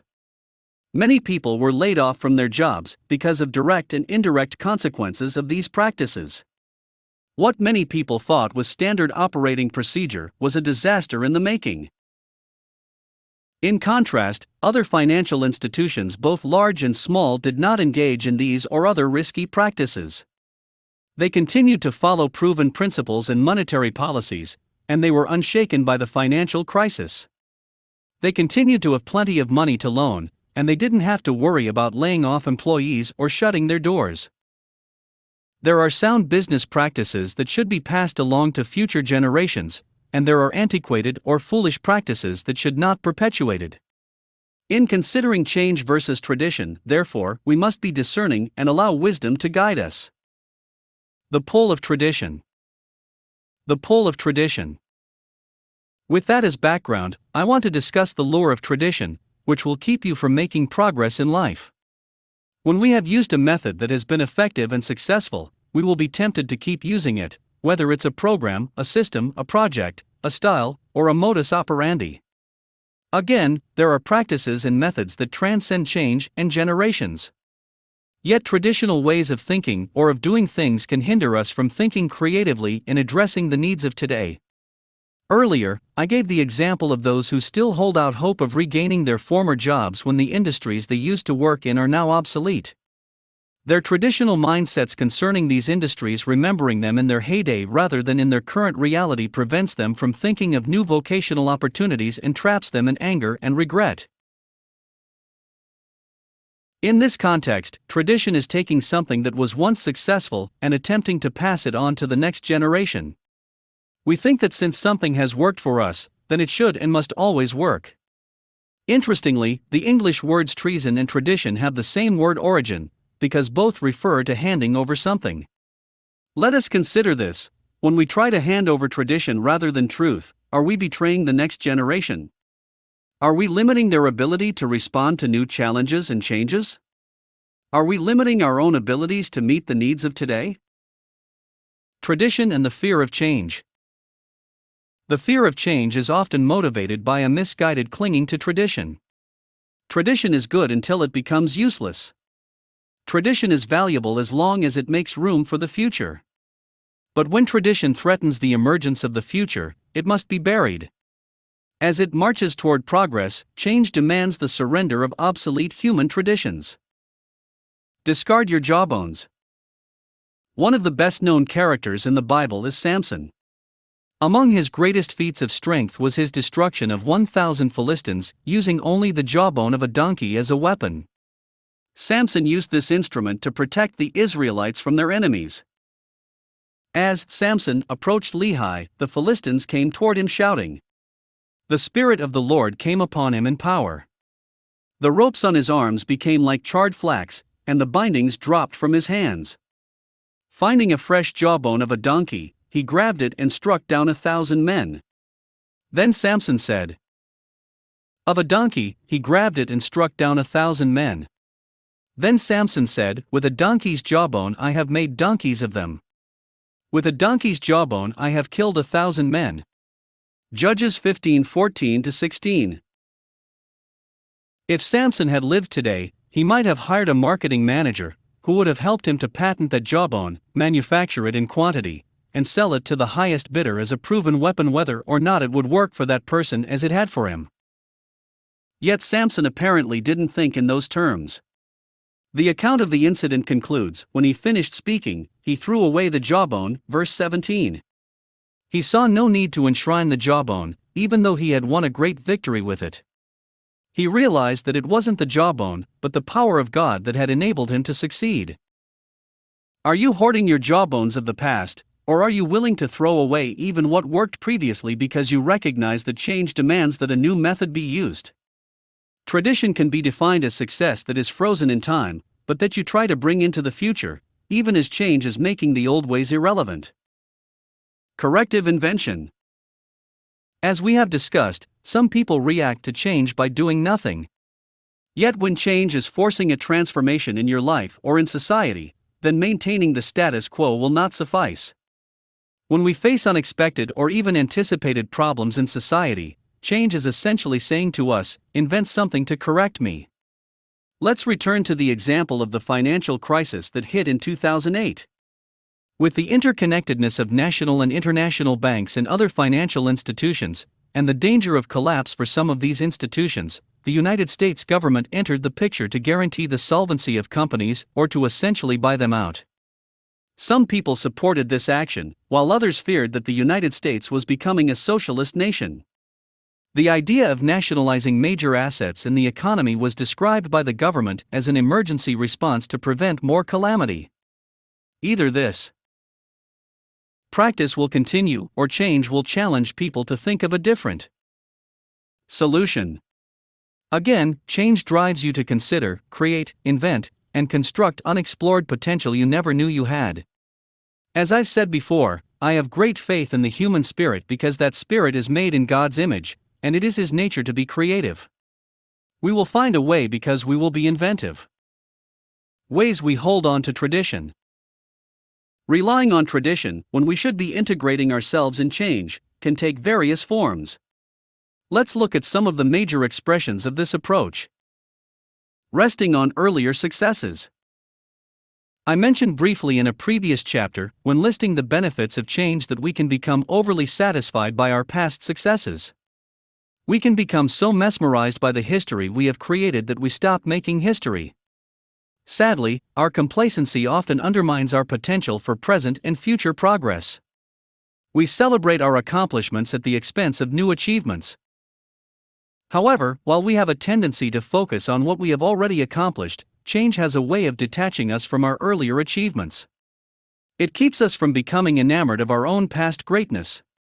Because most of us won't leave past successes behind easily, change keeps us from getting stuck in a level of success and achievement that negates or suppresses our true potential. Success can become a prison when we convert it, as we often do, into a monument. It can also become a house in which the creative spirit of humanity decides to settle down. Eventually, it can become the permanent address of unreleased or unfulfilled potential. History has proven that the only way to dislodge the human spirit trapped in that house is for some form of drastic change to destroy the house, the figurative equivalent of a hurricane, tornado, or fire. Out of the ruins of that house emerges a human spirit that is reactivated to be creative, to be progressive, to think in new ways, to invent new responses to life, and to develop new solutions to the new problems that were created by the change. We've heard the saying, necessity is the mother of invention. That statement is certainly true in this context. In other words, the human spirit does not normally seem to progress unless it is under pressure, and that pressure is usually initiated or introduced by change. Being preoccupied with past methods.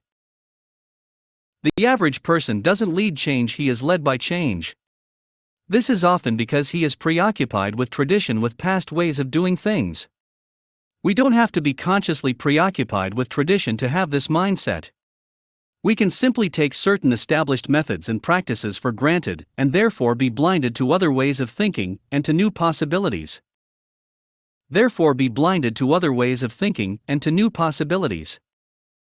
I'm continually amazed at inventors, artists, and businesspeople who are always moving from one thing to the next and achieving great things. Bill Gates, co-founder of Microsoft, has this quality. He never seems to stop innovating or forging new paths. This is why he leads change, and change doesn't lead him. After earning my bachelor's and master's degrees in the United States, I returned to the Bahamas in 1980 with a vision for creating Bahamas Faith Ministries International, BFMI, and developing third world leaders. As I moved forward with my plans, I encountered resistance and misunderstanding, because I was attempting something unheard of at the time.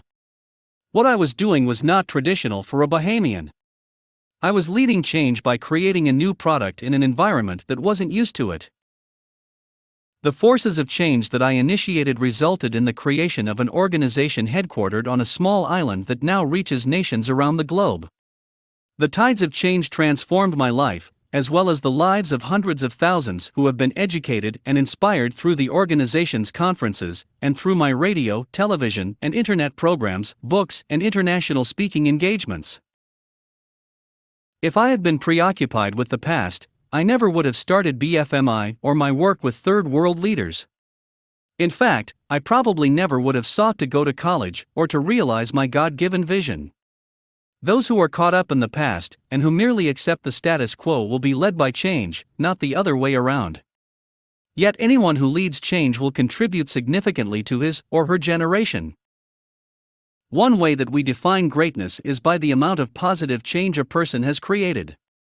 What would the world be like without the influences of the patriarchs Abraham and Moses, of the monarchs David and Solomon, or of the early church leaders who turned the world upside down? Acts 17:6 KJV. What would America have become without the influences of George Washington and Abraham Lincoln? What would the second half of the 20th century have been like without Martin Luther King Jr., Mother Teresa, Nelson Mandela, and Ronald Reagan? These were people who were, in a sense, revolutionaries.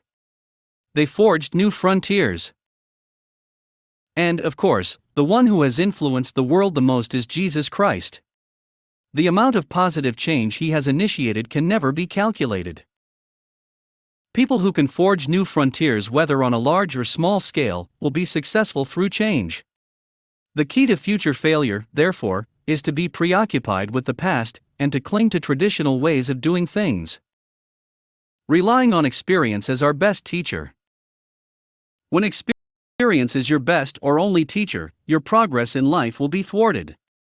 We've been taught by our parents and our culture that experience is our most valuable instructor. Experience is a very good teacher, especially when we learn from our mistakes. Yet my study of history had led me to believe that those who lead change often have to overlook experience in favor of attempting the untried. Those who rely only on experience can undermine their futures. If you cling to an experience that cannot accommodate change, this can cause you to become a victim of that change.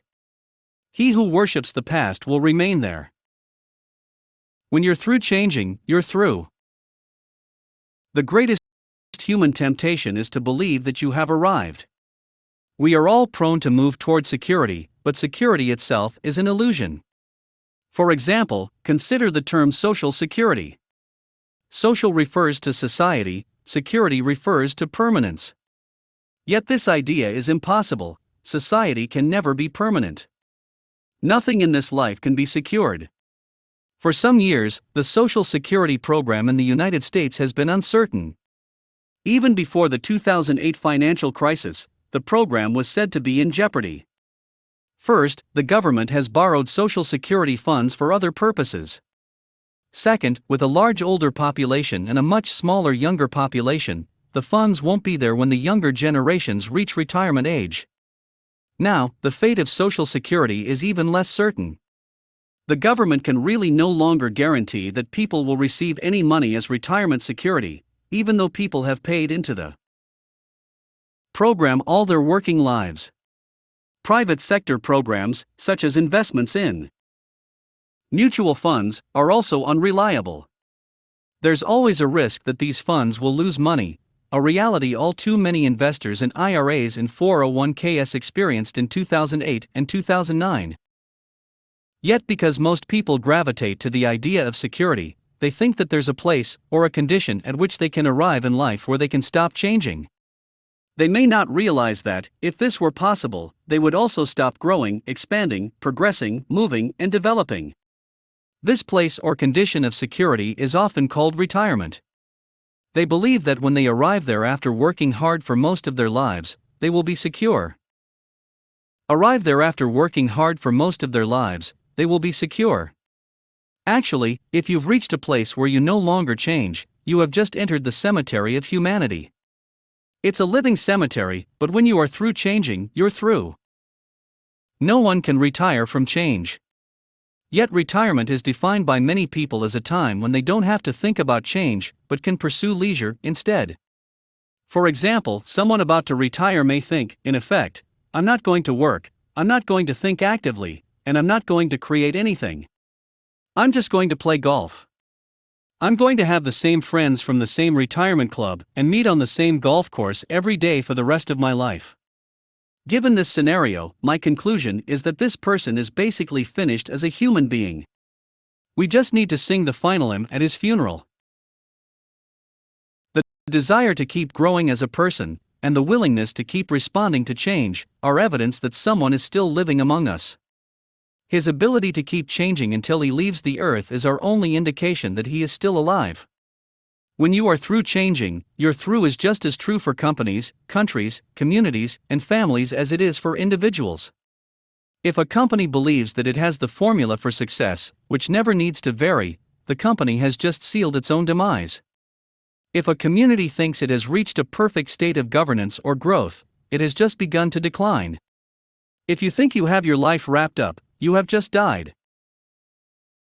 I suggest that the older you grow, the more change you should initiate because change will keep you alive. It will enable you to be a contributing member of the human family. You can't wait for things to happen anymore. You have to make them happen. To do this, you have to work against the traditional perspective of our culture, which promotes the opposite. The older people grow, the less change they're encouraged to be involved in. People begin looking for security, stability, in essence, tradition. Yet 80 and 90-year-olds who are always active and traveling, visiting new places, are those who usually have sound minds and physical energy. Moreover, those who can't be physically active but have energetic spirits are always inspiring to be around. They're continually talking of experiences that animate them. They are the life of the party, no matter how old they are, because somehow they have learned the secret that change is to life what oxygen is to the body. It keeps giving you new, internal energy. The goal in life is not to enshrine the history of our lives, but to create additional history. The history that we read about in books and see in additional history. The history that we read about in books and see in documentaries and dramas may be defined as recorded change. We don't often record normal, everyday things. Instead, history is a record of people and events that have changed human life in some way. Therefore, if you want to leave a mark on history and not become lost in the machinery of tradition, you must initiate or maximize change. Again, history is really about documented change or documented change agents. Historically, we remember those who in both positive and negative ways transformed our world. For example, think about all the great warriors in history. Why do people still write and talk about Alexander the Great? Because he conquered the known world during his time. Why do people still write and talk about Napoleon? Because he made France into an empire and nearly defeated Russia. The same principle holds true in modern times. Regardless of your opinion of President Barack Obama, he made history because he brought change. Change was the byword of his presidential campaign. I want to challenge you to step outside the limitations of tradition. Be willing to pay the price for creating something new or improving on something to the point that it functions effectively in a new way. That's what life is about. It's not about maintaining the status quo, but it's about creating a new status. Initiating change guarantees you a place in history. My prayer is that the change you initiate will be for the improvement of humanity, not its destruction. We remember Adolf Hitler for the destructive change he brought. We remember Nelson Mandela because he was willing to pay the price of 25 years in prison for the improvement of his people and for the advancement of human dignity in the world. We remember Jesus for the everlasting, redemptive change that he brought through his life, death, and resurrection. Forgetting what is behind. People who initiate change must, in some sense, have short memories. They must not be married to the past or to tradition to the extent that they drag it around with them. Change agents, therefore, need to learn to forget the way things have always been done. Paul wrote, I press on, that I may lay hold of that for which Christ Jesus has also laid hold. I press on, that I may lay hold of that for which Christ Jesus has also laid hold of me. Brethren, I do not count myself to have apprehended, but one thing I do, forgetting those things which are behind and reaching forward to those things which are ahead, I press toward the goal for the prize of the upward call of God in Christ Jesus. Philippians 3:12-14 NKJV. We need to be people who are not afraid to explore the unknown, and who plan for change instead of panicking when it comes. For you to become an effective responder to change, you must be willing to forget the effects of the previous change and reach for what is ahead. Notice that Paul didn't say we were to maintain what currently is, but to reach forward to what is ahead. We need to be proactive, progressive, and pro-responsive. In this way, we will become the designers of change and not the victims of it. The benefit of inexperience. The cry for change often begins in the hearts of the inexperienced because their aspiration for the unknown generates a spirit of change. For example, lack of experience was identified during the 2008 presidential elections in the United States as the greatest weakness of then presidential candidate Barack Obama. A number of other candidates used experience as their primary qualification to lead. Yet perhaps Obama's inexperience turned out to be his greatest strength among voters because it allowed him to envision and talk about change, and the idea of change resonated with many people. In a parallel way, his challenger, Senator John McCain, promoted his own non-traditional approach to his party and to issues, in addition to his experience, in order to connect with voters. I'm not saying that experience isn't sometimes helpful or important in initiating change. Think, for example, of inventor Thomas Edison, who kept on experimenting based on both his past failures and his ingeniously creative mind to ultimately invent the electric light bulb, among many other groundbreaking devices. However, experience can sometimes undermine your dreams because you may begin to think of what cannot be done and why. A lack of experience can allow a person to believe in possibilities without the hindering knowledge of what was possible in the past. In essence, he or she has no reference for restriction. Perhaps this is why, throughout history, change has always been the rite of passage for youth. Often, when the Creator implemented change, he sought the inexperienced in the affairs of tradition. For example, although King Saul had inexperienced in the affairs of tradition. For example, although King Saul had once seen God do miraculous things, his human experience and shortcomings limited his confidence that he and the rest of the Israelites could defeat the giant Goliath. In contrast, the young David was fearless. He had no precedent of personally warring against the Philistines, and he didn't entertain any thoughts that it was impossible to defeat this giant. He was convinced of God's power and desire to honor his name. David's innovation was to use a new weapon on the battlefield, a weapon formerly used mainly to protect sheep. He had used his slingshot and deadly aim to help him kill lions and bears that had tried to attack his flock. Therefore, he saw no reason why he couldn't also use it against Goliath. Tradition said he should wear armor in going against the tough Philistine, and Saul tried to give him his own armor. But David said to Saul, in effect, "I cannot fight in your armor. I must use what I know." See 1 Samuel 17:21-54. Innovators will always employ tools that are untested on the field of tradition.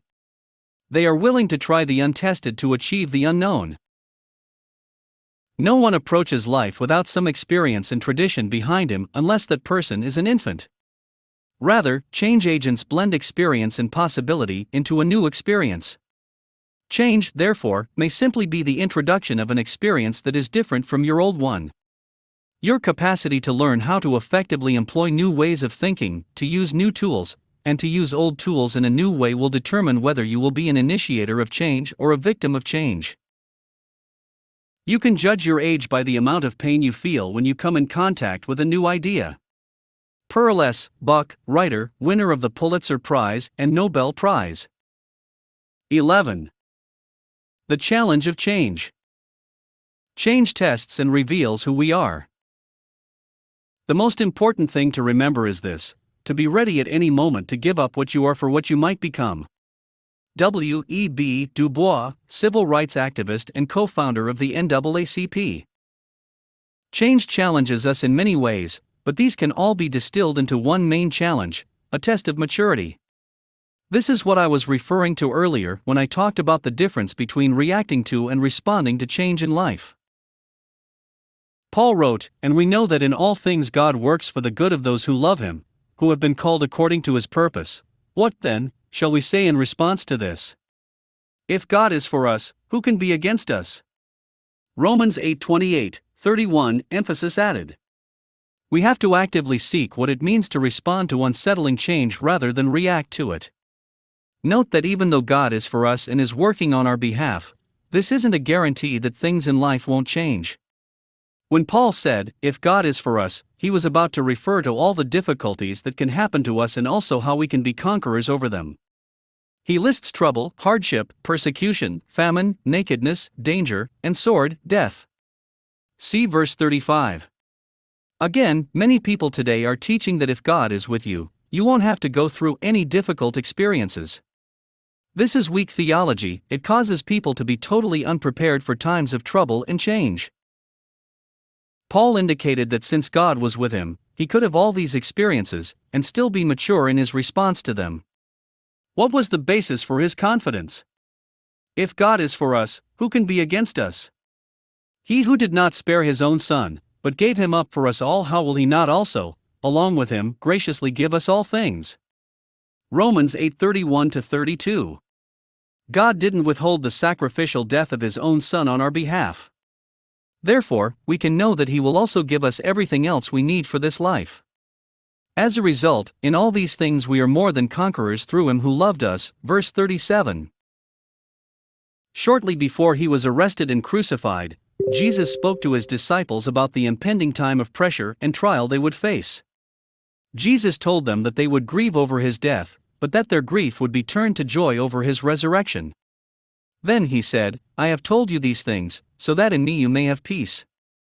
In this world you will have trouble. But take heart. I have. You may have peace.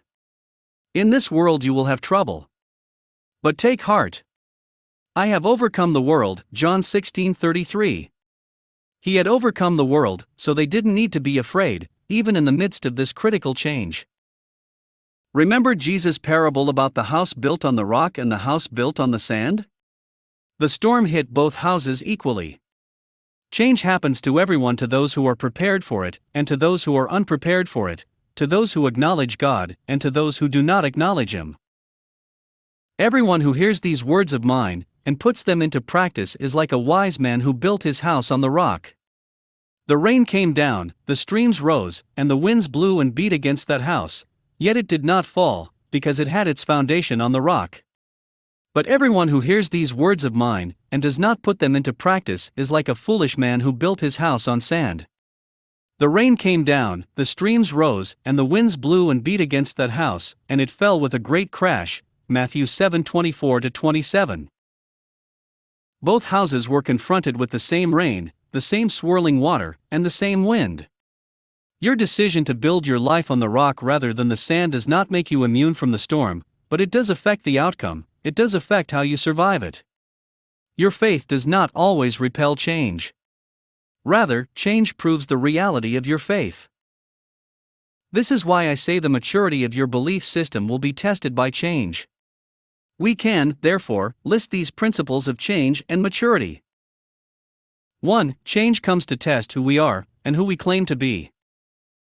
2. A person's maturity is measured by his or her response to change. 3. Change will always manifest our maturity if it's truly there.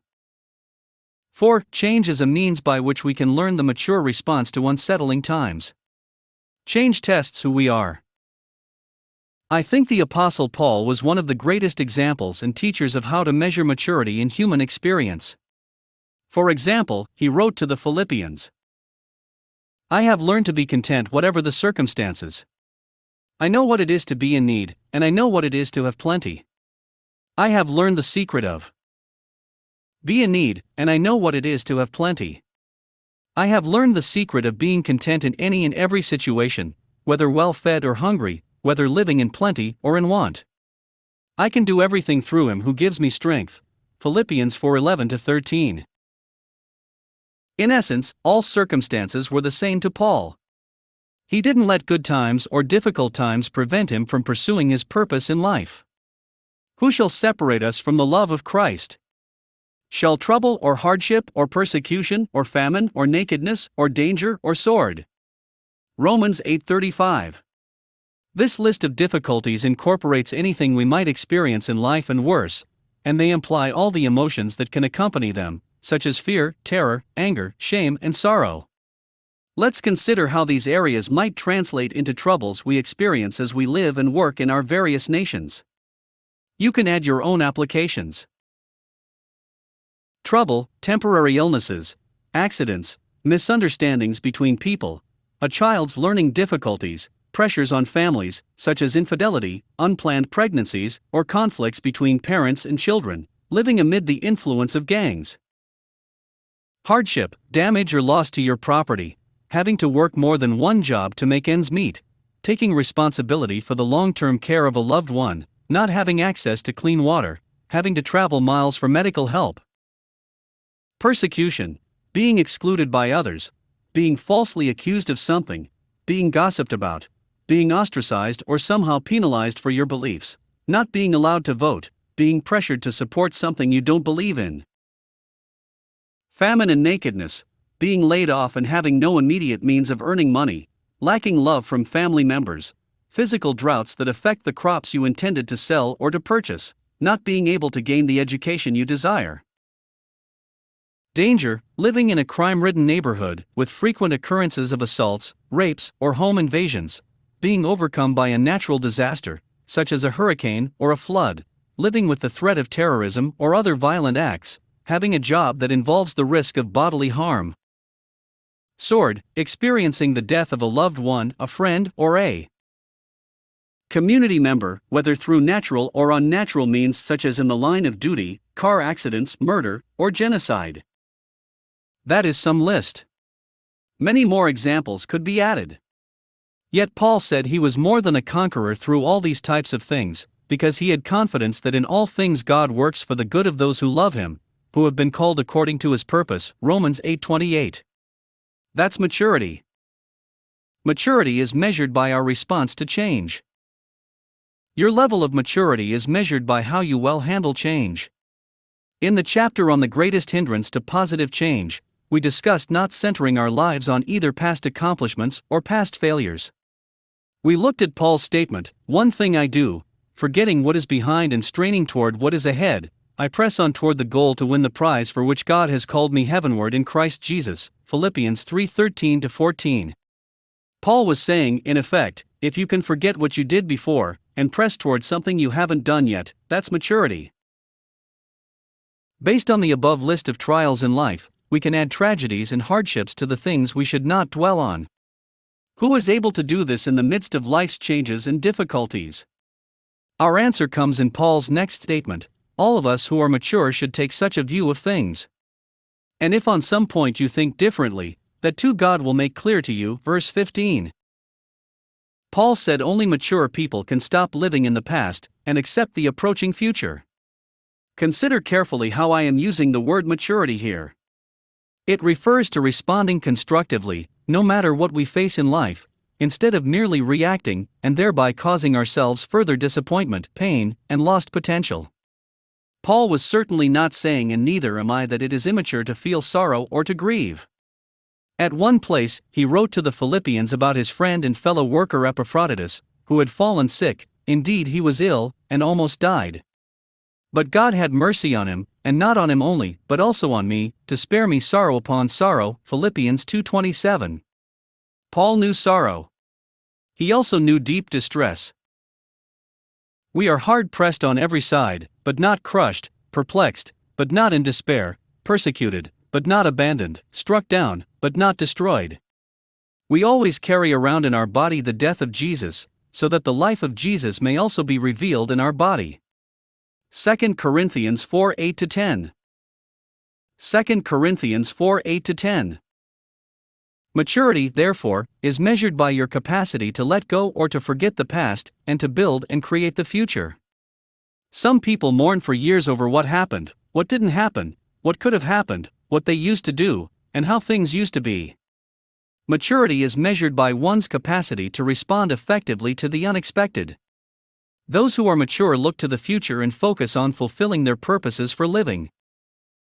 I travel all over the world, and I encounter all kinds of cultures. Sometimes, I enter a country, and I think, how do they live under these conditions? We see others' difficult lifestyles and feel sorry for them, but they're happy, because the human spirit finds a way to respond to change, and to make it work for them. For example, when gasoline prices were very high, people complained, but they still found a way to buy gas for their cars. Or, they made alternative arrangements, such as carpooling with neighbors, taking the bus or subway, foregoing long road trips, and driving only when they really needed to.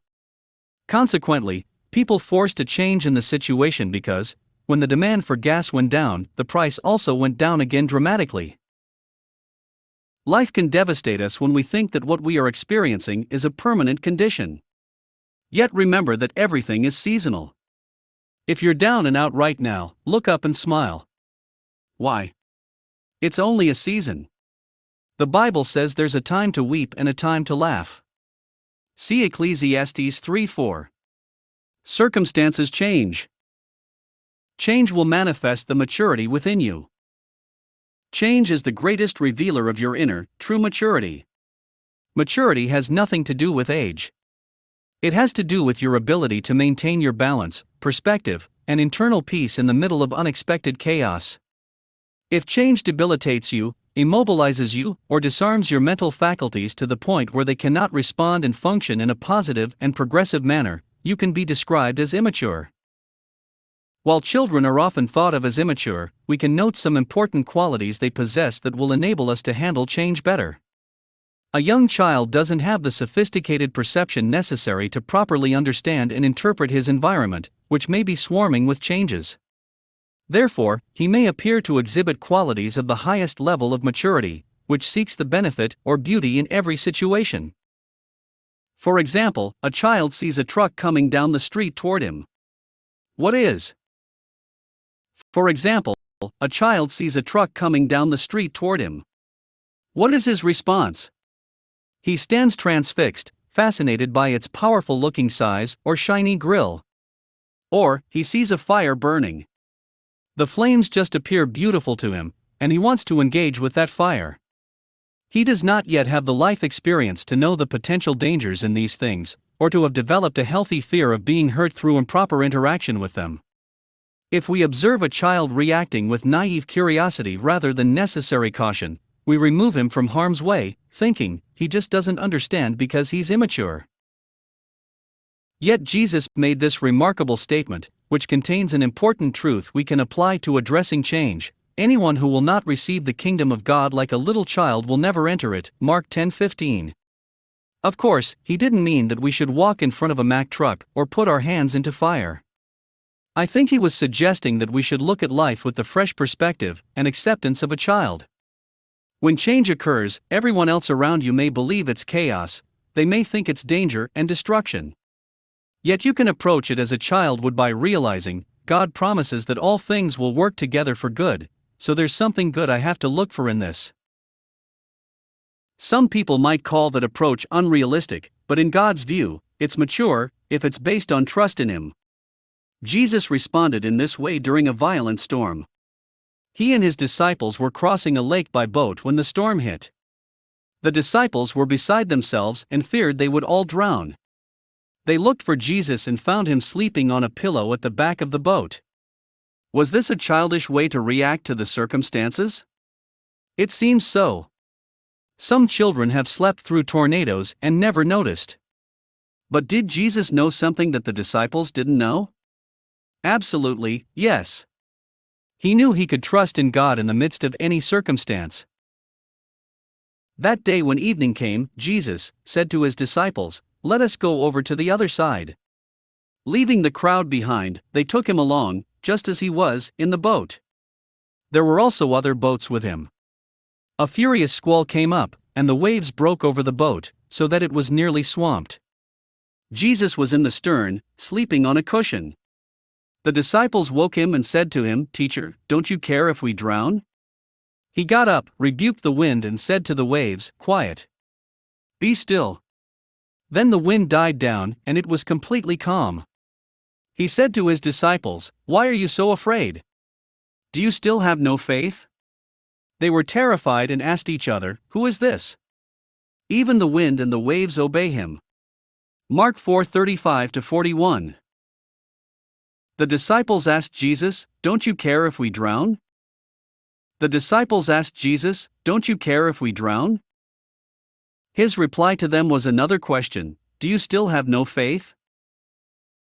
Jesus and the disciples both experienced the same situation, much like Jesus' parable of the two houses battered by the storm. Yet the disciples were alarmed, he was calm. They panicked, his faith remained steadfast. Maturity isn't ignoring danger, but rather interpreting it correctly so that it becomes a benefit to you rather than a burden. Change then becomes a source of courage rather than discomfort. In this instance, the power of God was shown to bring peace in the midst of a natural danger that could never have been addressed without His help. In another instance, Jesus received a message that Lazarus, a dear friend of his, was sick. Because he kept a close relationship with God the Father, Jesus knew how to handle specific times of critical change. How did he respond to this news? He didn't drop everything but adjusted his thoughts to control his response, based on the Father's guidance. When he heard this, Jesus said, "This sickness will not end in death. No, it is for God's glory, so that God's Son may be glorified through it." John 11:4. In other words, this change will result in a benefit. Then, Jesus stayed where he was for 2 more days. He continued what he was doing rather than going to Lazarus. The disciples apparently believed he was staying in order to avoid danger from his enemies. See verse 8. Yet it was for an entirely different reason. Only when Jesus knew Lazarus was dead did he tell his disciples, in effect, "Okay, let's go." Why stay away while Lazarus was sick, and then go to him after he died? This seems like an immature or, at least, confusing response to a tragic situation. However, it was the best response to change in this instance because it was based on Jesus' purpose. Yet note that even in the midst of fulfilling his purpose, Jesus was not immune to the grief that accompanied Lazarus' death. "Where have you laid him?" Jesus asked.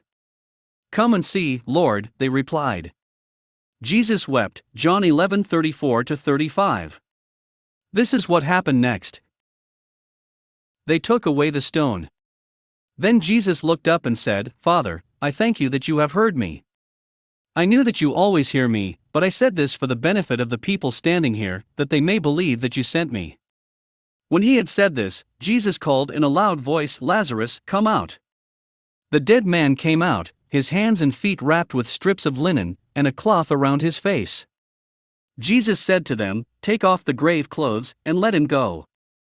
John 11:41-44.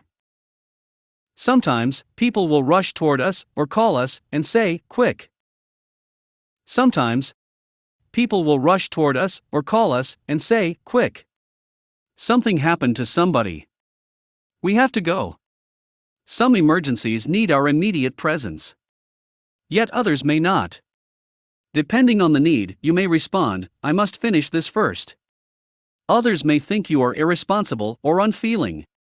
Yet maturity sometimes requires us to say, I understand that this has occurred, but I can't change anything right now, and I can't contribute constructively to the situation, so I must continue doing what I am doing. Each situation is different, and we must be discerning. Yet reacting with alarm and without proper thought is immature, while responding purposefully and productively is mature.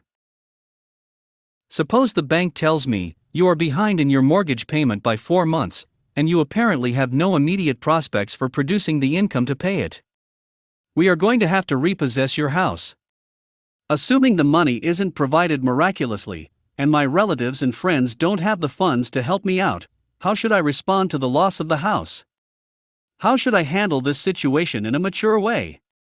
I can't print money or rob a bank. So, I allow the bank to take the house, and I decide to go back to my parents' house for a while and live with them because they said I can live there rent-free. Even though the situation has cost me my property and perhaps my pride, taking this action would be handling it with a mature response. An immature response would be to become depressed and then get mad at everybody, blaming the bank, Wall Street, and the rest of the world. Then, my blood pressure would go up, perhaps leading to other medical problems. I would be irritated constantly at everybody, and I'd waste time that I could be using to initiate new plans for my life. Which do you think is the better approach to that change? Change teaches us the mature response to unsettling times. We've seen that change is the greatest motivator for progress and advancement in our world. This principle applies not only on a societal scale, but also on an individual one. We can learn to let change move us forward in personal maturity levels, abilities, and skills. Being mature means responding to life from a mindset grounded in the understanding that life is unpredictable. Maturity is also the constructive response to expected change. As the writer of the letter to the Hebrews said, no discipline seems pleasant at the time, but painful. Later on, however, it produces a harvest of righteousness and peace for those who have been trained by it. Therefore, strengthen your feeble arms and weak knees. Make level paths by it. Therefore, strengthen your feeble arms and weak knees. Make level paths for your feet, so that the lame may not be disabled, but rather healed. Hebrews 12:11-13. Use change in your life as you would discipline. James wrote, Consider it pure joy, my brothers, whenever you face trials of many kinds, because you know that the testing of your faith develops perseverance.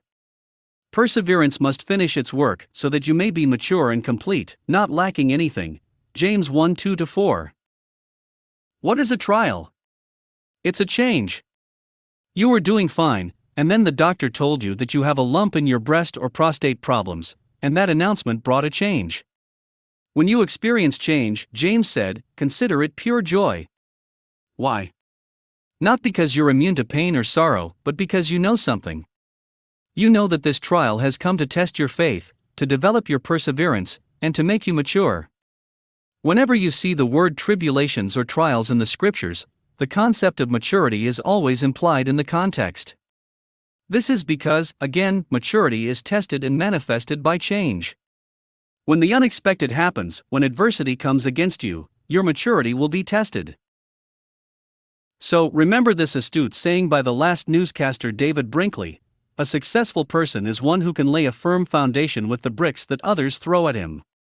Life will throw many bricks at you. Catch them and lay a foundation that will enable you to move a little higher. Critics are also stone throwers. Catch their rocks and build steps. Don't allow the negative things that occur in your life to make you negative.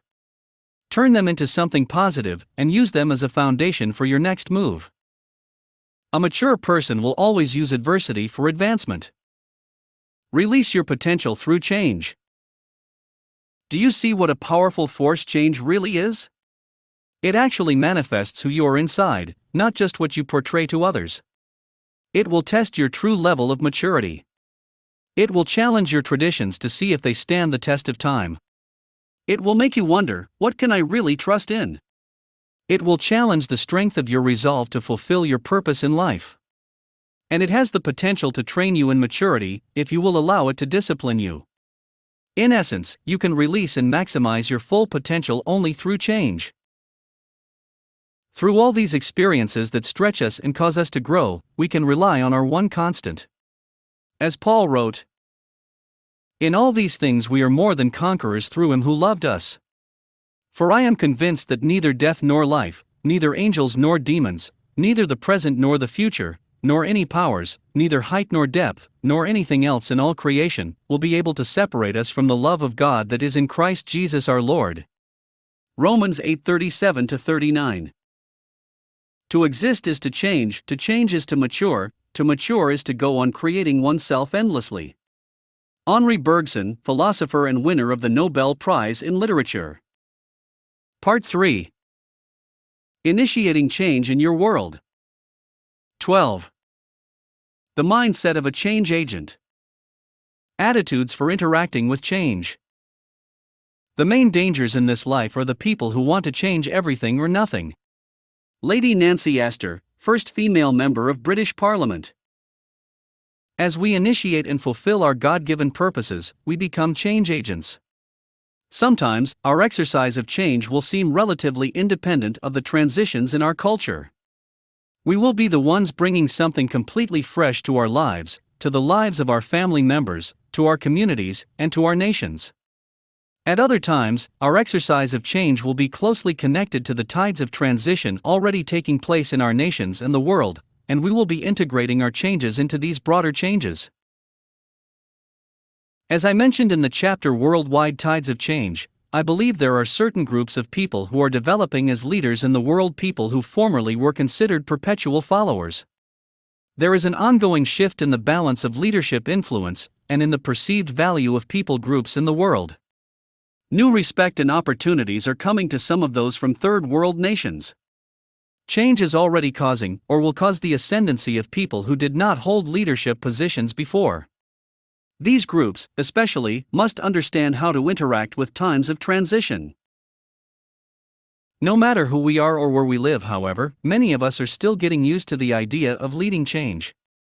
Therefore, whether you are involved in change in a local sphere of influence or on a wider scale, you must know how to conduct yourself when change comes through you. You need to truly understand the nature of change and the perspectives and attitudes that are essential for interacting with it successfully. You must have the mindset of a change agent. Knowledge, understanding, and wisdom, the principal thing. One of our greatest enemies in life is ignorance. Hosea was a prophet in Israel who delivered this message to the Israelites from God after they had rejected a knowledge of him. "My people are destroyed from lack of knowledge." Hosea 4:6, emphasis added. A lack of knowledge can undermine and even destroy. 4:6, emphasis added. A lack of knowledge can undermine and even destroy your opportunity to fulfill your purpose. However, what is worse than not knowing something is not knowing that you do not know it. If you are aware of your lack of knowledge, you can go about seeking to learn and understand the knowledge you need. King Solomon wrote, "Wisdom is supreme, therefore get wisdom. Though it cost all you have, get understanding." Proverbs 4:7. I also like the way the King James Version puts it, "Wisdom is the principal thing." Understanding is the comprehension of knowledge, wisdom is the application of knowledge. In critical times of transition and shifting seasons, we must not only see what's happening around us, but also understand the times and be able to respond to them wisely. The historical record of 1 Chronicles describes the men of Issachar, who understood the times and knew what Israel should do, 1 Chronicles 12:32. These men discerned the times in which they lived. Having understanding about situations helps us to know what to do in the midst of them. If we want to make right decisions and initiate effective action, then we must understand the seasons. Moreover, godly wisdom will allow us to oversee changing times successfully. Wisdom is the principal thing because to initiate positive change, we must apply our knowledge and understanding with good judgment. As we have seen, if we lack knowledge about God's seasons in our lives, we won't be prepared to participate in them. A change agent, therefore, is open to listening to God's Holy Spirit, who reveals seasons, studies and understands the times, expands his knowledge, applies wisdom. Many great possibilities have been lost to the world because of ignorance. As a change agent, you have to be aware of what is happening to you and through you. You also must not be ignorant of your responsibilities during your season. Know, study, and comprehend what change means for you, and understand your responsibility to deliver what God desires you to deliver through change. Mental preparedness for change. As we will discuss more fully in the next chapter, being given a purpose, in itself, does not prepare you to fulfill that purpose. Neither does the emergence of a season, alone, guarantee your participation in that season. It simply guarantees change. You have to actively prepare to engage with change, and this readiness begins with mental preparedness. If we are to harness the coming season, fully participating in the purpose of God, we must make ourselves ready for our roles in it. King Solomon wrote, "There is an evil I have seen under the sun, the sort of error that arises from a ruler. Fools are put in many high positions, while the rich occupy the low ones. I have seen slaves on horseback, while princes go on foot like slaves. Whoever digs a pit may fall into it, whoever breaks through a wall may be bitten by a snake. Whoever quarries stones may be injured by them, whoever splits logs may be endangered by them. If the axe is dull and its edge unsharpened, more strength is needed, but skill will bring success. Woe to you, O land whose king was a servant, and whose princes feast in the morning." Ecclesiastes 10:5-10:16. The above passage implies that if you promote a person to a leadership position while he still has a follower mentality, it mentions the fool who is put in a high position, the slave on horseback, and the king who used to be a servant, then the whole land is in trouble. Of course, this is not to suggest that someone who has been a slave or a servant should not become a leader.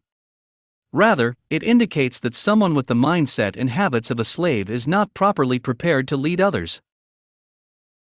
Mental preparedness includes such things as 1. A solid expectation and acceptance of the inevitability of change. 2. An assurance of your worth to God. 3. A certainty of the value of your contribution to your generation as an instrument of change. 4. A decision to pursue your life vision. And 5. A determination to persevere in that vision, even if circumstances become difficult.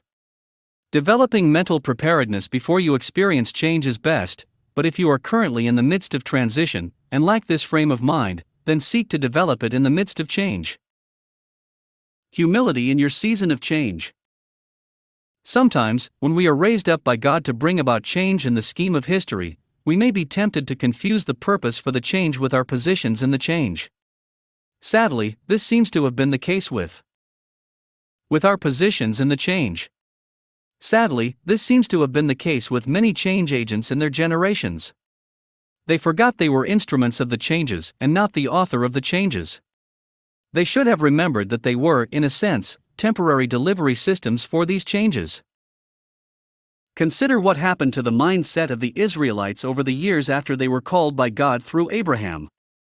The point of their being chosen was very clear.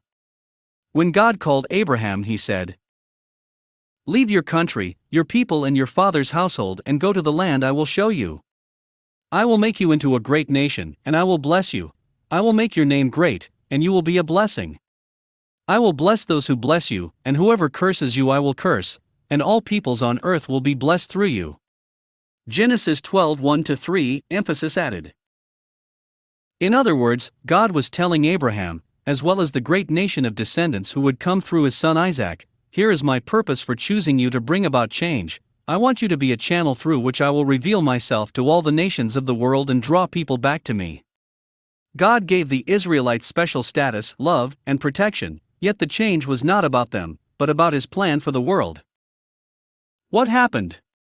Many who were part of the chosen channel interpreted their being chosen to mean that they were superior to those whom they were called to serve. Corporately, they were meant to reveal the true God to the nations of the world who had no real knowledge of him. The goal was to restore the people of the world to relationship with God. A conduit, or pipe, is never more important than the water. Yet many Israelites began to boast about the fact that they were chosen, and to think that they were the water instead of the conduit. They ended up acknowledging their purpose in name, but not in reality. This is why the Pharisees were defensive about their identity when Jesus tried to show them their original, true identity, as well as the path back to God. Abraham is our father, they answered. If you were Abraham's children, said Jesus, then you would do the things Abraham did, John 8:39. Abraham had understood his role as a conduit, and he had lived accordingly. Unfortunately, many of his descendants failed to understand this role. We must realize that seasons come to raise up pipes to deliver divine water to each generation. When you are an agent of change, you must never confuse being an agent with being the author. You are temporary, you are dispensable. Being an agent with being the author.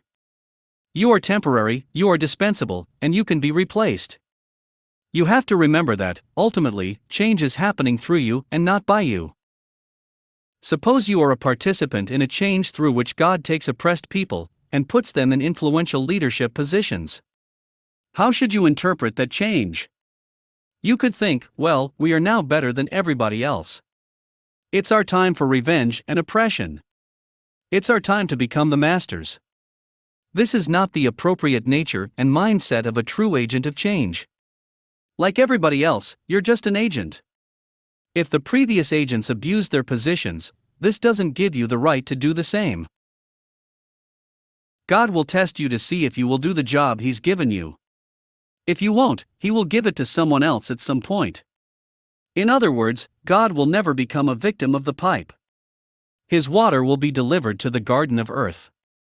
And He will keep searching for pipes that will serve as conduits and not pretend to be the water itself. Just as some stewards of past seasons failed in many ways to fulfill their roles and had to be replaced, we too must realize that we can be replaced by the next generation or even during our own generation. Let humility, understanding, and sensitivity be trademarks of our leadership. Unafraid of your season of change.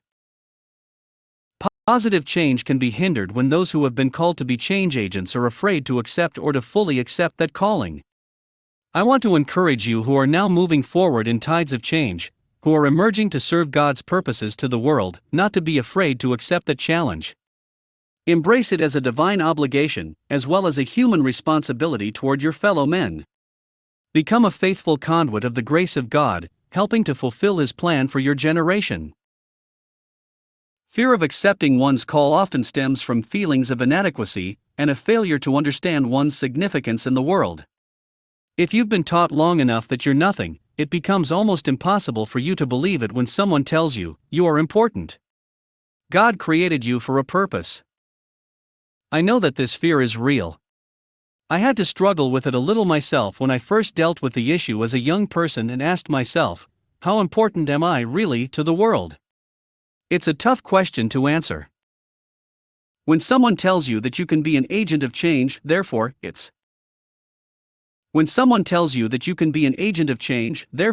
it's easy to become fearful. You may say, no, not me. Yet God answers, in effect, you are a conduit, and you can deliver something to the world that is going to touch a generation yet unborn. Remember that you are not the water, and that God will take responsibility for the results as you serve the gift He has given you to deliver to the world.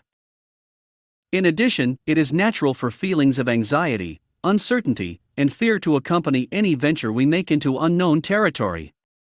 As new seasons come upon us, This common experience touches both those to whom change is happening and those through whom change takes place. I often emphasize in such situations that whatever God calls for, He provides for. God gave you potential, ability, gifts, and talents to manage the responsibilities of a season of transition. You have the ability to be a change agent. You are capable of being a leader in your sphere of influence in this world. After you have discovered your true purpose, do not doubt your call. Rise to the task, knowing that you were designed for this moment. Let your initiation of change transform your fear into faith. A sense of responsibility for your season of change. A change agent does not shrink from his responsibility to his generation, whether change happens to him or through him. Some people believe it's too late for them to become change agents to change themselves and their environments to bring about positive transformation. There are different reasons for this outlook. Perhaps they've become discouraged and need to have their hope renewed. However, some people are intimidated by the responsibility of change. Again, when seasons of inevitable change occur, you must come to terms with the reality that conditions will not remain the same, and that events are transforming life as you knew it. You have to understand that you cannot ignore, deny, or prevent change. You must actively take responsibility to respond properly to the change with the intent of participating in it and benefiting from it. Having a responsible attitude towards seasons of change also means that you understand your obligation to serve humanity and to do your part in the Creator's good purposes for the earth. If you don't take responsibility for your season of change, you will become guilty of abandoning a divine assignment. You will have withheld from an entire generation something you were supposed. You will have withheld from an entire generation something you were supposed to deliver to them. Your season of change is not about fame or other forms of self-gratification. It's about faithfully carrying out what you are called to do in life, for the benefit of others as well as yourself. A capacity for greatness. To sum up, the mindset of a change agent is one that, 1. Seeks knowledge, understanding, and the application of wisdom. 2. Is mentally prepared for change. 3. Does not boast in a season of change but understands the role of a conduit. 4. Is unafraid of seasons of change. And 5. Takes a responsible attitude toward change. All peoples on earth in every nation and of every race must realize the capacity for greatness that lies dormant within them and develop the mindset of a change agent. As we recognize our potential to bring about change through initiating our purposes, and as we take steps of faith in that direction, God will bring tremendous positive change to our world. As a person thinks in his heart, so is he. Proverbs 23:7, NKJV.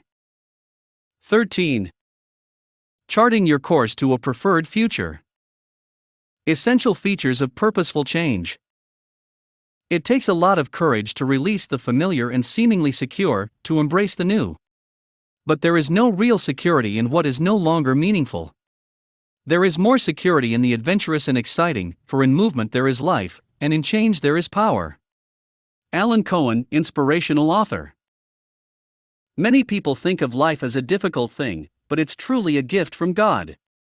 If you approach life fearfully or antagonistically because of the reality of change, you will certainly hinder your progress.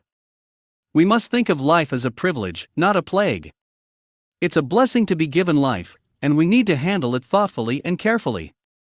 We can do this by developing, initiating, and monitoring a plan for positive change that will help us to fulfill the Creator's purposes for our lives. Initiating change, as we have seen, is the highest form of response to change. Your path to planned, positive change. For many years, I have been speaking to people all over the world about personal potential and leadership. I talk to people in government, in corporations, in churches, in a variety of venues. This has involved quite a lot of air travel. In recent years, making the right flight connections at the right times has become difficult because of my increasingly busy schedule. Several years ago, an aircraft was donated to my organization, which has been a great help in my travels. It has also opened up a new world of knowledge for me. I'm naturally inquisitive. I enjoy learning what makes things function successfully, and the pilots of the aircraft have taught me a great deal about flying. When you fly on large, commercial airliners, you don't learn much about what it takes to pilot a plane. But when you are sitting right in the cockpit with professional pilots, and when you have an opportunity to watch them firsthand, you learn quite a bit. Many times, I would sit down with the pilots and ask them questions. For example, I'd look at the panels of buttons and dials in the cockpit, and I would ask them, "What is that for? Why is that moving? What's this light?" In the process, I discovered some fascinating things about flying an aircraft. However, I was mostly reminded of some essential aspects of successfully implementing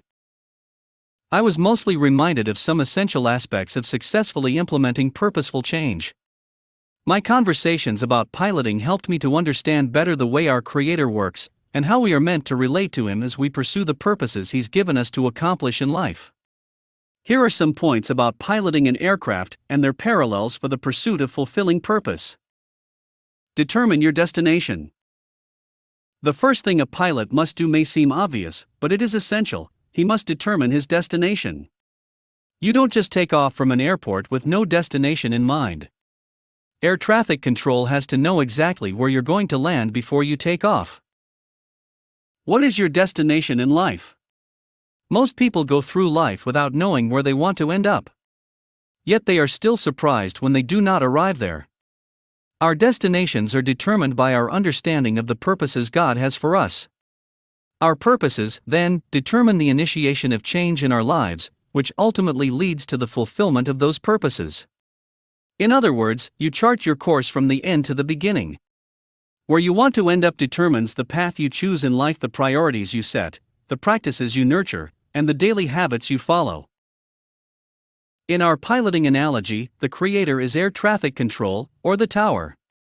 Through seeking the Creator's purpose for your life and what He has placed inside you to do, you can determine your desired destination. You confirm that this is where you want to go, allowing Him to guide you all the way. One of my favorite verses of Scripture is Proverbs 16:9, "In his heart a man plans his course, but the Lord determines, directs NKJV, his steps."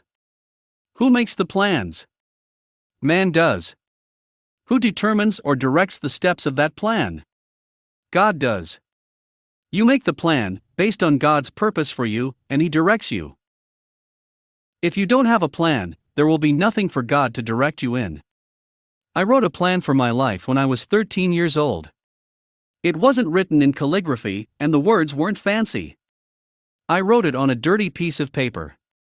Yet I am still doing, in some form, everything I wrote on that paper. So, don't be intimidated about the form or style of your plan. Just get it written down. Once you have written a plan, that plan will begin to grow and expand, but you have to start somewhere. It was the plan I wrote that kept me away from drugs and alcohol when others my age were using them. The first gangs were formed in the area where I grew up, and bars were easily accessible in my neighborhood. Yet I survived those. And bars were easily accessible in my neighborhood. Yet I survived those influences because I had a plan for my life. I knew that involving myself in those things would derail that plan. To protect your future, therefore, you must take this truth to heart: if you approach life casually, you will end up a casualty. Changing your life for the better won't just happen on its own. You need to actively make decisions and plan your course. You have to make specific choices that put you on a route that corresponds to your God-given purpose. Here are some questions to ask yourself in regard to understanding your purpose, so that you can determine your proper destination. It is a good idea to review these questions monthly to keep yourself focused on your preferred future. 1. Do I know where I want to go in life? 2. Do I know the Creator-inspired desires of my own heart? 3. What do I want to achieve specifically? 4. What is my destination in life? After you've asked yourself these questions, can you describe your destination? Follow your flight plan. Second, after a pilot determines his destination, he must file a flight plan. This means he must not only know his destination, but also submit to air traffic control the specific route he intends to take, or the plan he has made to get him there, before he leaves the ground. Do you have an idea of your destination but lack the specifics of what it will take to arrive there? In other words, have you filed your flight plan yet? If you approach life half-heartedly, you will miss out on your preferred future. Disappointment awaits those who merely make plans, but do not implement them. You must be committed and faithful to carry them out. What, specifically, will it take to get you from where you are to where you want to go? Map out a detailed route to your preferred future, including everything necessary to arrive there. The list may include knowledge, skills, education, research and development, financing, equipment, materials, facilities, communications tools, means of attracting interest and support, personnel, and product. Before a commercial plane takes off, airline personnel need to make product. Before a commercial plane takes off, airline personnel need to make sure everything about the aircraft is in working order, that it has enough fuel to make it to its destination, that it is mechanically sound, that it is properly staffed and equipped, and so forth. In a similar way, you should adapt the specifics of your plan to the needs of your particular destination, making sure your plan is in working order. What you need for your plan won't be exactly the same as what someone else needs. If you were going on a skiing trip to Switzerland, you would pack your suitcase differently than you would if you were going on a beach vacation to the Caribbean. Have you set a specific course to take you to your dream? What resources do you need? Monitor your flight path with the tower. Once a pilot has determined his destination, filed his flight plan with air traffic control, and been cleared for takeoff, he can leave the ground and begin the actual flight. But he never loses touch with the tower. The pilot must frequently be in contact with air traffic control to monitor his flight plan. In this stage of pursuing your purpose, you know where you want to go and have made a detailed plan to get there. You have left the ground of your past and are on your way to a new destination and a greater level in life. Now, you must make sure to monitor your course by remaining in constant communication with the Creator and continually reassessing your activities according to your original plan. The course you should be on to implement planned, positive change in your life is determined by your purpose. Yet the choices you make daily will decide the course that you are actually on. Perhaps your plans for change began with some resolutions. Maybe you wrote them out on a piece of paper or typed them on your computer and printed them out. You have them taped to your wall, but you haven't done any of them yet. Why? Even though you had a goal, you didn't make the necessary choices in keeping with that goal. Making a plan alone is not a guarantee that you're going to succeed. It is making good choices that will enable us to stay on course to our purposes. Are you staying in constant communication with your Creator and continually reassessing your life choices according to your purpose? Follow all the instructions of the tower. During a flight, a pilot must carefully follow the instructions of the tower, because air traffic control can see the total picture of what's going on around him. One of the pilots of our aircraft explained to me, in any given moment, within a 5-mile radius around you, there could be numerous aircraft. You can't see them, but they're at different levels all around you. The tower knows where all the other planes are, and the tower knows where you are. Since the pilot doesn't know where he is in relation to all those planes around him, he has to depend on the tower to guide him, doing everything the air traffic controllers tell him to do. Similarly, God knows about every single situation surrounding you. You have to stay close to Him and follow His instructions every day, through reading His Word and through prayer, because you don't with whom you could be in danger of colliding. God will give you a resilience that comes from trusting in His Word. Sometimes, He will tell you to hold steady when you want to move, or vice versa. One time, when we were in flight, I heard the captain say, "Oh no. That didn't sound good." I asked, "What happened?" He said, "They want us to pull back. We have to slow down." I said, "Man, we're late." He said, "But the tower says we have to slow down." I repeated, "We're going to be late." He said, "Yeah, but the tower says." The pilot didn't listen to my opinions about the situation, he listened only to the tower. After about 20 minutes, he told me air traffic control had sent a message saying that he could speed up again. When the plane began to gain speed, we suddenly saw a large commercial airliner whoosh by, and he said, "That's why they told me to slow down." We had been in its path. As we seek God, He will sometimes tell us, in effect, hold it right there, but we're impatient and want to pursue something. Yet again, he sees the big picture, including the hindrances and dangers involved with moving forward too quickly. For example, God may warn you, "Don't marry this person," and you may say, "God, you don't understand. I love this man." God will still indicate to you, "Don't do this."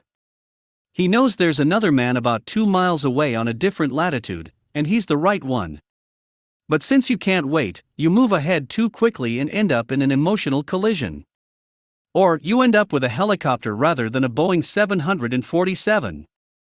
Again, we have to follow God's guidance completely because He can see the whole picture, whereas we can't. Are you following God's guidance for your life? Stay steady on course, unless redirected by the tower.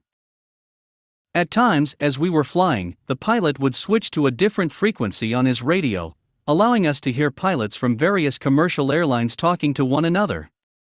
A few times, when we were listening to the other pilots, we would hear one of them say, for example, "There are some thunderstorms up ahead. It's bumpy up here." Another pilot would add, "Yeah, at 20,000 feet, it's bumpy." Still another would report, "At 40,000 feet, we've got thunderstorms." However, the pilot of my plane couldn't change course based solely on what the other pilots were saying. Even though we heard that storms were up ahead, we had to go by the word of the tower, because the tower guides the aircraft's course, except, perhaps, in a complete emergency, and it can see the storms in relation to where the plane is. There are times when everything around us, or everything in our own lives, seems to be falling apart. Yet if we're listening for our tower, we will be able to hear God say, "Keep believing and stay steady." Maybe you've lost your house, but God says, "Still believe." The very business God told you to start closes its doors, but He keeps saying, "Stay steady." You lose everything you thought was already yours, but God says, "Keep on course."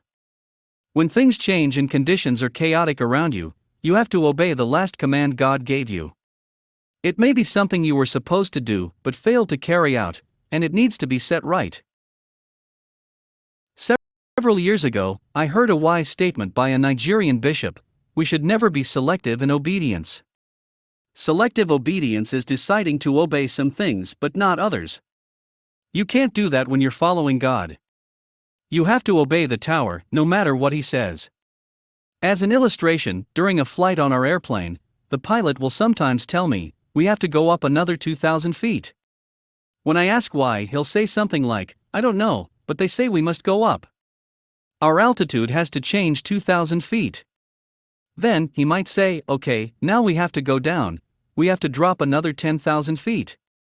Again, if I ask why, he will say, "I don't know, the tower says it, so we just have to do it."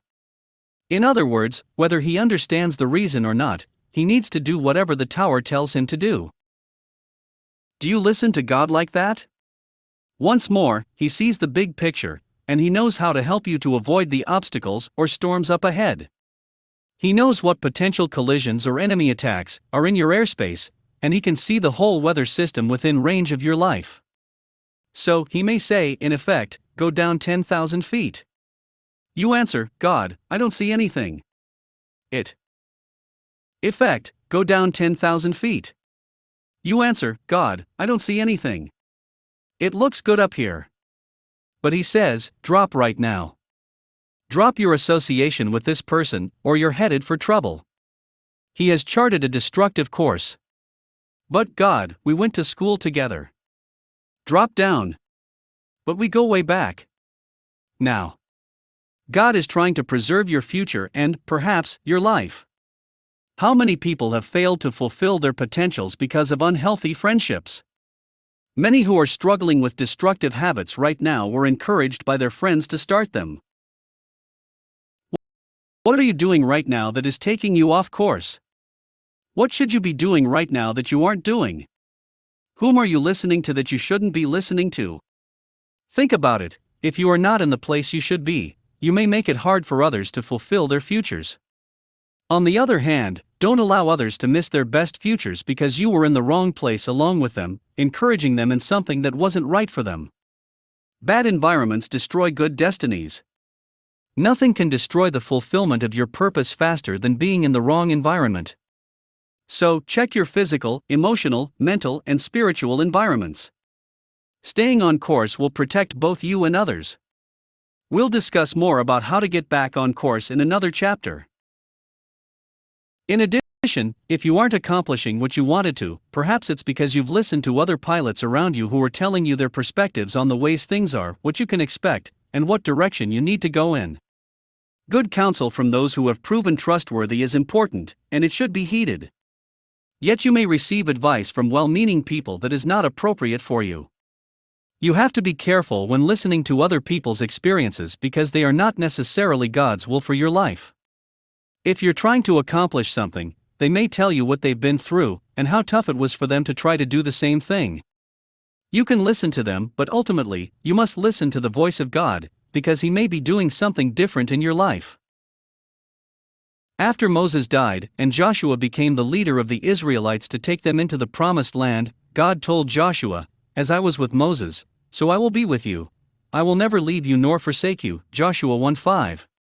Yet when you read about Joshua's experiences in the promised land, you notice that God worked in his life in ways that were different from his ways with Moses. God wasn't telling Joshua to expect him to do things in exactly the same way. He meant that his presence and power would be with Joshua continually, in everything he did, as long as he stayed close to his tower. God also said to everything he did, as long as he stayed close to his tower. God also said to Joshua, "Be strong and very courageous. Be careful to obey all the law my servant Moses gave you. Do not turn from it to the right or to the left, that you may be successful wherever you go. Do not let this book of the law depart from your mouth. Meditate on it day and night, so that you may be careful to do everything written in it. Then you will be prosperous and successful." Joshua 1:7-8. Are you staying steady on course, following God's leading, whether or not you understand it right now? Watch your landing. It's been said that more aviation accidents take place during takeoff and landing than while planes are in the air. As a concluding parallel to our piloting analogy, therefore, let me encourage you to pay extra attention when you are completing your plan. We talked earlier about making sure you know your destination before you take off. Without a clear goal, you can crash before you really begin, or you can end up way off course. Yet you can run into trouble just as easily by becoming complacent just before landing. To use another transportation illustration, people often get into car accidents a short distance from home. Since they are almost at their destinations, they lose their concentration on the road. They may become too relaxed or start thinking of what they'll do when they arrive home. They are distracted, and they end up in collisions of some sort. When you think you are about to accomplish your plan, make sure you guide it all the way to your destination, remaining alert to any final directions from your tower, wrapping up any unfinished details, and addressing any problems that might prevent your landing gear from working. Then, if everything is in place to land, you will fulfill your God-given purpose, successfully enacting the positive change in your life or in the lives of others. Remember that it takes a quality choice to make an effective change. If you make that quality choice in the beginning and follow through all the way to the end, the desired change will become a reality. Life is a progress, and not a station. Ralph Waldo Emerson, essayist and poet. Ralph Waldo Emerson, essayist and poet. 14. Overseeing change in your world. Keys to planning and preparing for change. He that never changes his opinions, never corrects his mistakes, and will never be wiser on the morrow than he is today. Tryon Edwards, theologian and descendant of Jonathan Edwards. In Chapter 1, I described various ways people react to change. The first two reactions were that people, 1, watch change happen, and 2, let change happen. You have the option of doing nothing while change happens to you, or you can make change happen even in the midst of inevitable transition, or of negative change that you can't prevent from occurring. You can determine whether you will initiate change to improve your life or merely allow your circumstances to undermine it. The paradox of choice. In the chapter The Mindset of a Change Agent, I introduced the idea that being called to a purpose in itself does not prepare you for that calling. You must put certain things in order in your life to get ready for it. In other words, you have to choose your chosen destiny. I call this decision the paradox of choice. The decisions and plans related to my purpose that I committed to as a young teenager set the course of my life on a positive path, one that I continue to follow in fulfilling my purpose and serving others in my generation. Other young men my age who were brought up on the same street as I went on a completely different path, and the results were also completely different. The only difference between the direction in which I went and the direction in which these other young men went were the changes that we initiated based on our decisions. Our decisions created our unfolding futures, distinct futures. Therefore, even though you may understand that transitions occur and environments change, you must decide the kinds of positive change you will introduce into your own life. We know that not all change is improvement. Yet without change, there can be no improvement. If you want to improve, you have to alter something in your life. Again, the fact that God gave you birth to do something significant doesn't mean you're automatically going to accomplish it. You have to choose what He has chosen. Has chosen. Will you actively choose the purpose God has given you? Established but not guaranteed. Our challenge is that our destinies are established, but they're not guaranteed. Let me give you an illustration of this fact. I paid the tuition for my daughter and son to go to college. But whether they graduated was up to them, not me. My destiny for them was already established, and I was committed to paying their college fees. In my mind, I'd already seen them with their degrees at the end of their university studies. But would they make it to the completion of their purposes? To do so, they had to go to classes, pass exams, complete projects, and fulfill all the school's requirements. And my daughter and son did graduate from college. Now, they both also have their master's degrees, so they took that purpose even further. God operates in a similar way. He has already established your end, but whether you make it there requires your participation. Our Creator doesn't obey Himself for you, write down plans for you, or develop skills for you. Every human being is given a free will, and this is why we must make the decision to choose our chosen destinies and to do what is necessary to fulfill them. We are not animals, which live on instinct. We are human beings who direct our lives based on our decisions. Therefore, even though God has a good plan for your life and knows what He wants you to accomplish, it is up to you to plan your course, to make life changes that will move you toward it, and to stay on course, as we saw in the previous chapter. Ordered change. Like the men of Issachar, if you see that the times are shifting, and that you must soon take responsibility in the midst of a specific change, then you have to prepare for it. The steps of a good man are ordered by the Lord, and He delights in His way. Though he fall, he shall not be utterly cast down, for the Lord upholds him with His hand. Psalm 37:23-24 NKJV. Unless we plan ahead, our lives will be in disorder when change comes. The Lord God desires to order our steps and to uphold us. Therefore, order your plans according to your God-given purpose. Follow through with a mindset of preparedness and act in ways that will enable you to be ready for the demands of change. Develop skills and abilities that will qualify you to be a change agent. Change. Develop skills and abilities that will qualify you to be a change agent. Don't wait for the change to come first, or you will likely be overwhelmed by it. This will expose your lack of understanding in regard to your purpose, as well as your lack of readiness for change. The following are 4 practical keys to overseeing change in your life that will allow you to plan and pursue your purpose.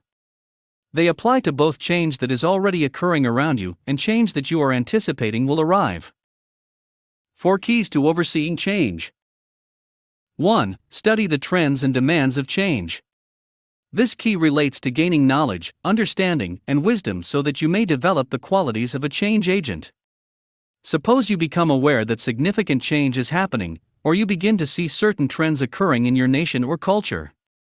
Start to analyze the implications and impact that will result from this change. Also, consider how this change could relate to other changes that may naturally follow it. Particularly study the problems in your environment that were created by the change. It could be that part of your purpose is to creatively address one or more of those problems. If you determine that this is the case, you can develop a strategy to use your gifts and abilities to address and solve those problems. Let's look a little closer at the times in which the men of Issachar lived. We know they were able to read the change in their nation, as well as the meaning and impact of that change. The setting for their understanding of the times is the period after the nation's first king, Saul, had been chosen by God and after Saul had gone so far away from God's purposes that he needed to be replaced as leader. The men of Issachar perceived that God had rejected King Saul in favor of the young David, and they went to join David. The scriptures say they knew what Israel should do, 1 Chronicles 12:32. Whoever can read seasons of change and be prepared to act on them will be a leader. The clan of Issachar was large and had many men who were able to fight. Yet it was not their size or strength that made them truly powerful. It was their capacity to understand the times in which they lived. They knew what was happening in their environment, they could interpret the conditions, and therefore they could project for the whole nation what it should do. Such insight gives a person proactive power. This is the reason why receiving prophecy from God was so important in the context of the national life of the Prophecy from God was so important in the context of the national life of the Israelites. Prophecy is, in one sense, a preview of coming change for the purpose of preparing for it. Let us look at an incident when Jesus and his disciples were at the temple in Jerusalem. Some of his disciples were remarking about how the temple was adorned with beautiful stones and with gifts dedicated to God. But Jesus said, "As for what you see here, the time will come when not one stone will be left on another, every one of them will be thrown down." Luke 21:5-6.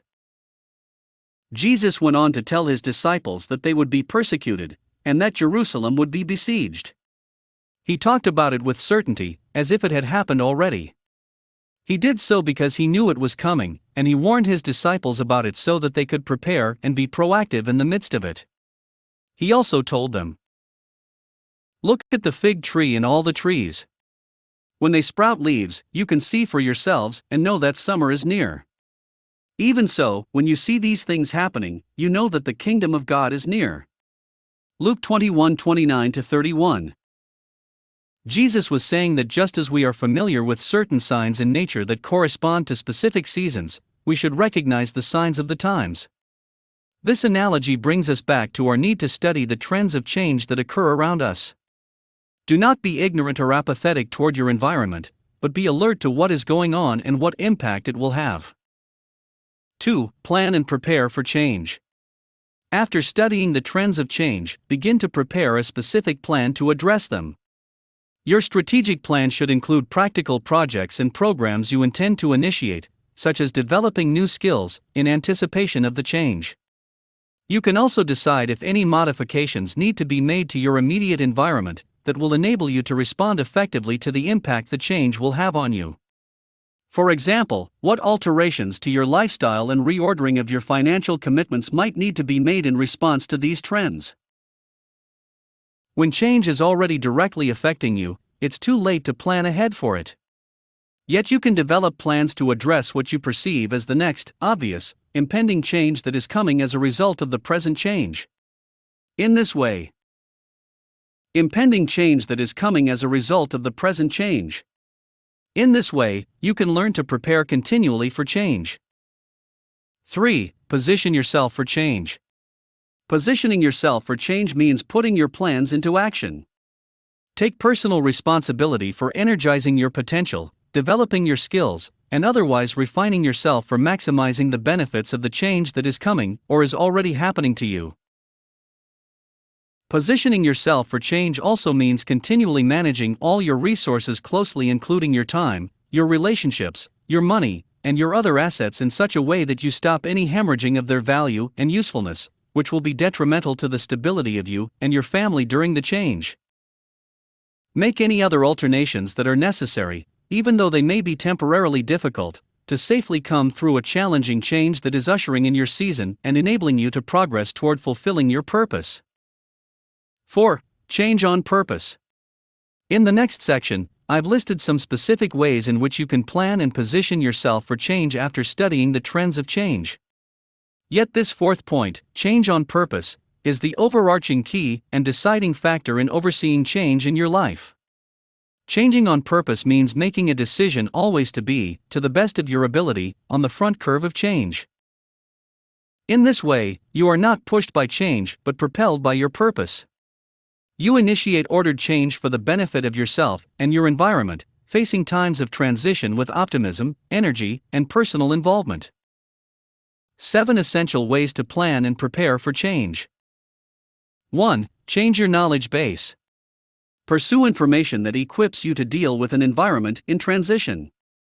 This may mean reading relevant books and other literature, taking a seminar or a course, or even going back to school. People who change careers have to become familiar with new perspectives and a new realm of information.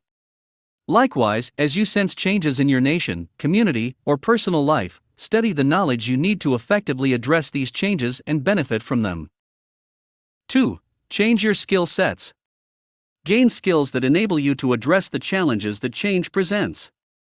In the process, identify and review your natural gifts, then that change presents. In the process, identify and review your natural gifts, then develop skills related to them that will enable you to better pursue your purpose. We must make certain that we clearly understand the difference between a gift and a skill, or we may not apply ourselves diligently to developing the skills we need. Skill is not a gift from God. Skill is not inherent at birth. Skill cannot be obtained by osmosis. Skill cannot be transferred or inherited from others. Skill can only be learned and developed. Ecclesiastes 10:10 says, "If the axe is dull, and its edge unsharpened, more strength is needed, but skill will bring success." Therefore, improve your skills. Pursue the training necessary for your role in the next season of your life. Other people cannot do this for you, even though they may be able to give you advice regarding avenues that will help you to develop certain skills. We must realize that, ultimately, we have to initiate our own skill development. 3. Change your library. In the process of changing your knowledge base and developing new skills, you may need to invest in some resources, for example, books, workbooks, and DVDs, as well as utilize other media, such as podcasts, in order to prepare for and properly respond to change. Perhaps your personal library contains only novels. While everyone needs some downtime and relaxation, you can branch out from those novels and read books that will enable you to learn and grow in preparation for, and in the midst of, change. 4. Change your associations. Sometimes, responding effectively to change will require you to make new acquaintances and to enter a new circle of associates. For example, you may need to join a club, a professional network, or a community organization. In order to address a time of transition in your life, you may also find yourself needing to adjust the levels of your relationships. You may not be able to spend the same amount of time with certain people as you used to, and you may need to increase the time you spend with others. Be sensitive to your long-standing friendships, but also to the fulfillment of your purpose and your need to address significant change in your life. Significant change in your life. 5. Change your priorities. Change has a way of making us adopt new priorities. First, as we have seen, inevitable change sometimes forces us to give up certain relationships, as well as aspects of our lifestyles and habits.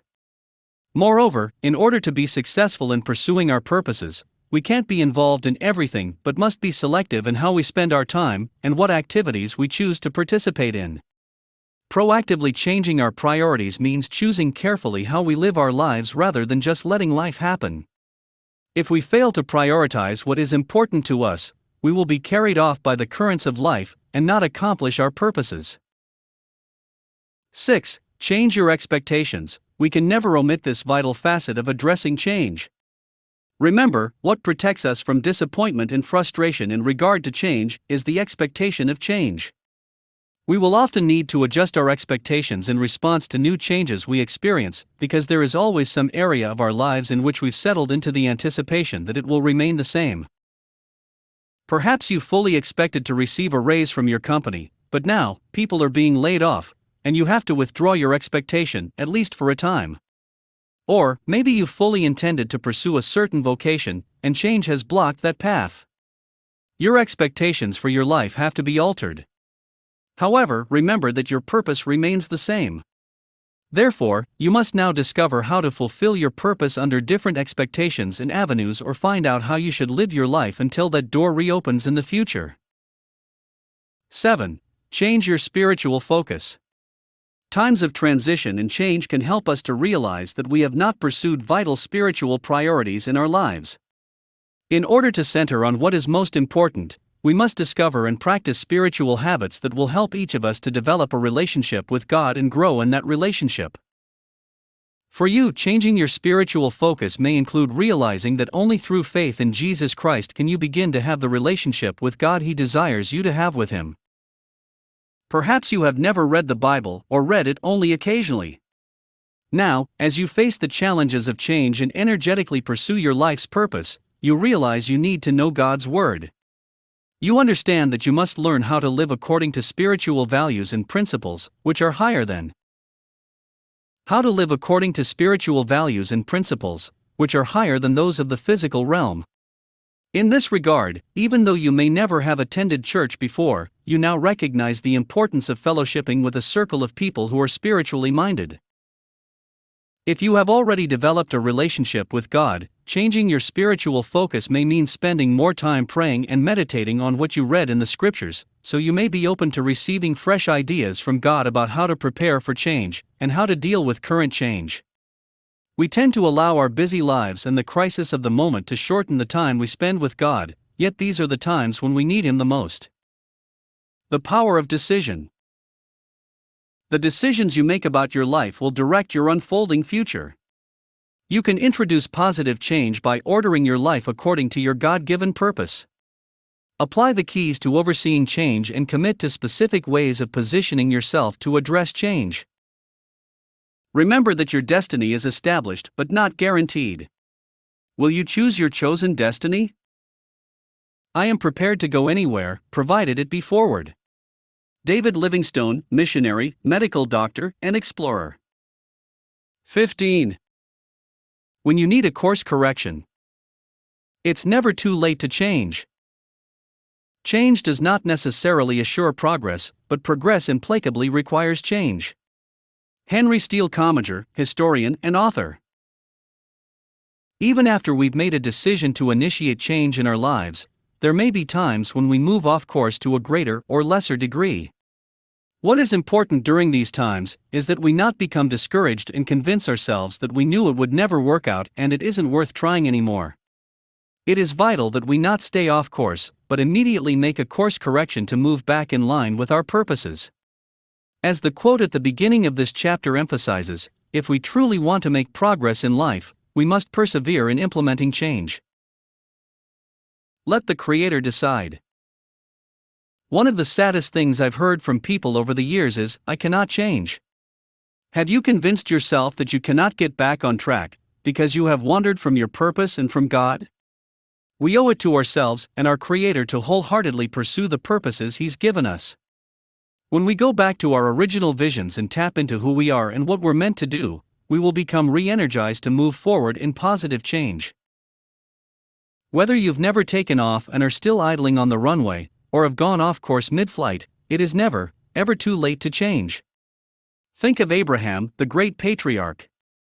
At 75 years of age, he was approached by God with an unusual proposal. "Leave your country, your people and your father's household and go to the land I will show you. I will make you into a great nation, and I will bless you. I will make your name great, and you will be a blessing. To your offspring I will give this land." Genesis 12:1-2-7. Even at Abraham's advanced age, travel of this nature might have seemed plausible. But there was another problem with this scenario: he was childless. The suggestion that his offspring would inherit the land was ridiculous in light of his situation. Yet God didn't think it was too late for Abraham to make a major move, and to father a child through whom an entire nation would come. Major move and to father a child through whom an entire nation would come, especially since the child wouldn't be born for another 25 years. This is why we need to let the Creator make these decisions instead of us. If we give up too soon, we might overlook or prevent the arrival of important vehicles of change in our lives.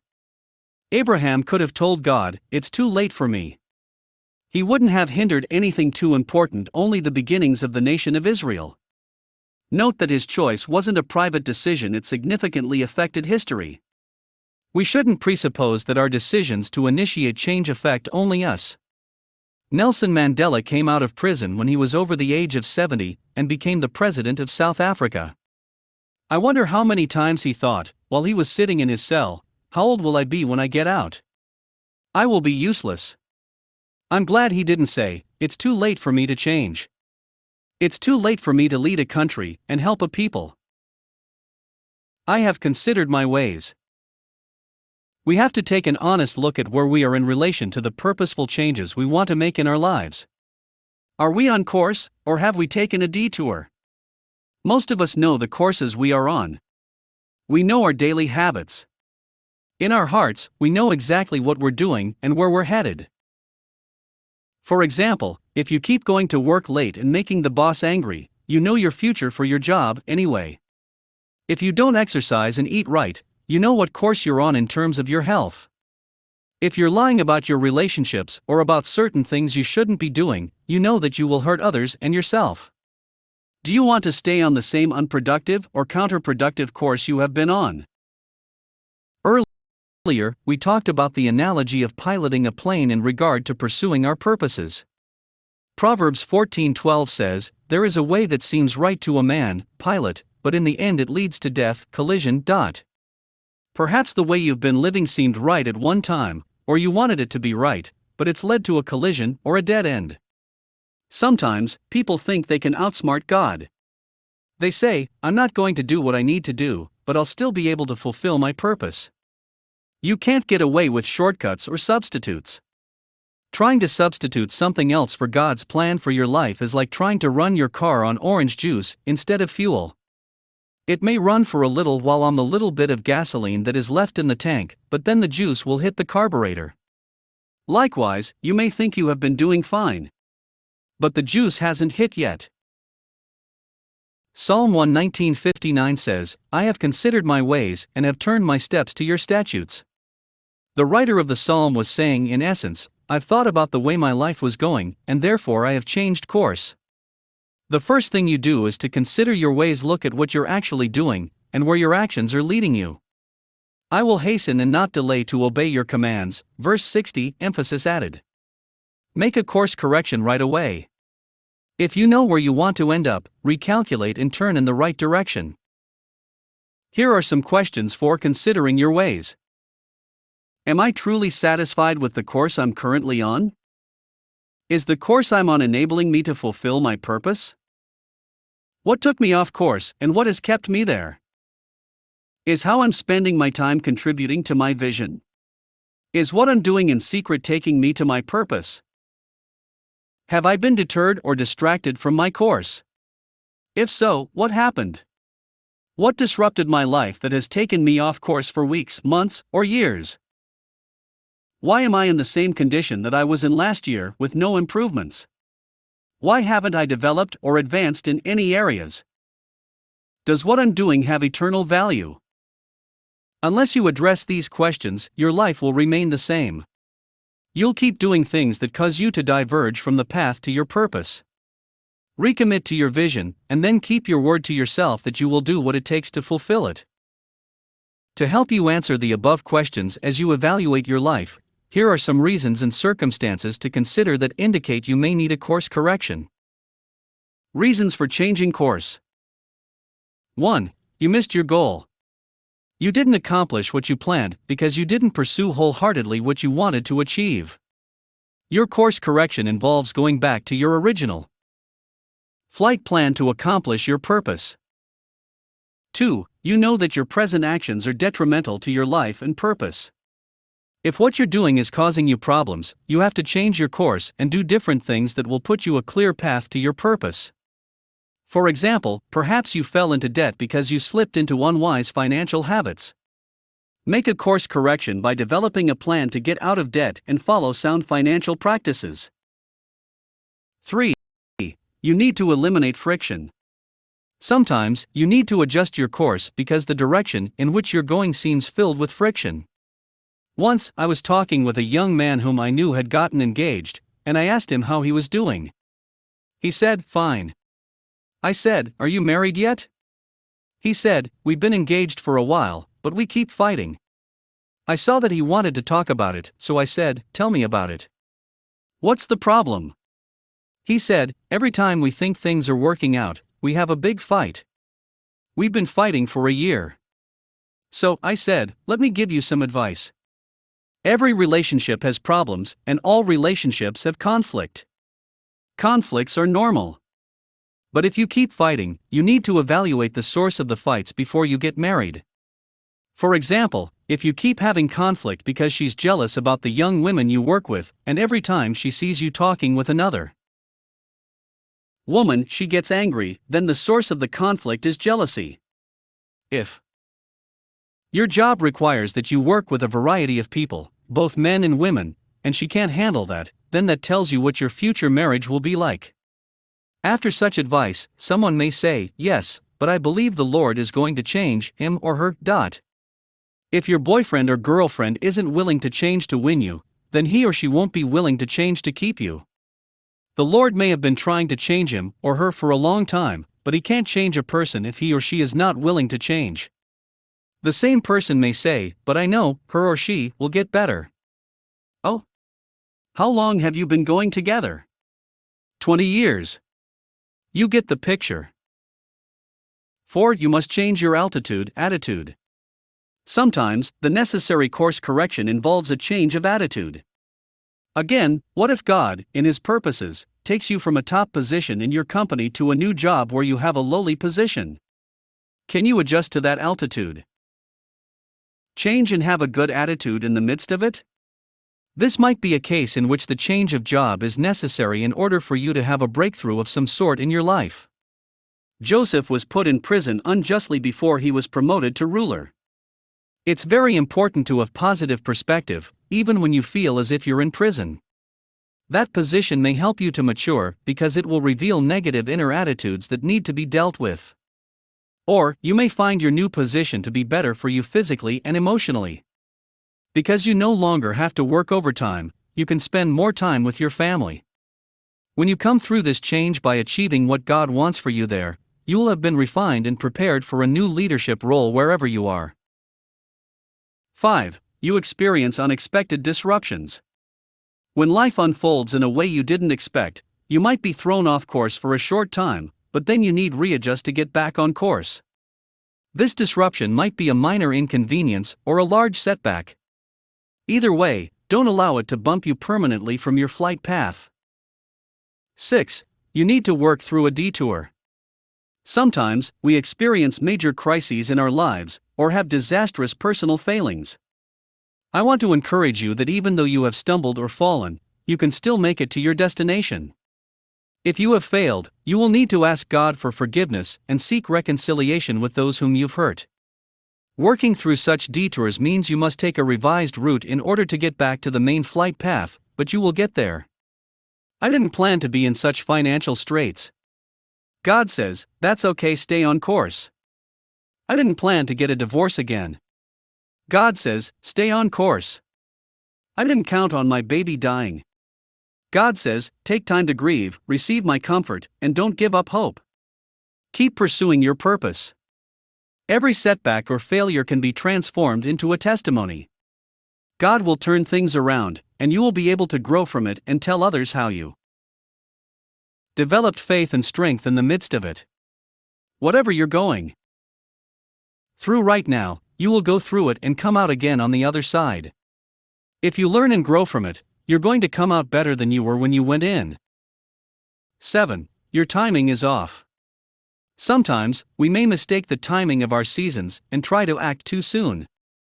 If the time is not yet right for certain things to occur, you must regroup and make a course correction that will prepare you for the time when the season is ripe for harvest. 8. You displaced your values.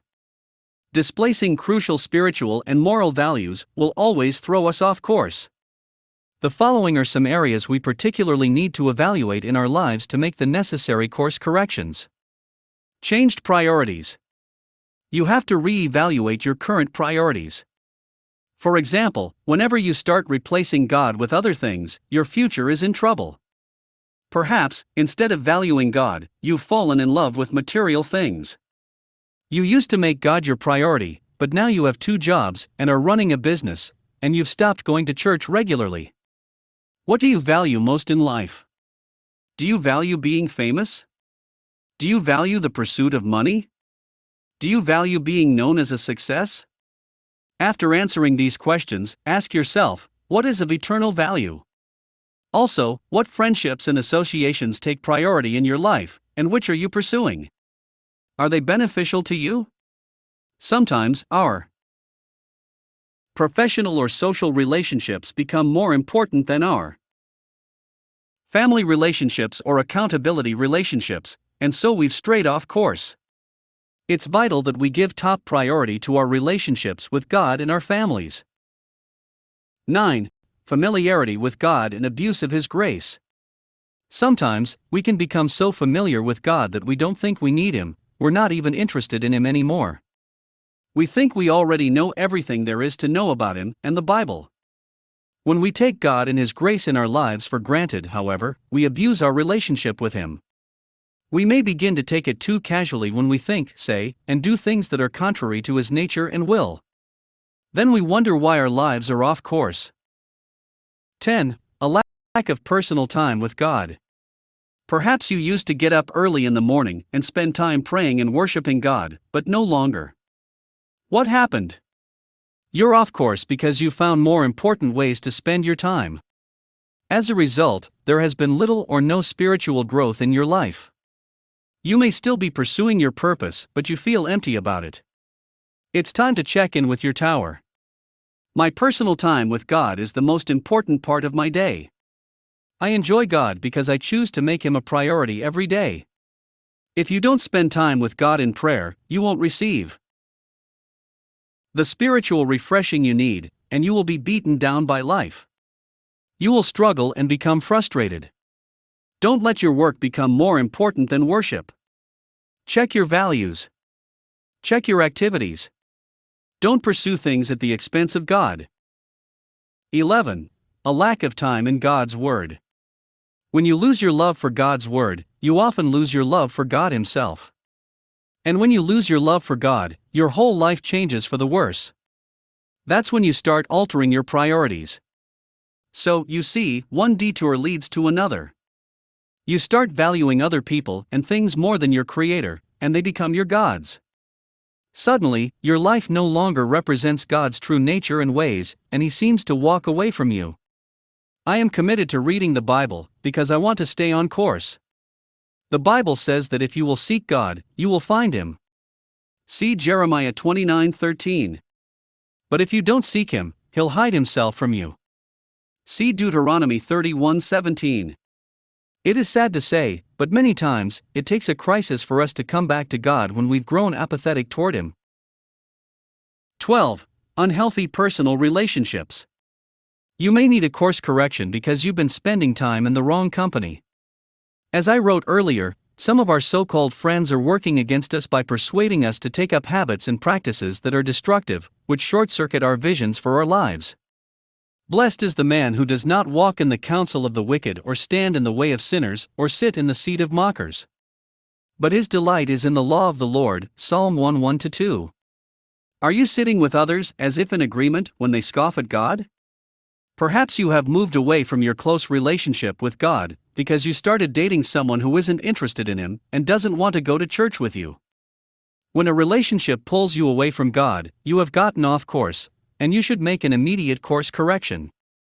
If this person doesn't value your highest priority, he or she doesn't deserve to be with you. Just because someone is good looking doesn't mean he or she is right for you. Of course, you need to end a relationship immediately if it is leading you out of your marriage. You should also evaluate your professional associations. Where are they taking you? You may say, well, it comes with the job. You have to set standards that won't cause you to compromise your priorities. You don't sacrifice your relationship with God for a job. If you're spending time with people who will turn you from Him and your purpose by encouraging negative attitudes, behaviors, and habits, it's time to recalibrate your relationships. 13. Entertainment instead of personal growth. This is often a significant problem, but most people don't even think about it. They will spend hundreds of dollars on concerts or DVDs that are not really helpful to them, but they won't put any money into something that will enable them to grow spiritually, intellectually, or emotionally. They will spend hours amusing themselves, but little or no time developing their potentials. This is halftime. Any of the above scenarios may describe your life right now, but God has brought you to this point in time to give you an opportunity to make a course correction for your life. Let's use another analogy related to getting back on course: halftime. Every football game has a halftime, a break of about 20 minutes to a half hour when the teams are allowed to go back to their locker rooms, rest, and revise their strategies. If a team hasn't been playing well, the coach will give the players specific pointers for how they should adjust their approach. Perhaps the other team was tougher than they expected, and they became distracted and forgot the original game plan. Similarly, you've been on the field of life. You haven't been living well or making progress toward your vision, but this is your halftime. Consider me as your life coach right now, and remember that God's Spirit is always with you as your counselor, so make sure you listen to Him. Here's my halftime talk. Look, you've been losing a lot of yardage, and you're in danger of losing the game. So, this is what you need to do: remember your original game plan, stick to it, and keep a positive attitude. Don't dwell on your mistakes, but correct them. When players receive this type of instruction during halftime and take the coach's advice, they go back on the field as a revitalized team. They are on the right course, they are energized, and they start putting points on the scoreboard. Remember our discussion of times and seasons? Time allows us to have. Remember our discussion of times and seasons? Time allows us to have halftimes and timeouts to regroup. Paul wrote, "Be very careful, then, how you live, not as unwise, but as wise, making the most of every opportunity, because the days are evil. Therefore do not be foolish, but understand what the Lord's will is." Ephesians 5:15-17. When you reach a certain age, the above verse becomes even more important to you because you recognize that you don't have any more time to experiment with life. I made a decision that every appointment I make and every opportunity one invest into has to be connected to my purpose and God's will for my life. If people want to change, I will help them. If they want to improve, I will dedicate my time to them. But if they just want to waste time, then I have to decline. I am committed to spending my time with others who do want to pursue their purposes. We are to make the most of every opportunity. Maximize your life as you've never done before. Make every day count. Don't be foolish, but use your time effectively. Keys to course correction. Let us now look at some keys that will help you to make your course correction. If you are 25 years old or younger, you especially need to take these keys to heart because there is even greater pressure on you to get off course than there is for those who are older. Again, they know well that time is limited and that no one stays 25 forever. 1. Review, revise, and reset your vision. If you want to make a course correction, re-examine your God-given purpose, or what you want to become. What did you want to do with your life? What is your preferred future? How should your vision be refined to make it more specific or clear for you to follow? 2. Assess your obstacles. Evaluate the things you need to overcome in order to get back on track and achieve your goals. Again, you first have to acknowledge the truth about where you are currently headed. Which areas, above, did you recognize about yourself and your life? Be honest about any ways in which you are setting up your life for collisions. Then, list specific steps you will take in order to get back on course. 3. Study the failures of others. Let other people's negative examples teach you. Evaluate the lives of people in the Bible, people you have heard about, and people you know personally who have strayed from their courses in life. Note the effects on them. Then, ask yourself if you are following in their footsteps. You aren't so different from them, and you will also fail if you keep making poor choices and avoiding the good things that you should be doing. 4. Commit or recommit to good counsel and accountability.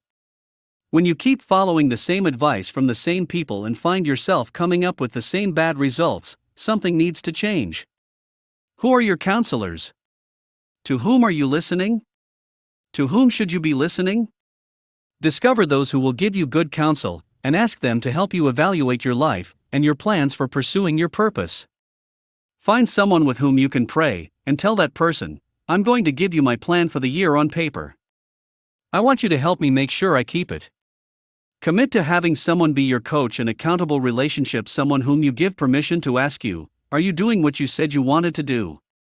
Are you being faithful to yourself?" We all need this type of help and encouragement.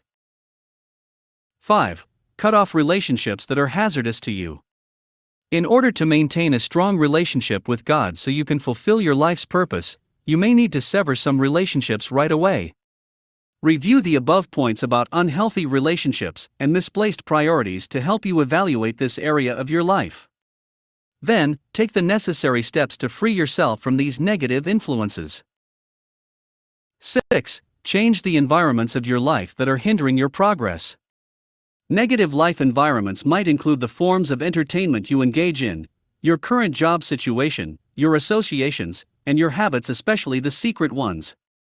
If they're hindering you, you must eliminate them. Then, create new, positive environments through which you can follow your priorities and experience personal growth. 7. Look for God's detours.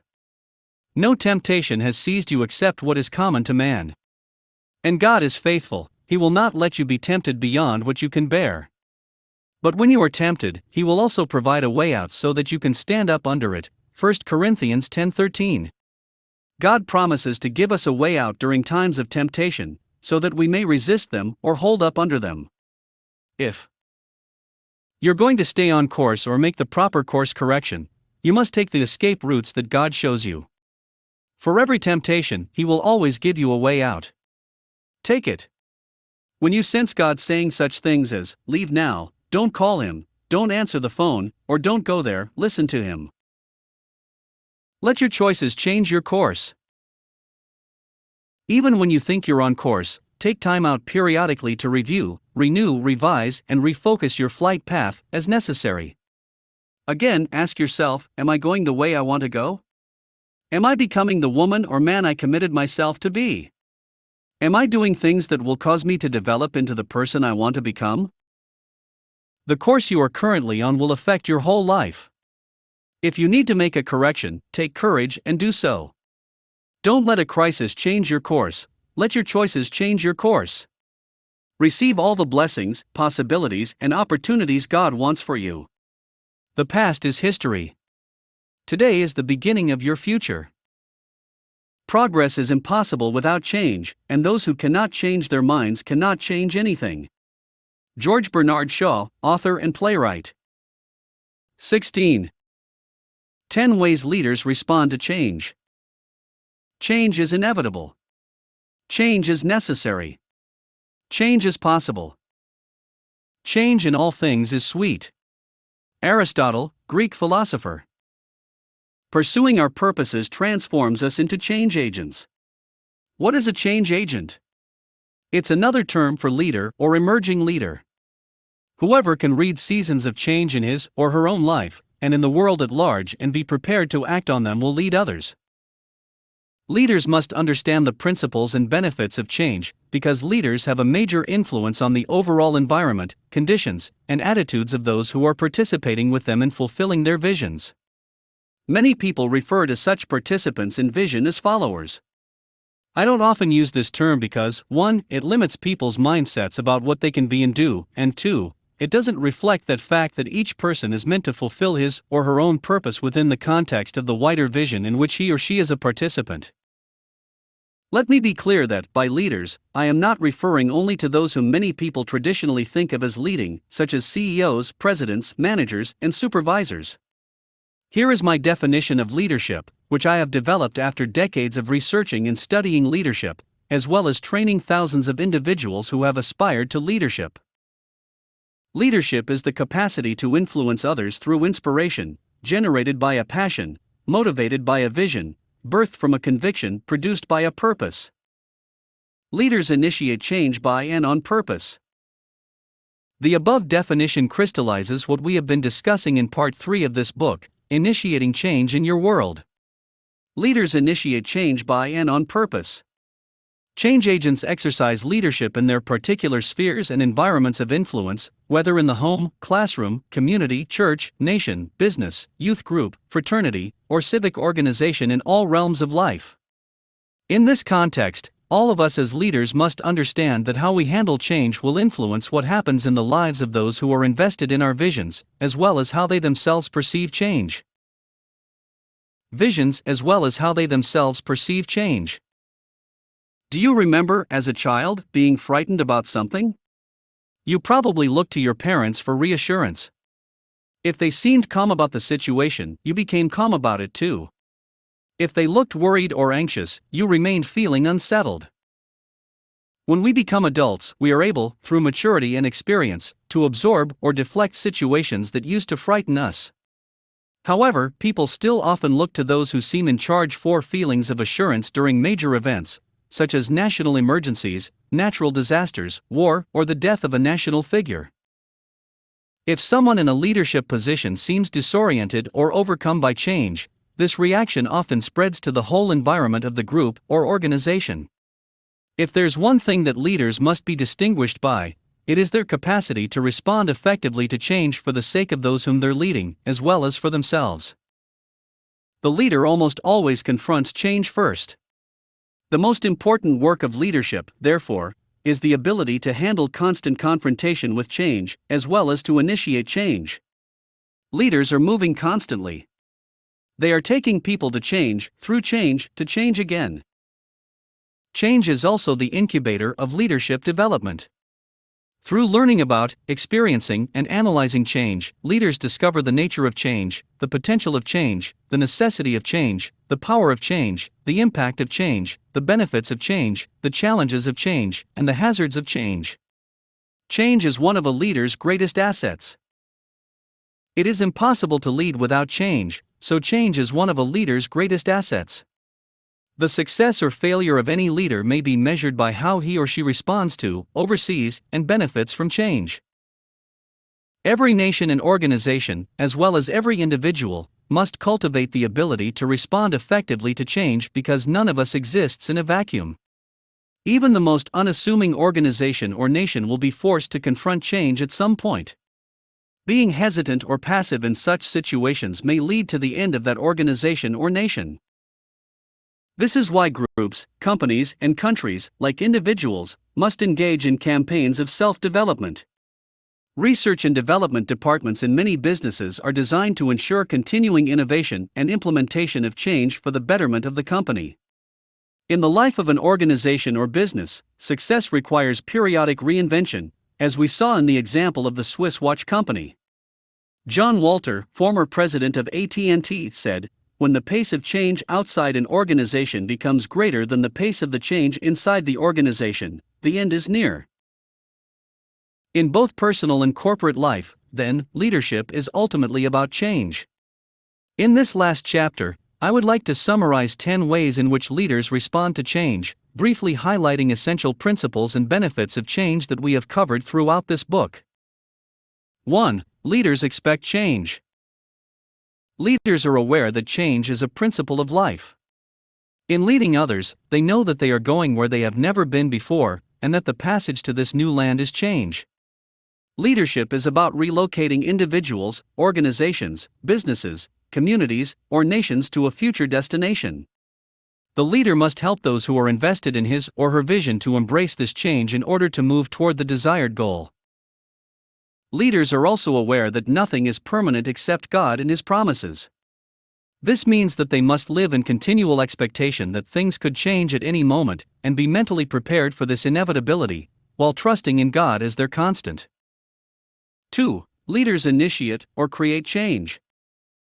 It is impossible to lead while staying where you currently are, maintaining what you have, assuming that someone else will initiate change, expecting someone else to tell you what to do, waiting for the future. A true leader provides the vision of a preferred future, initiates a change of direction, sets a change of pace, encourages participation in reaching the goal. The leader leads by creating the next step toward the future. He or she develops the process and the programs that produce the changes necessary to move toward the desired end. Remember that, in the scriptures, there is no record that God ever performed a miracle in the same way twice. Following in this creative pattern, leaders constantly exist in the now rather than staying in the past and create new things. 3. Leaders interpret change. It has been said that what really matters is not what happens to you, but what you do about what happens to you. This is the mentality of true change agents. Leaders always seek to analyze and interpret changes in their environments from the perspective that all change contains within it opportunities that are beneficial to their purposes and causes. In essence, they always seek the good in every situation. 4. Leaders guide change. After analyzing and interpreting change for its benefits, leaders then actively seek to direct the change in their lives, whether the change is created by the leaders or has been imposed on their environments for the advancement of their purposes. 5. Leaders plan and design change. Leaders create strategies that are regulated by their visions in order to take their groups or organizations to the futures they aspire to. A leader is a leader because he or she has already visited the future in his or her mind and has returned to the present to take others there. Leaders do not just stumble into the future, they plan their way there. Since the future demands change, leaders must design the series of changes that are necessary to make change. Leaders must design the series of changes that are necessary to make their ways and others' ways to the preferred future. God warned the Egyptian Pharaoh through a dream, which Joseph interpreted, that Egypt was about to experience some changes: 7 years of plenty followed by 7 years of famine. What did Joseph do? He expected it, and so he planned for it. In the years of plenty, he put grain aside to be used in the 7 years of famine. He protected himself, his family, and his adopted nation against change. 6. Leaders prepare themselves for change. After accepting the responsibility and embracing the obligation of a God-given assignment, the leader makes the necessary changes in his or her spiritual life, personal life, professional life, educational life, and social life, and develops the skills required for the journey. 7. Leaders are inspired by change. The unique distinction of leaders is that they do not panic in an atmosphere of unexpected or expected change or chaos. Rather, these conditions provide an incentive to inspire the leader by testing his or her resolve, capabilities, potential, creativity, and spiritual reserves. Men and women of courage have the audacity to believe God even in the midst of seemingly impossible situations. These leaders are convinced that with man this is impossible, but with God all things are possible. Matthew 19:26. 8. Leaders grow through change. True leaders understand that every challenge is a classroom and every experience is a lesson. Therefore, they embrace the unknown or the unexpected as opportunities to learn new lessons and to expand their experiences. Change initiates discomfort, which leaders use for the sake of advancing their lives. 9. Leaders benefit from change. True leaders always use the unexpected, the unplanned, and the unanticipated events, circumstances, and situations of life to their advantage. They have learned to maximize misfortune for the advancement of their noble causes. 10. Leaders exist for change. The very purpose and essence of leadership is to move from the known to the unknown in order to improve life and to create something better for others. You cannot lead to a place where you already are. Therefore, leadership is created by, motivated by, sustained by, and exists for change. I would like to leave you with these thoughts. Change is inevitable. Change is necessary. Change is possible. Change is here. What will you do with change? Change is inevitable. Change for the better is a full-time job. Adlai E. Stevenson II, politician and U.S. Ambassador to the United Nations. Principles for emerging leaders. A new approach to life. A man may fulfill the object of his existence by asking a question he cannot answer and attempting a task he cannot achieve. Oliver Wendell Holmes Sr., physician and author.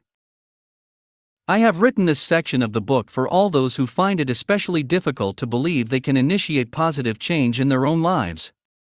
It is for you who, even now, don't fully accept the idea that you can be a leader in your realm of gifting and influence, and that you can become a change agent in the midst of a world in transition.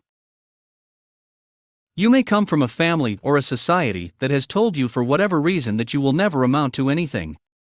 Or, you may be awakening for the first time to the idea that you can take the initiative in your life rather than just let life happen to you.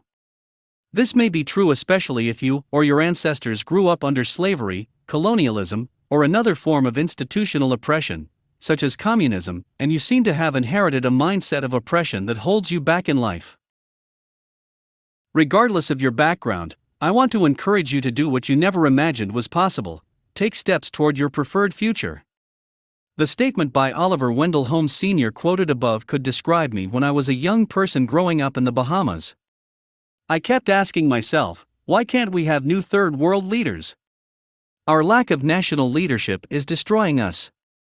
That persistent question eventually created Bahamas Faith Ministries International, my leadership seminars, and the Third World Leaders Association.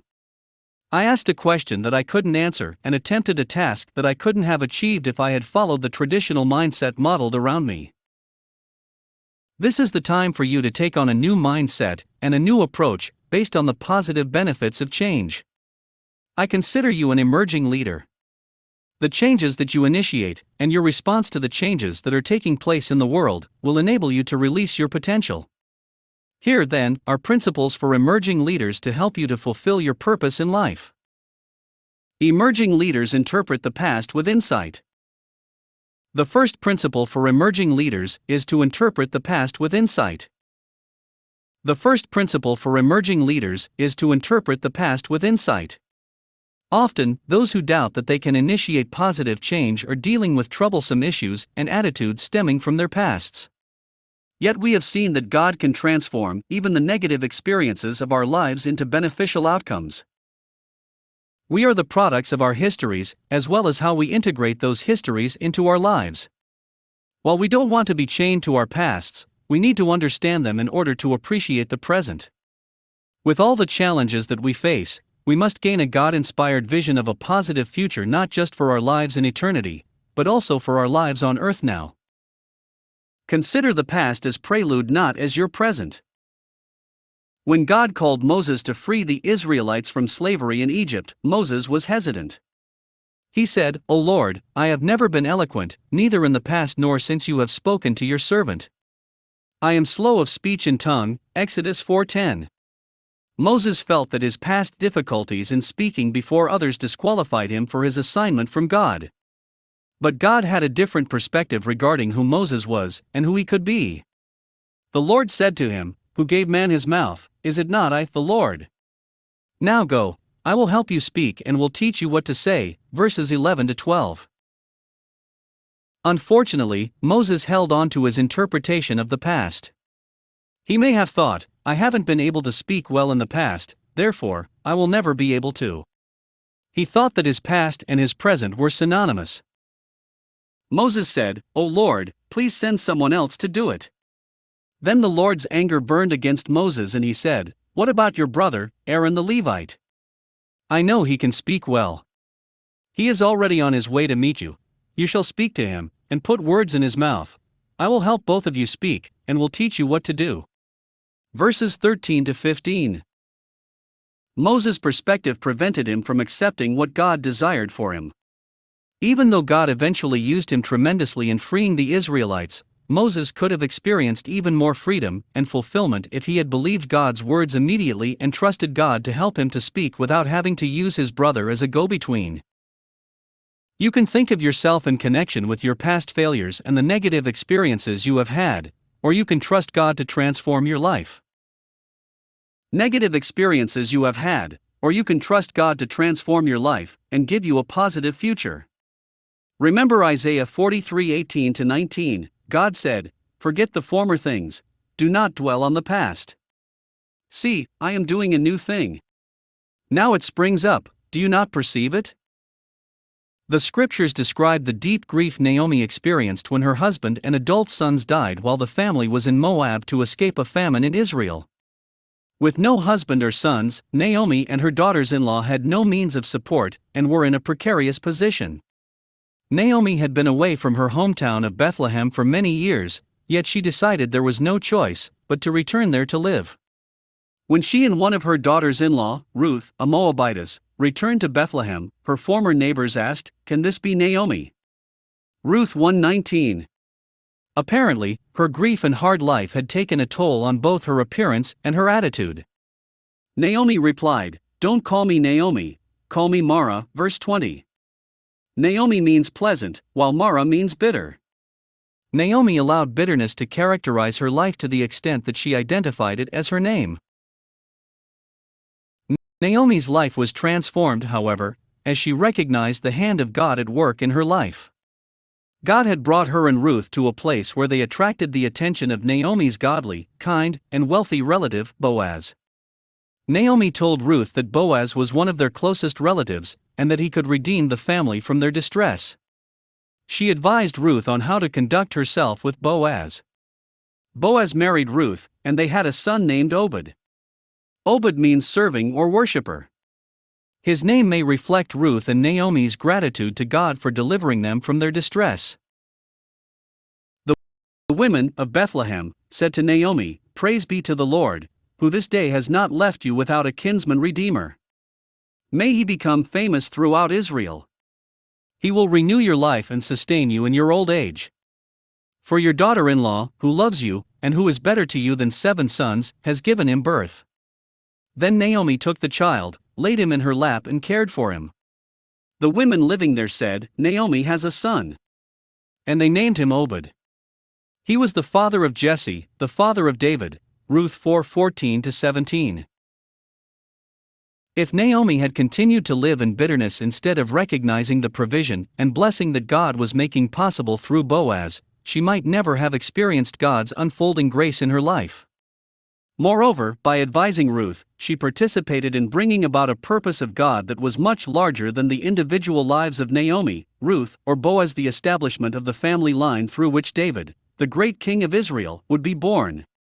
And it. Family line through which David, the great king of Israel, would be born. And it was through David's line that the promised Messiah would come. A negative past does not cancel out the possibility of a positive future, especially when we seek to recognize God at work in whatever situation we might find ourselves in. As Paul wrote, "And we know that in all things God works for the good of those who love him, who have been called according to his purpose," Romans 8:28. God can bring good even out of oppression. Many people have difficulty interpreting their pasts in light of God's purposes because they or their ancestors experienced institutionalized oppression, and they don't see how any good could come out of that. Slavery and colonialism have left a mark of discouragement and unused potential on the lives of many third world peoples. Let us briefly consider these effects. Generally speaking, when the colonial powers spread into the New World, they gained control over various people groups that already had their own cultures. They would come to a land, settle in it, make it their own, and use the land for their profit. For example, they gained wealth by developing tropical lands that had good climates for growing tobacco, sugar, and cotton. As the European powers exerted their influences across the globe, they took many West African people as slaves, placed them on ships, brought them to America and the West Indies, and sold them to European and other settlers to work on farms and plantations. Many of these settlers became prosperous, but their prosperity was not shared with the slaves. As a result, an entire segment of the population of these nations was excluded from the benefits of the societies they were helping to create. The legacy of this discrepancy of social and economic justice continues to trouble the countries that perpetuated slavery. Yet, as deplorable as the institution of slavery is, I believe God used it for his purposes, and can still bring good out of it in the lives of the descendants of slaves. Why do I believe this? First, let us read what Paul said to an audience at Athens. From one man, God made every nation of men, that they should inhabit the whole earth, and he determined the times set for them, and the exact places where they should live. God did this so that men would seek him and perhaps reach out for him and find him, though he is not far from each one of us. Acts 17:26-27. God ultimately decided where people groups would live and where nations. God ultimately decided where people groups would live and where nations would develop and be established. The scriptures say he did this for a specific purpose, so that men would seek him and perhaps reach out for him and find him. God's desire is for people to seek him and find him, and he places them in positions where they can come to know him. Next, read what God said through his prophet Isaiah. This is what the Lord says: the products of Egypt and the merchandise of Cush, the dark-skinned race, and those tall Sabaeans, they will come over to you, and will be yours. They will trudge behind you, coming over to you in chains. They will bow down before you and plead with you, saying, "Surely God is with you, and there is no other God." Isaiah 45:14. European nations instituted the slavery of dark-skinned people in the 17th century, but I believe God permitted this to happen in order to bring them to a place where many of them could come to know him. Remember the caravan that took Joseph to Egypt, and what Joseph told his brothers? "You intended to harm me, but God intended it for good to accomplish what is now being done, the saving of many lives." Genesis 50:20. Many Africans who were taken as slaves came from backgrounds of voodoo and spiritualism. I think that one of the reasons why God allowed slavery was so that these Africans would be removed from that dark environment of spiritualism.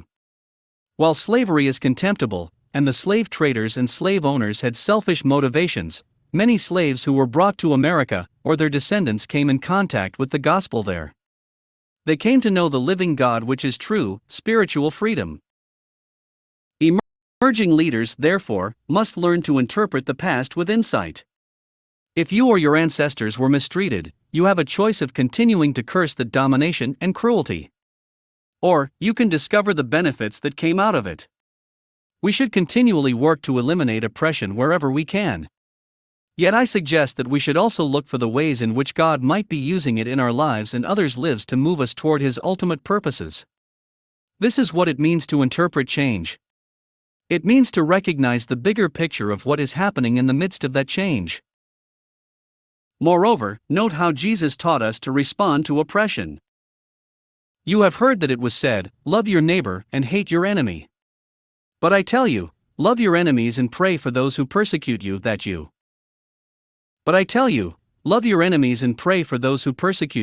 that you may be sons of your Father in heaven.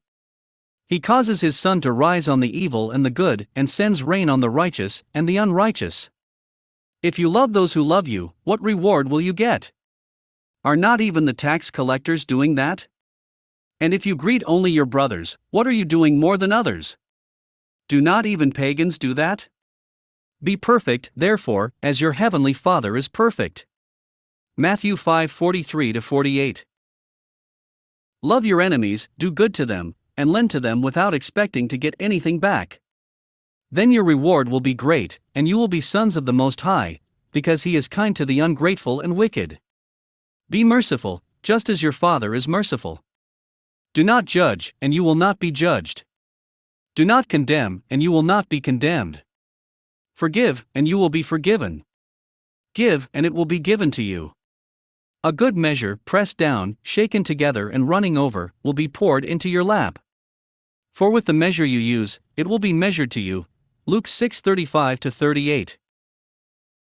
Wherever you're planted, therefore, determine to grow there. Don't complain, just grow. Find your purpose and move with it into the future. Don't focus on the past, because you can't change the past. There is a time and a season for every purpose. See Ecclesiastes 3:1. Leave behind any sense of oppression that has been like a heavy cloud hanging over your life, and become all that you were created to be. Emerging leaders invest in others. Each season brings unique opportunities that we must make full use of whenever we can. When the seasons change, we have to recognize the signs and make the necessary transitions. King Solomon wrote, "He who gathers crops in summer is a wise son, but he who sleeps during harvest is a disgraceful son." Proverbs 10:5. If you have been reluctant to enter into your season of change, it is time for you to start moving and gather the harvest. For example, there was a season when God used mainly foreign missionaries to bring His word to third world nations. I thank God for working through these missionaries. Yet those of you who were once mission fields have come to a crossroads. The season has changed. Now, God wants you to impact your own nation, as well as other nations, with the gospel, and not just be the recipients of it. The same concept applies to all areas of life. Applies to all areas of life. Unfortunately, it is often easier for people who have been oppressed, or who have been told that they would never amount to anything, to continue to receive from others rather than learn to give of themselves. Yet, if you merely keep on receiving, you will never become a blessing to those who need you to invest in them. There is an important truth that says, success without a successor is actually failure. If missionaries leave a country without raising up nationals to carry on the work after they're gone, they have failed. On the other hand, the responsibility for success or failure also falls on the shoulders of these nationals. Some people don't want to mature and take responsibility for themselves, but they cannot afford to have this attitude. Investing in others requires maturity. We can be emerging leaders only if we are willing to develop in maturity. Let's look at the example of the Israelites, who were enslaved by the Egyptians for 400 years. Oppressed by cruel taskmasters, the Israelites prayed to God, in effect, "Set us free from all our troubles, Lord." The scriptures say, God heard their groaning, and He remembered His covenant with Abraham, with Isaac, and with Jacob. So God looked on the Israelites and was concerned about them. Exodus 2:24-25. In response, the Lord called Moses and appointed him to release His people from bondage. After God struck the land of Egypt with a series of plagues, the Pharaoh relented and let the Israelites go. Moses led them out of Egypt and into the desert, where they were vulnerable and totally dependent on God. The Israelites enjoyed a period of time at Elim, where there were 12 springs and 70 palm trees, and they camped there near the water. Exodus 15:27. Then, they had to move on, and they came to a place called the Desert of Sin. Exodus 16:1. Sounds like a wonderful place, doesn't it? And what a contrast to Elim. It was barren, and no food seemed available there. The Israelites lost the sense of purpose they had felt at the time of their deliverance from Egypt because they focused on only their immediate problem. They said to Moses and Aaron, "If only we had died by the Lord's hand in Egypt. There we sat around pots of meat and ate all the food we wanted, but you have brought us out into this desert to starve this entire assembly to death." Exodus 16:3. To me, the Israelites were saying, "Moses, you have forced us to grow up." To me, the Israelites were saying, "Moses, you have forced us to grow up. Why did you do that?" They had prayed for freedom for 400 years, and when they finally got it, they wished they had died in slavery.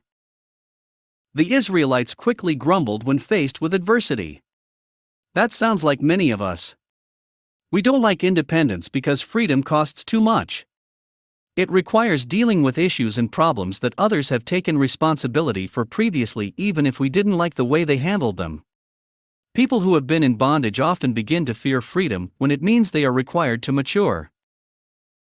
God wants us to understand that we can mature under His guidance, and that maturity involves trusting Him to take care of us. Likewise, He wanted the entire nation of Israel to trust Him totally. He miraculously provided manna from heaven, a unique food that was white like coriander seed and tasted like wafers made with honey. Exodus 16:31, as well as quail. Later, He provided water from a rock after the Israelites had moved on and come to a place without a source of water. See Exodus 16:4, 17:6. Yet, even with all that God had supplied for them, the Israelites continued to doubt His goodness, power, and provision. We can progress in deliverance and freedom only when we make a decision to grow in maturity, trusting God for His provision as we step out in faith and leadership. Investing in others requires taking responsibility. Eventually, the Israelites reached Canaan, the land that God had promised them through Abraham and Moses. Moses sent 12 spies throughout Canaan to bring back a report about the land. 10 of the spies delivered a bad report that disheartened the people. The Israelites actually rebelled against entering their promised land and made plans to return to Egypt. They wanted to go backward, not forward. That night, all the people of the community raised their voices and wept aloud. All the Israelites grumbled against Moses and Aaron, and the whole assembly said to them, "If only we had died in Egypt, or in this desert. Why is the Lord bringing us to this land only to let us fall by the sword? Our wives and children will be taken as plunder. Wouldn't it be better for us to go back to Egypt?" And they said to each other, "We should choose a leader and go back to Egypt." Numbers 14:1-4. When Moses and Aaron heard this, they fell on their faces before the community. Joshua and Caleb, who had also spied out the land but returned with a good report, tore their clothes and tried to encourage the people with these words: "The land we passed through and explored is exceedingly good. If the Lord is pleased with us, He will lead us into that land, a land flowing with milk and honey, and will give it to us. Only do not rebel against the Lord. And do not be afraid of the people of the land, because we will swallow them up. Their protection is gone, but the Lord is with us. Do not be afraid of them." Numbers 14:7-9. The Israelites were given solid counsel. Yet they not only rejected this counsel, but they also talked about killing Joshua and Caleb. See verse 10. People sometimes reject clear purpose and direction from God if they are afraid of what might happen, or don't want to take responsibility for doing their parts. The Israelites wanted to possess the promised land, but only in their own way without the requirement of taking responsibility by exercising faith during difficult circumstances. God forgives our irresponsibility when we sincerely ask Him to, but our disobedience to Him can still have consequences.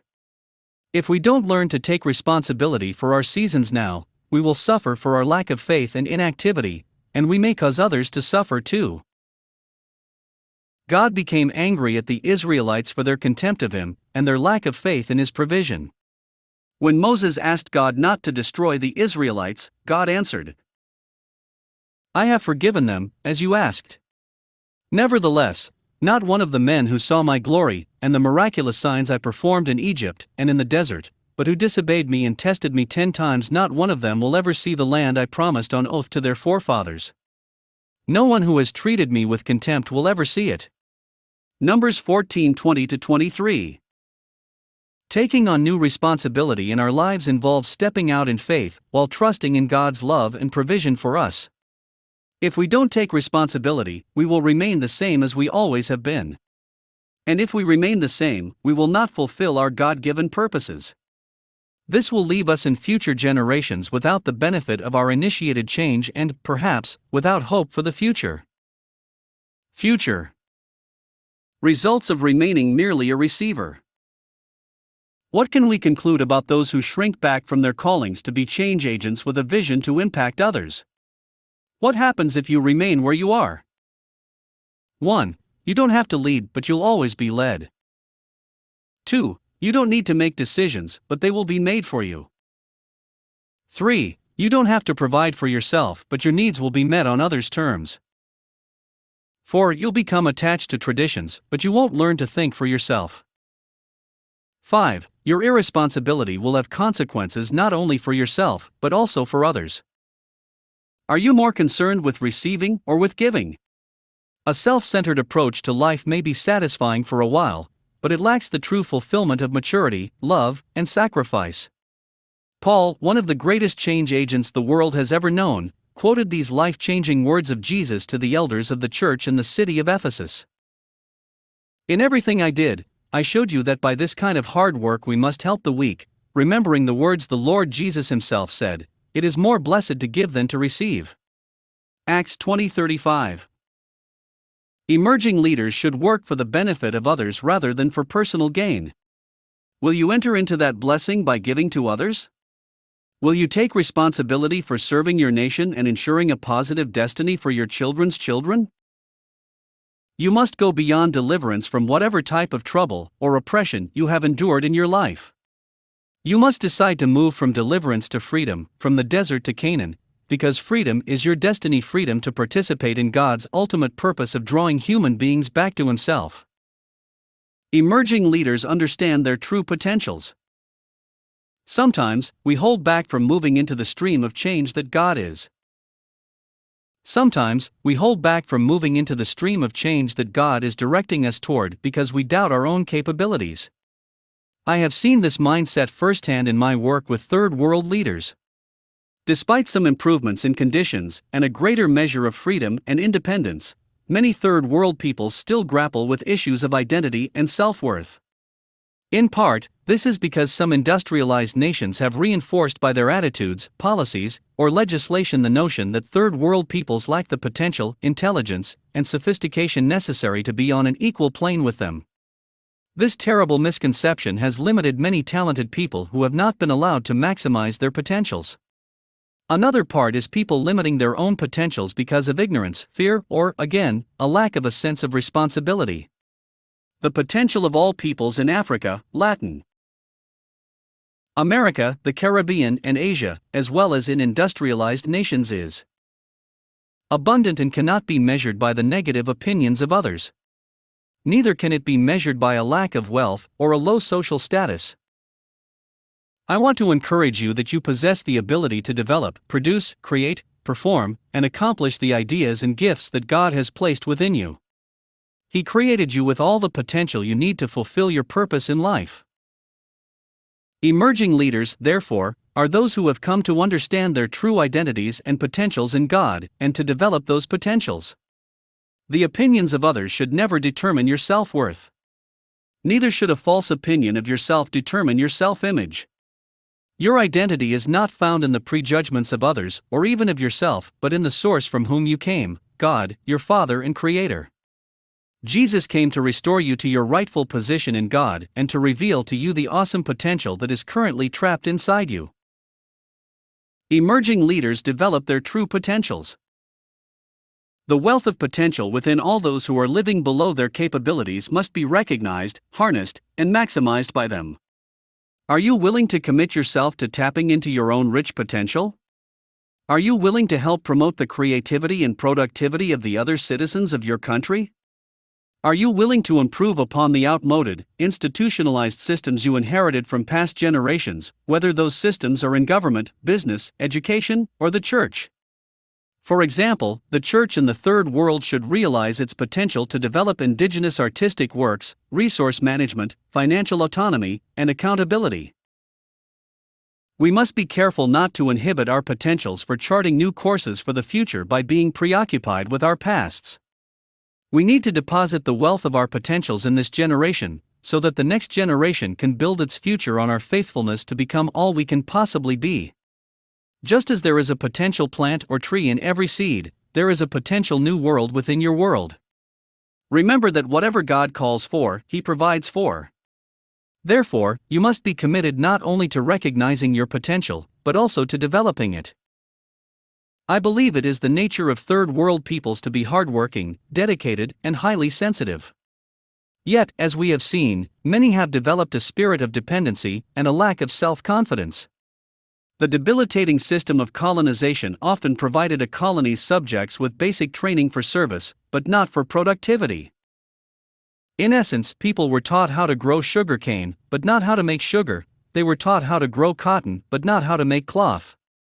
Even after they became free of colonial control, they were often left in possession of significant raw materials, but no knowledge or skills to transform these materials into end products. Because they were left with the zeal of freedom, but not the ability to develop viable products in the world marketplace, many third world nations still experience financial hardship, along with an uncertain sense of identity. Moreover, sometimes political colonialism has been replaced with a form of economic colonialism. For example, I have noticed that third world nations still look to industrially developed states to measure their standards of quality and excellence. This can breed a sense of disrespect and suspicion about their own products while denying the tremendous potential that lies dormant within their own creativity and talents. Yet a fresh wind is blowing through many developing countries, stirring a sense of destiny and purpose in the hearts of people. This awakening is being felt in all arenas: political, social, economic, and spiritual. With a renewed commitment to the Creator, Third World peoples must look for their inner strengths and develop the potentials lying deep within them. Likewise, all men, women, boys, and girls of every nation and of every race need to develop their potentials and refine their skills. We have to recognize our abilities to imagine great things and take action to make them realities. Emerging leaders know that 1. Followers can become leaders. 2. Learners can become teachers. 3. Former mission fields can become missionaries. 4. Receivers can become givers. Emerging leaders understand true freedom. My last point, still a vital one, is that emerging leaders must recognize the nature of true freedom. What is true freedom? We gain our views of freedom from a number of sources, such as conversations with family members and friends, books, television, the internet, and other media, as well as cultural, institutional, or religious traditions. For the sake of clarity, therefore, I want to give you a working definition of freedom that I believe corresponds with the biblical perspective of freedom. First, however, let's take a look at what freedom is not. What freedom is not. 1. Freedom is not the absence of chains or other physical restraints. In fact, freedom is not the absence of restrictions in general. 2. Freedom is not owned by anyone. This element of true freedom is perhaps more difficult for people to comprehend than any other. We often have the mistaken idea that other people are in possession of our freedom and are withholding it from us. 3. True freedom can never be given to you. The natural inference from the previous statement is that if other people do not possess our freedom, then others cannot bestow freedom on us either. This list of what freedom is not challenges many traditional standards for evaluating freedom. For instance, if I confine you to prison and throw away the key, that does not necessarily mean I have taken away your freedom. Freedom has very little to do with one's external environment. When you go to someone else to receive your freedom, as if that person can grant it to you, you have just given him or her control over your existence. This has been the single greatest misconception and weakness of my brothers. Has been the single greatest misconception and weakness of my brothers, according to Race, who struggle with the civil rights issue. To paraphrase Paul, I have great sorrow and anguish in my heart because of the continued cultural and spiritual oppression that is imposed upon them by certain civil rights leaders. See Romans 9:1-3. My heart's desire and prayer for all people is that they be delivered from the destructive belief that the government and other human sources hold the keys to their deliverance. Under the slave trade, slaves were often made to wear chains on both their hands and feet. Those chains were psychologically transferred to their descendants by intimidation and racist propaganda. Many people continue to transfer those psychological chains to their children. When you allow members of a particular group to bestow upon you what they think your civil rights or freedom should be, you greatly increase your vulnerability to bondage and exploitation in the future. Again, if you presuppose that someone has the power to extend rights to you, you have just given that someone the right to control you. Nobody should ever be given the privilege of ascribing worth to you. If you receive your value from someone else, that person can determine how much worth you have. Many of the world's people in every nation, culture, socioeconomic condition, and political situation endure lives of daily drudgery. Even in highly developed, industrialized countries where wealth and affluence are more accessible, millions of citizens experience depression, despair, anxiety, and emptiness.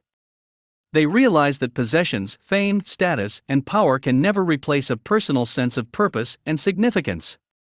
Meanwhile, many people in third world nations do not have access to the material possessions that industrialized cultures use as their standards of wealth and success. This contributes to their frustration and despair over their lives. Neither of these groups is living in true freedom. The source of true freedom. What is the true freedom that we need? In defining true freedom, we must first identify its source. The real issue is not civil rights for all but human rights for all. Human rights are inherent in God's creation of human beings, whereas civil rights are merely man's opinion of what human beings should be and have. According to the Word of God, freedom cannot be given if we don't. According to the Word of God, freedom cannot be given. If we don't understand our rights and privileges in God, they will be abused and, many times, lost to us. As God said, "My people are destroyed from lack of knowledge," Hosea 4:6. Jesus taught how we can experience the reality of authentic freedom. He dealt with this subject eloquently and simply. If you understand his definition of freedom, you will experience instantaneous liberty. Jesus' definition of freedom supersedes all other discourses on the subject. Other than the Bible, which is God's Word, no book can make you free. Neither can any earthly government give you self-worth. No man-made authority can give you freedom. Jesus declared, "If you hold to my teaching, you are really my disciples. Then you will know the truth." Developed, industrialized countries where wealth and affluence are more accessible, millions of citizens experience depression, despair, anxiety, and emptiness. They realize that possessions, fame, status, and power can never replace a personal sense of purpose and significance. Meanwhile, many people in third world nations do not have access to the material possessions that industrialized cultures use as their standards of wealth and success. This contributes to their frustration and despair over their lives. Neither of these groups is living in true freedom. The source of true freedom. What is the true freedom that we need? In defining true freedom, we must first identify its source. The real issue is not civil rights for all but human rights for all. Human rights are inherent in God's creation of human beings, whereas civil rights are merely man's opinion of what human beings should be and have. According to the Word of God, freedom cannot be given if we don't. According to the Word of God, freedom cannot be given. If we don't understand our rights and privileges in God, they will be abused and, many times, lost to us. As God said, "My people are destroyed from lack of knowledge," Hosea 4:6. Jesus taught how we can experience the reality of authentic freedom. He dealt with this subject eloquently and simply. If you understand his definition of freedom, you will experience instantaneous liberty. Jesus' definition of freedom supersedes all other discourses on the subject. Other than the Bible, which is God's Word, no book can make you free. Neither can any earthly government give you self-worth. No man-made authority can give you freedom. Jesus declared, "If you hold to my teaching, you are really my disciples. Then you will know the truth, and the truth will set you free." John 8:31-32. True freedom is the result of understanding and receiving the truth about yourself and other people in relation to your creation in God and your redemption in His Son, Jesus Christ, as they are revealed in God's Word. This is why people who are truly free can never be bound. Freedom is a personal discovery of the truth about God, and about yourself from the God who created and redeemed you. Thus, freedom is not bestowed on us. We embrace it. This is why the civil rights movements of the world have deteriorated into sophisticated mental and economic oppression. Freedom cannot be declared in a speech or through legislation, rather, it is personally discovered by the heart and spirit of each individual. As an emerging leader, you can lead other people only as far as you have gone.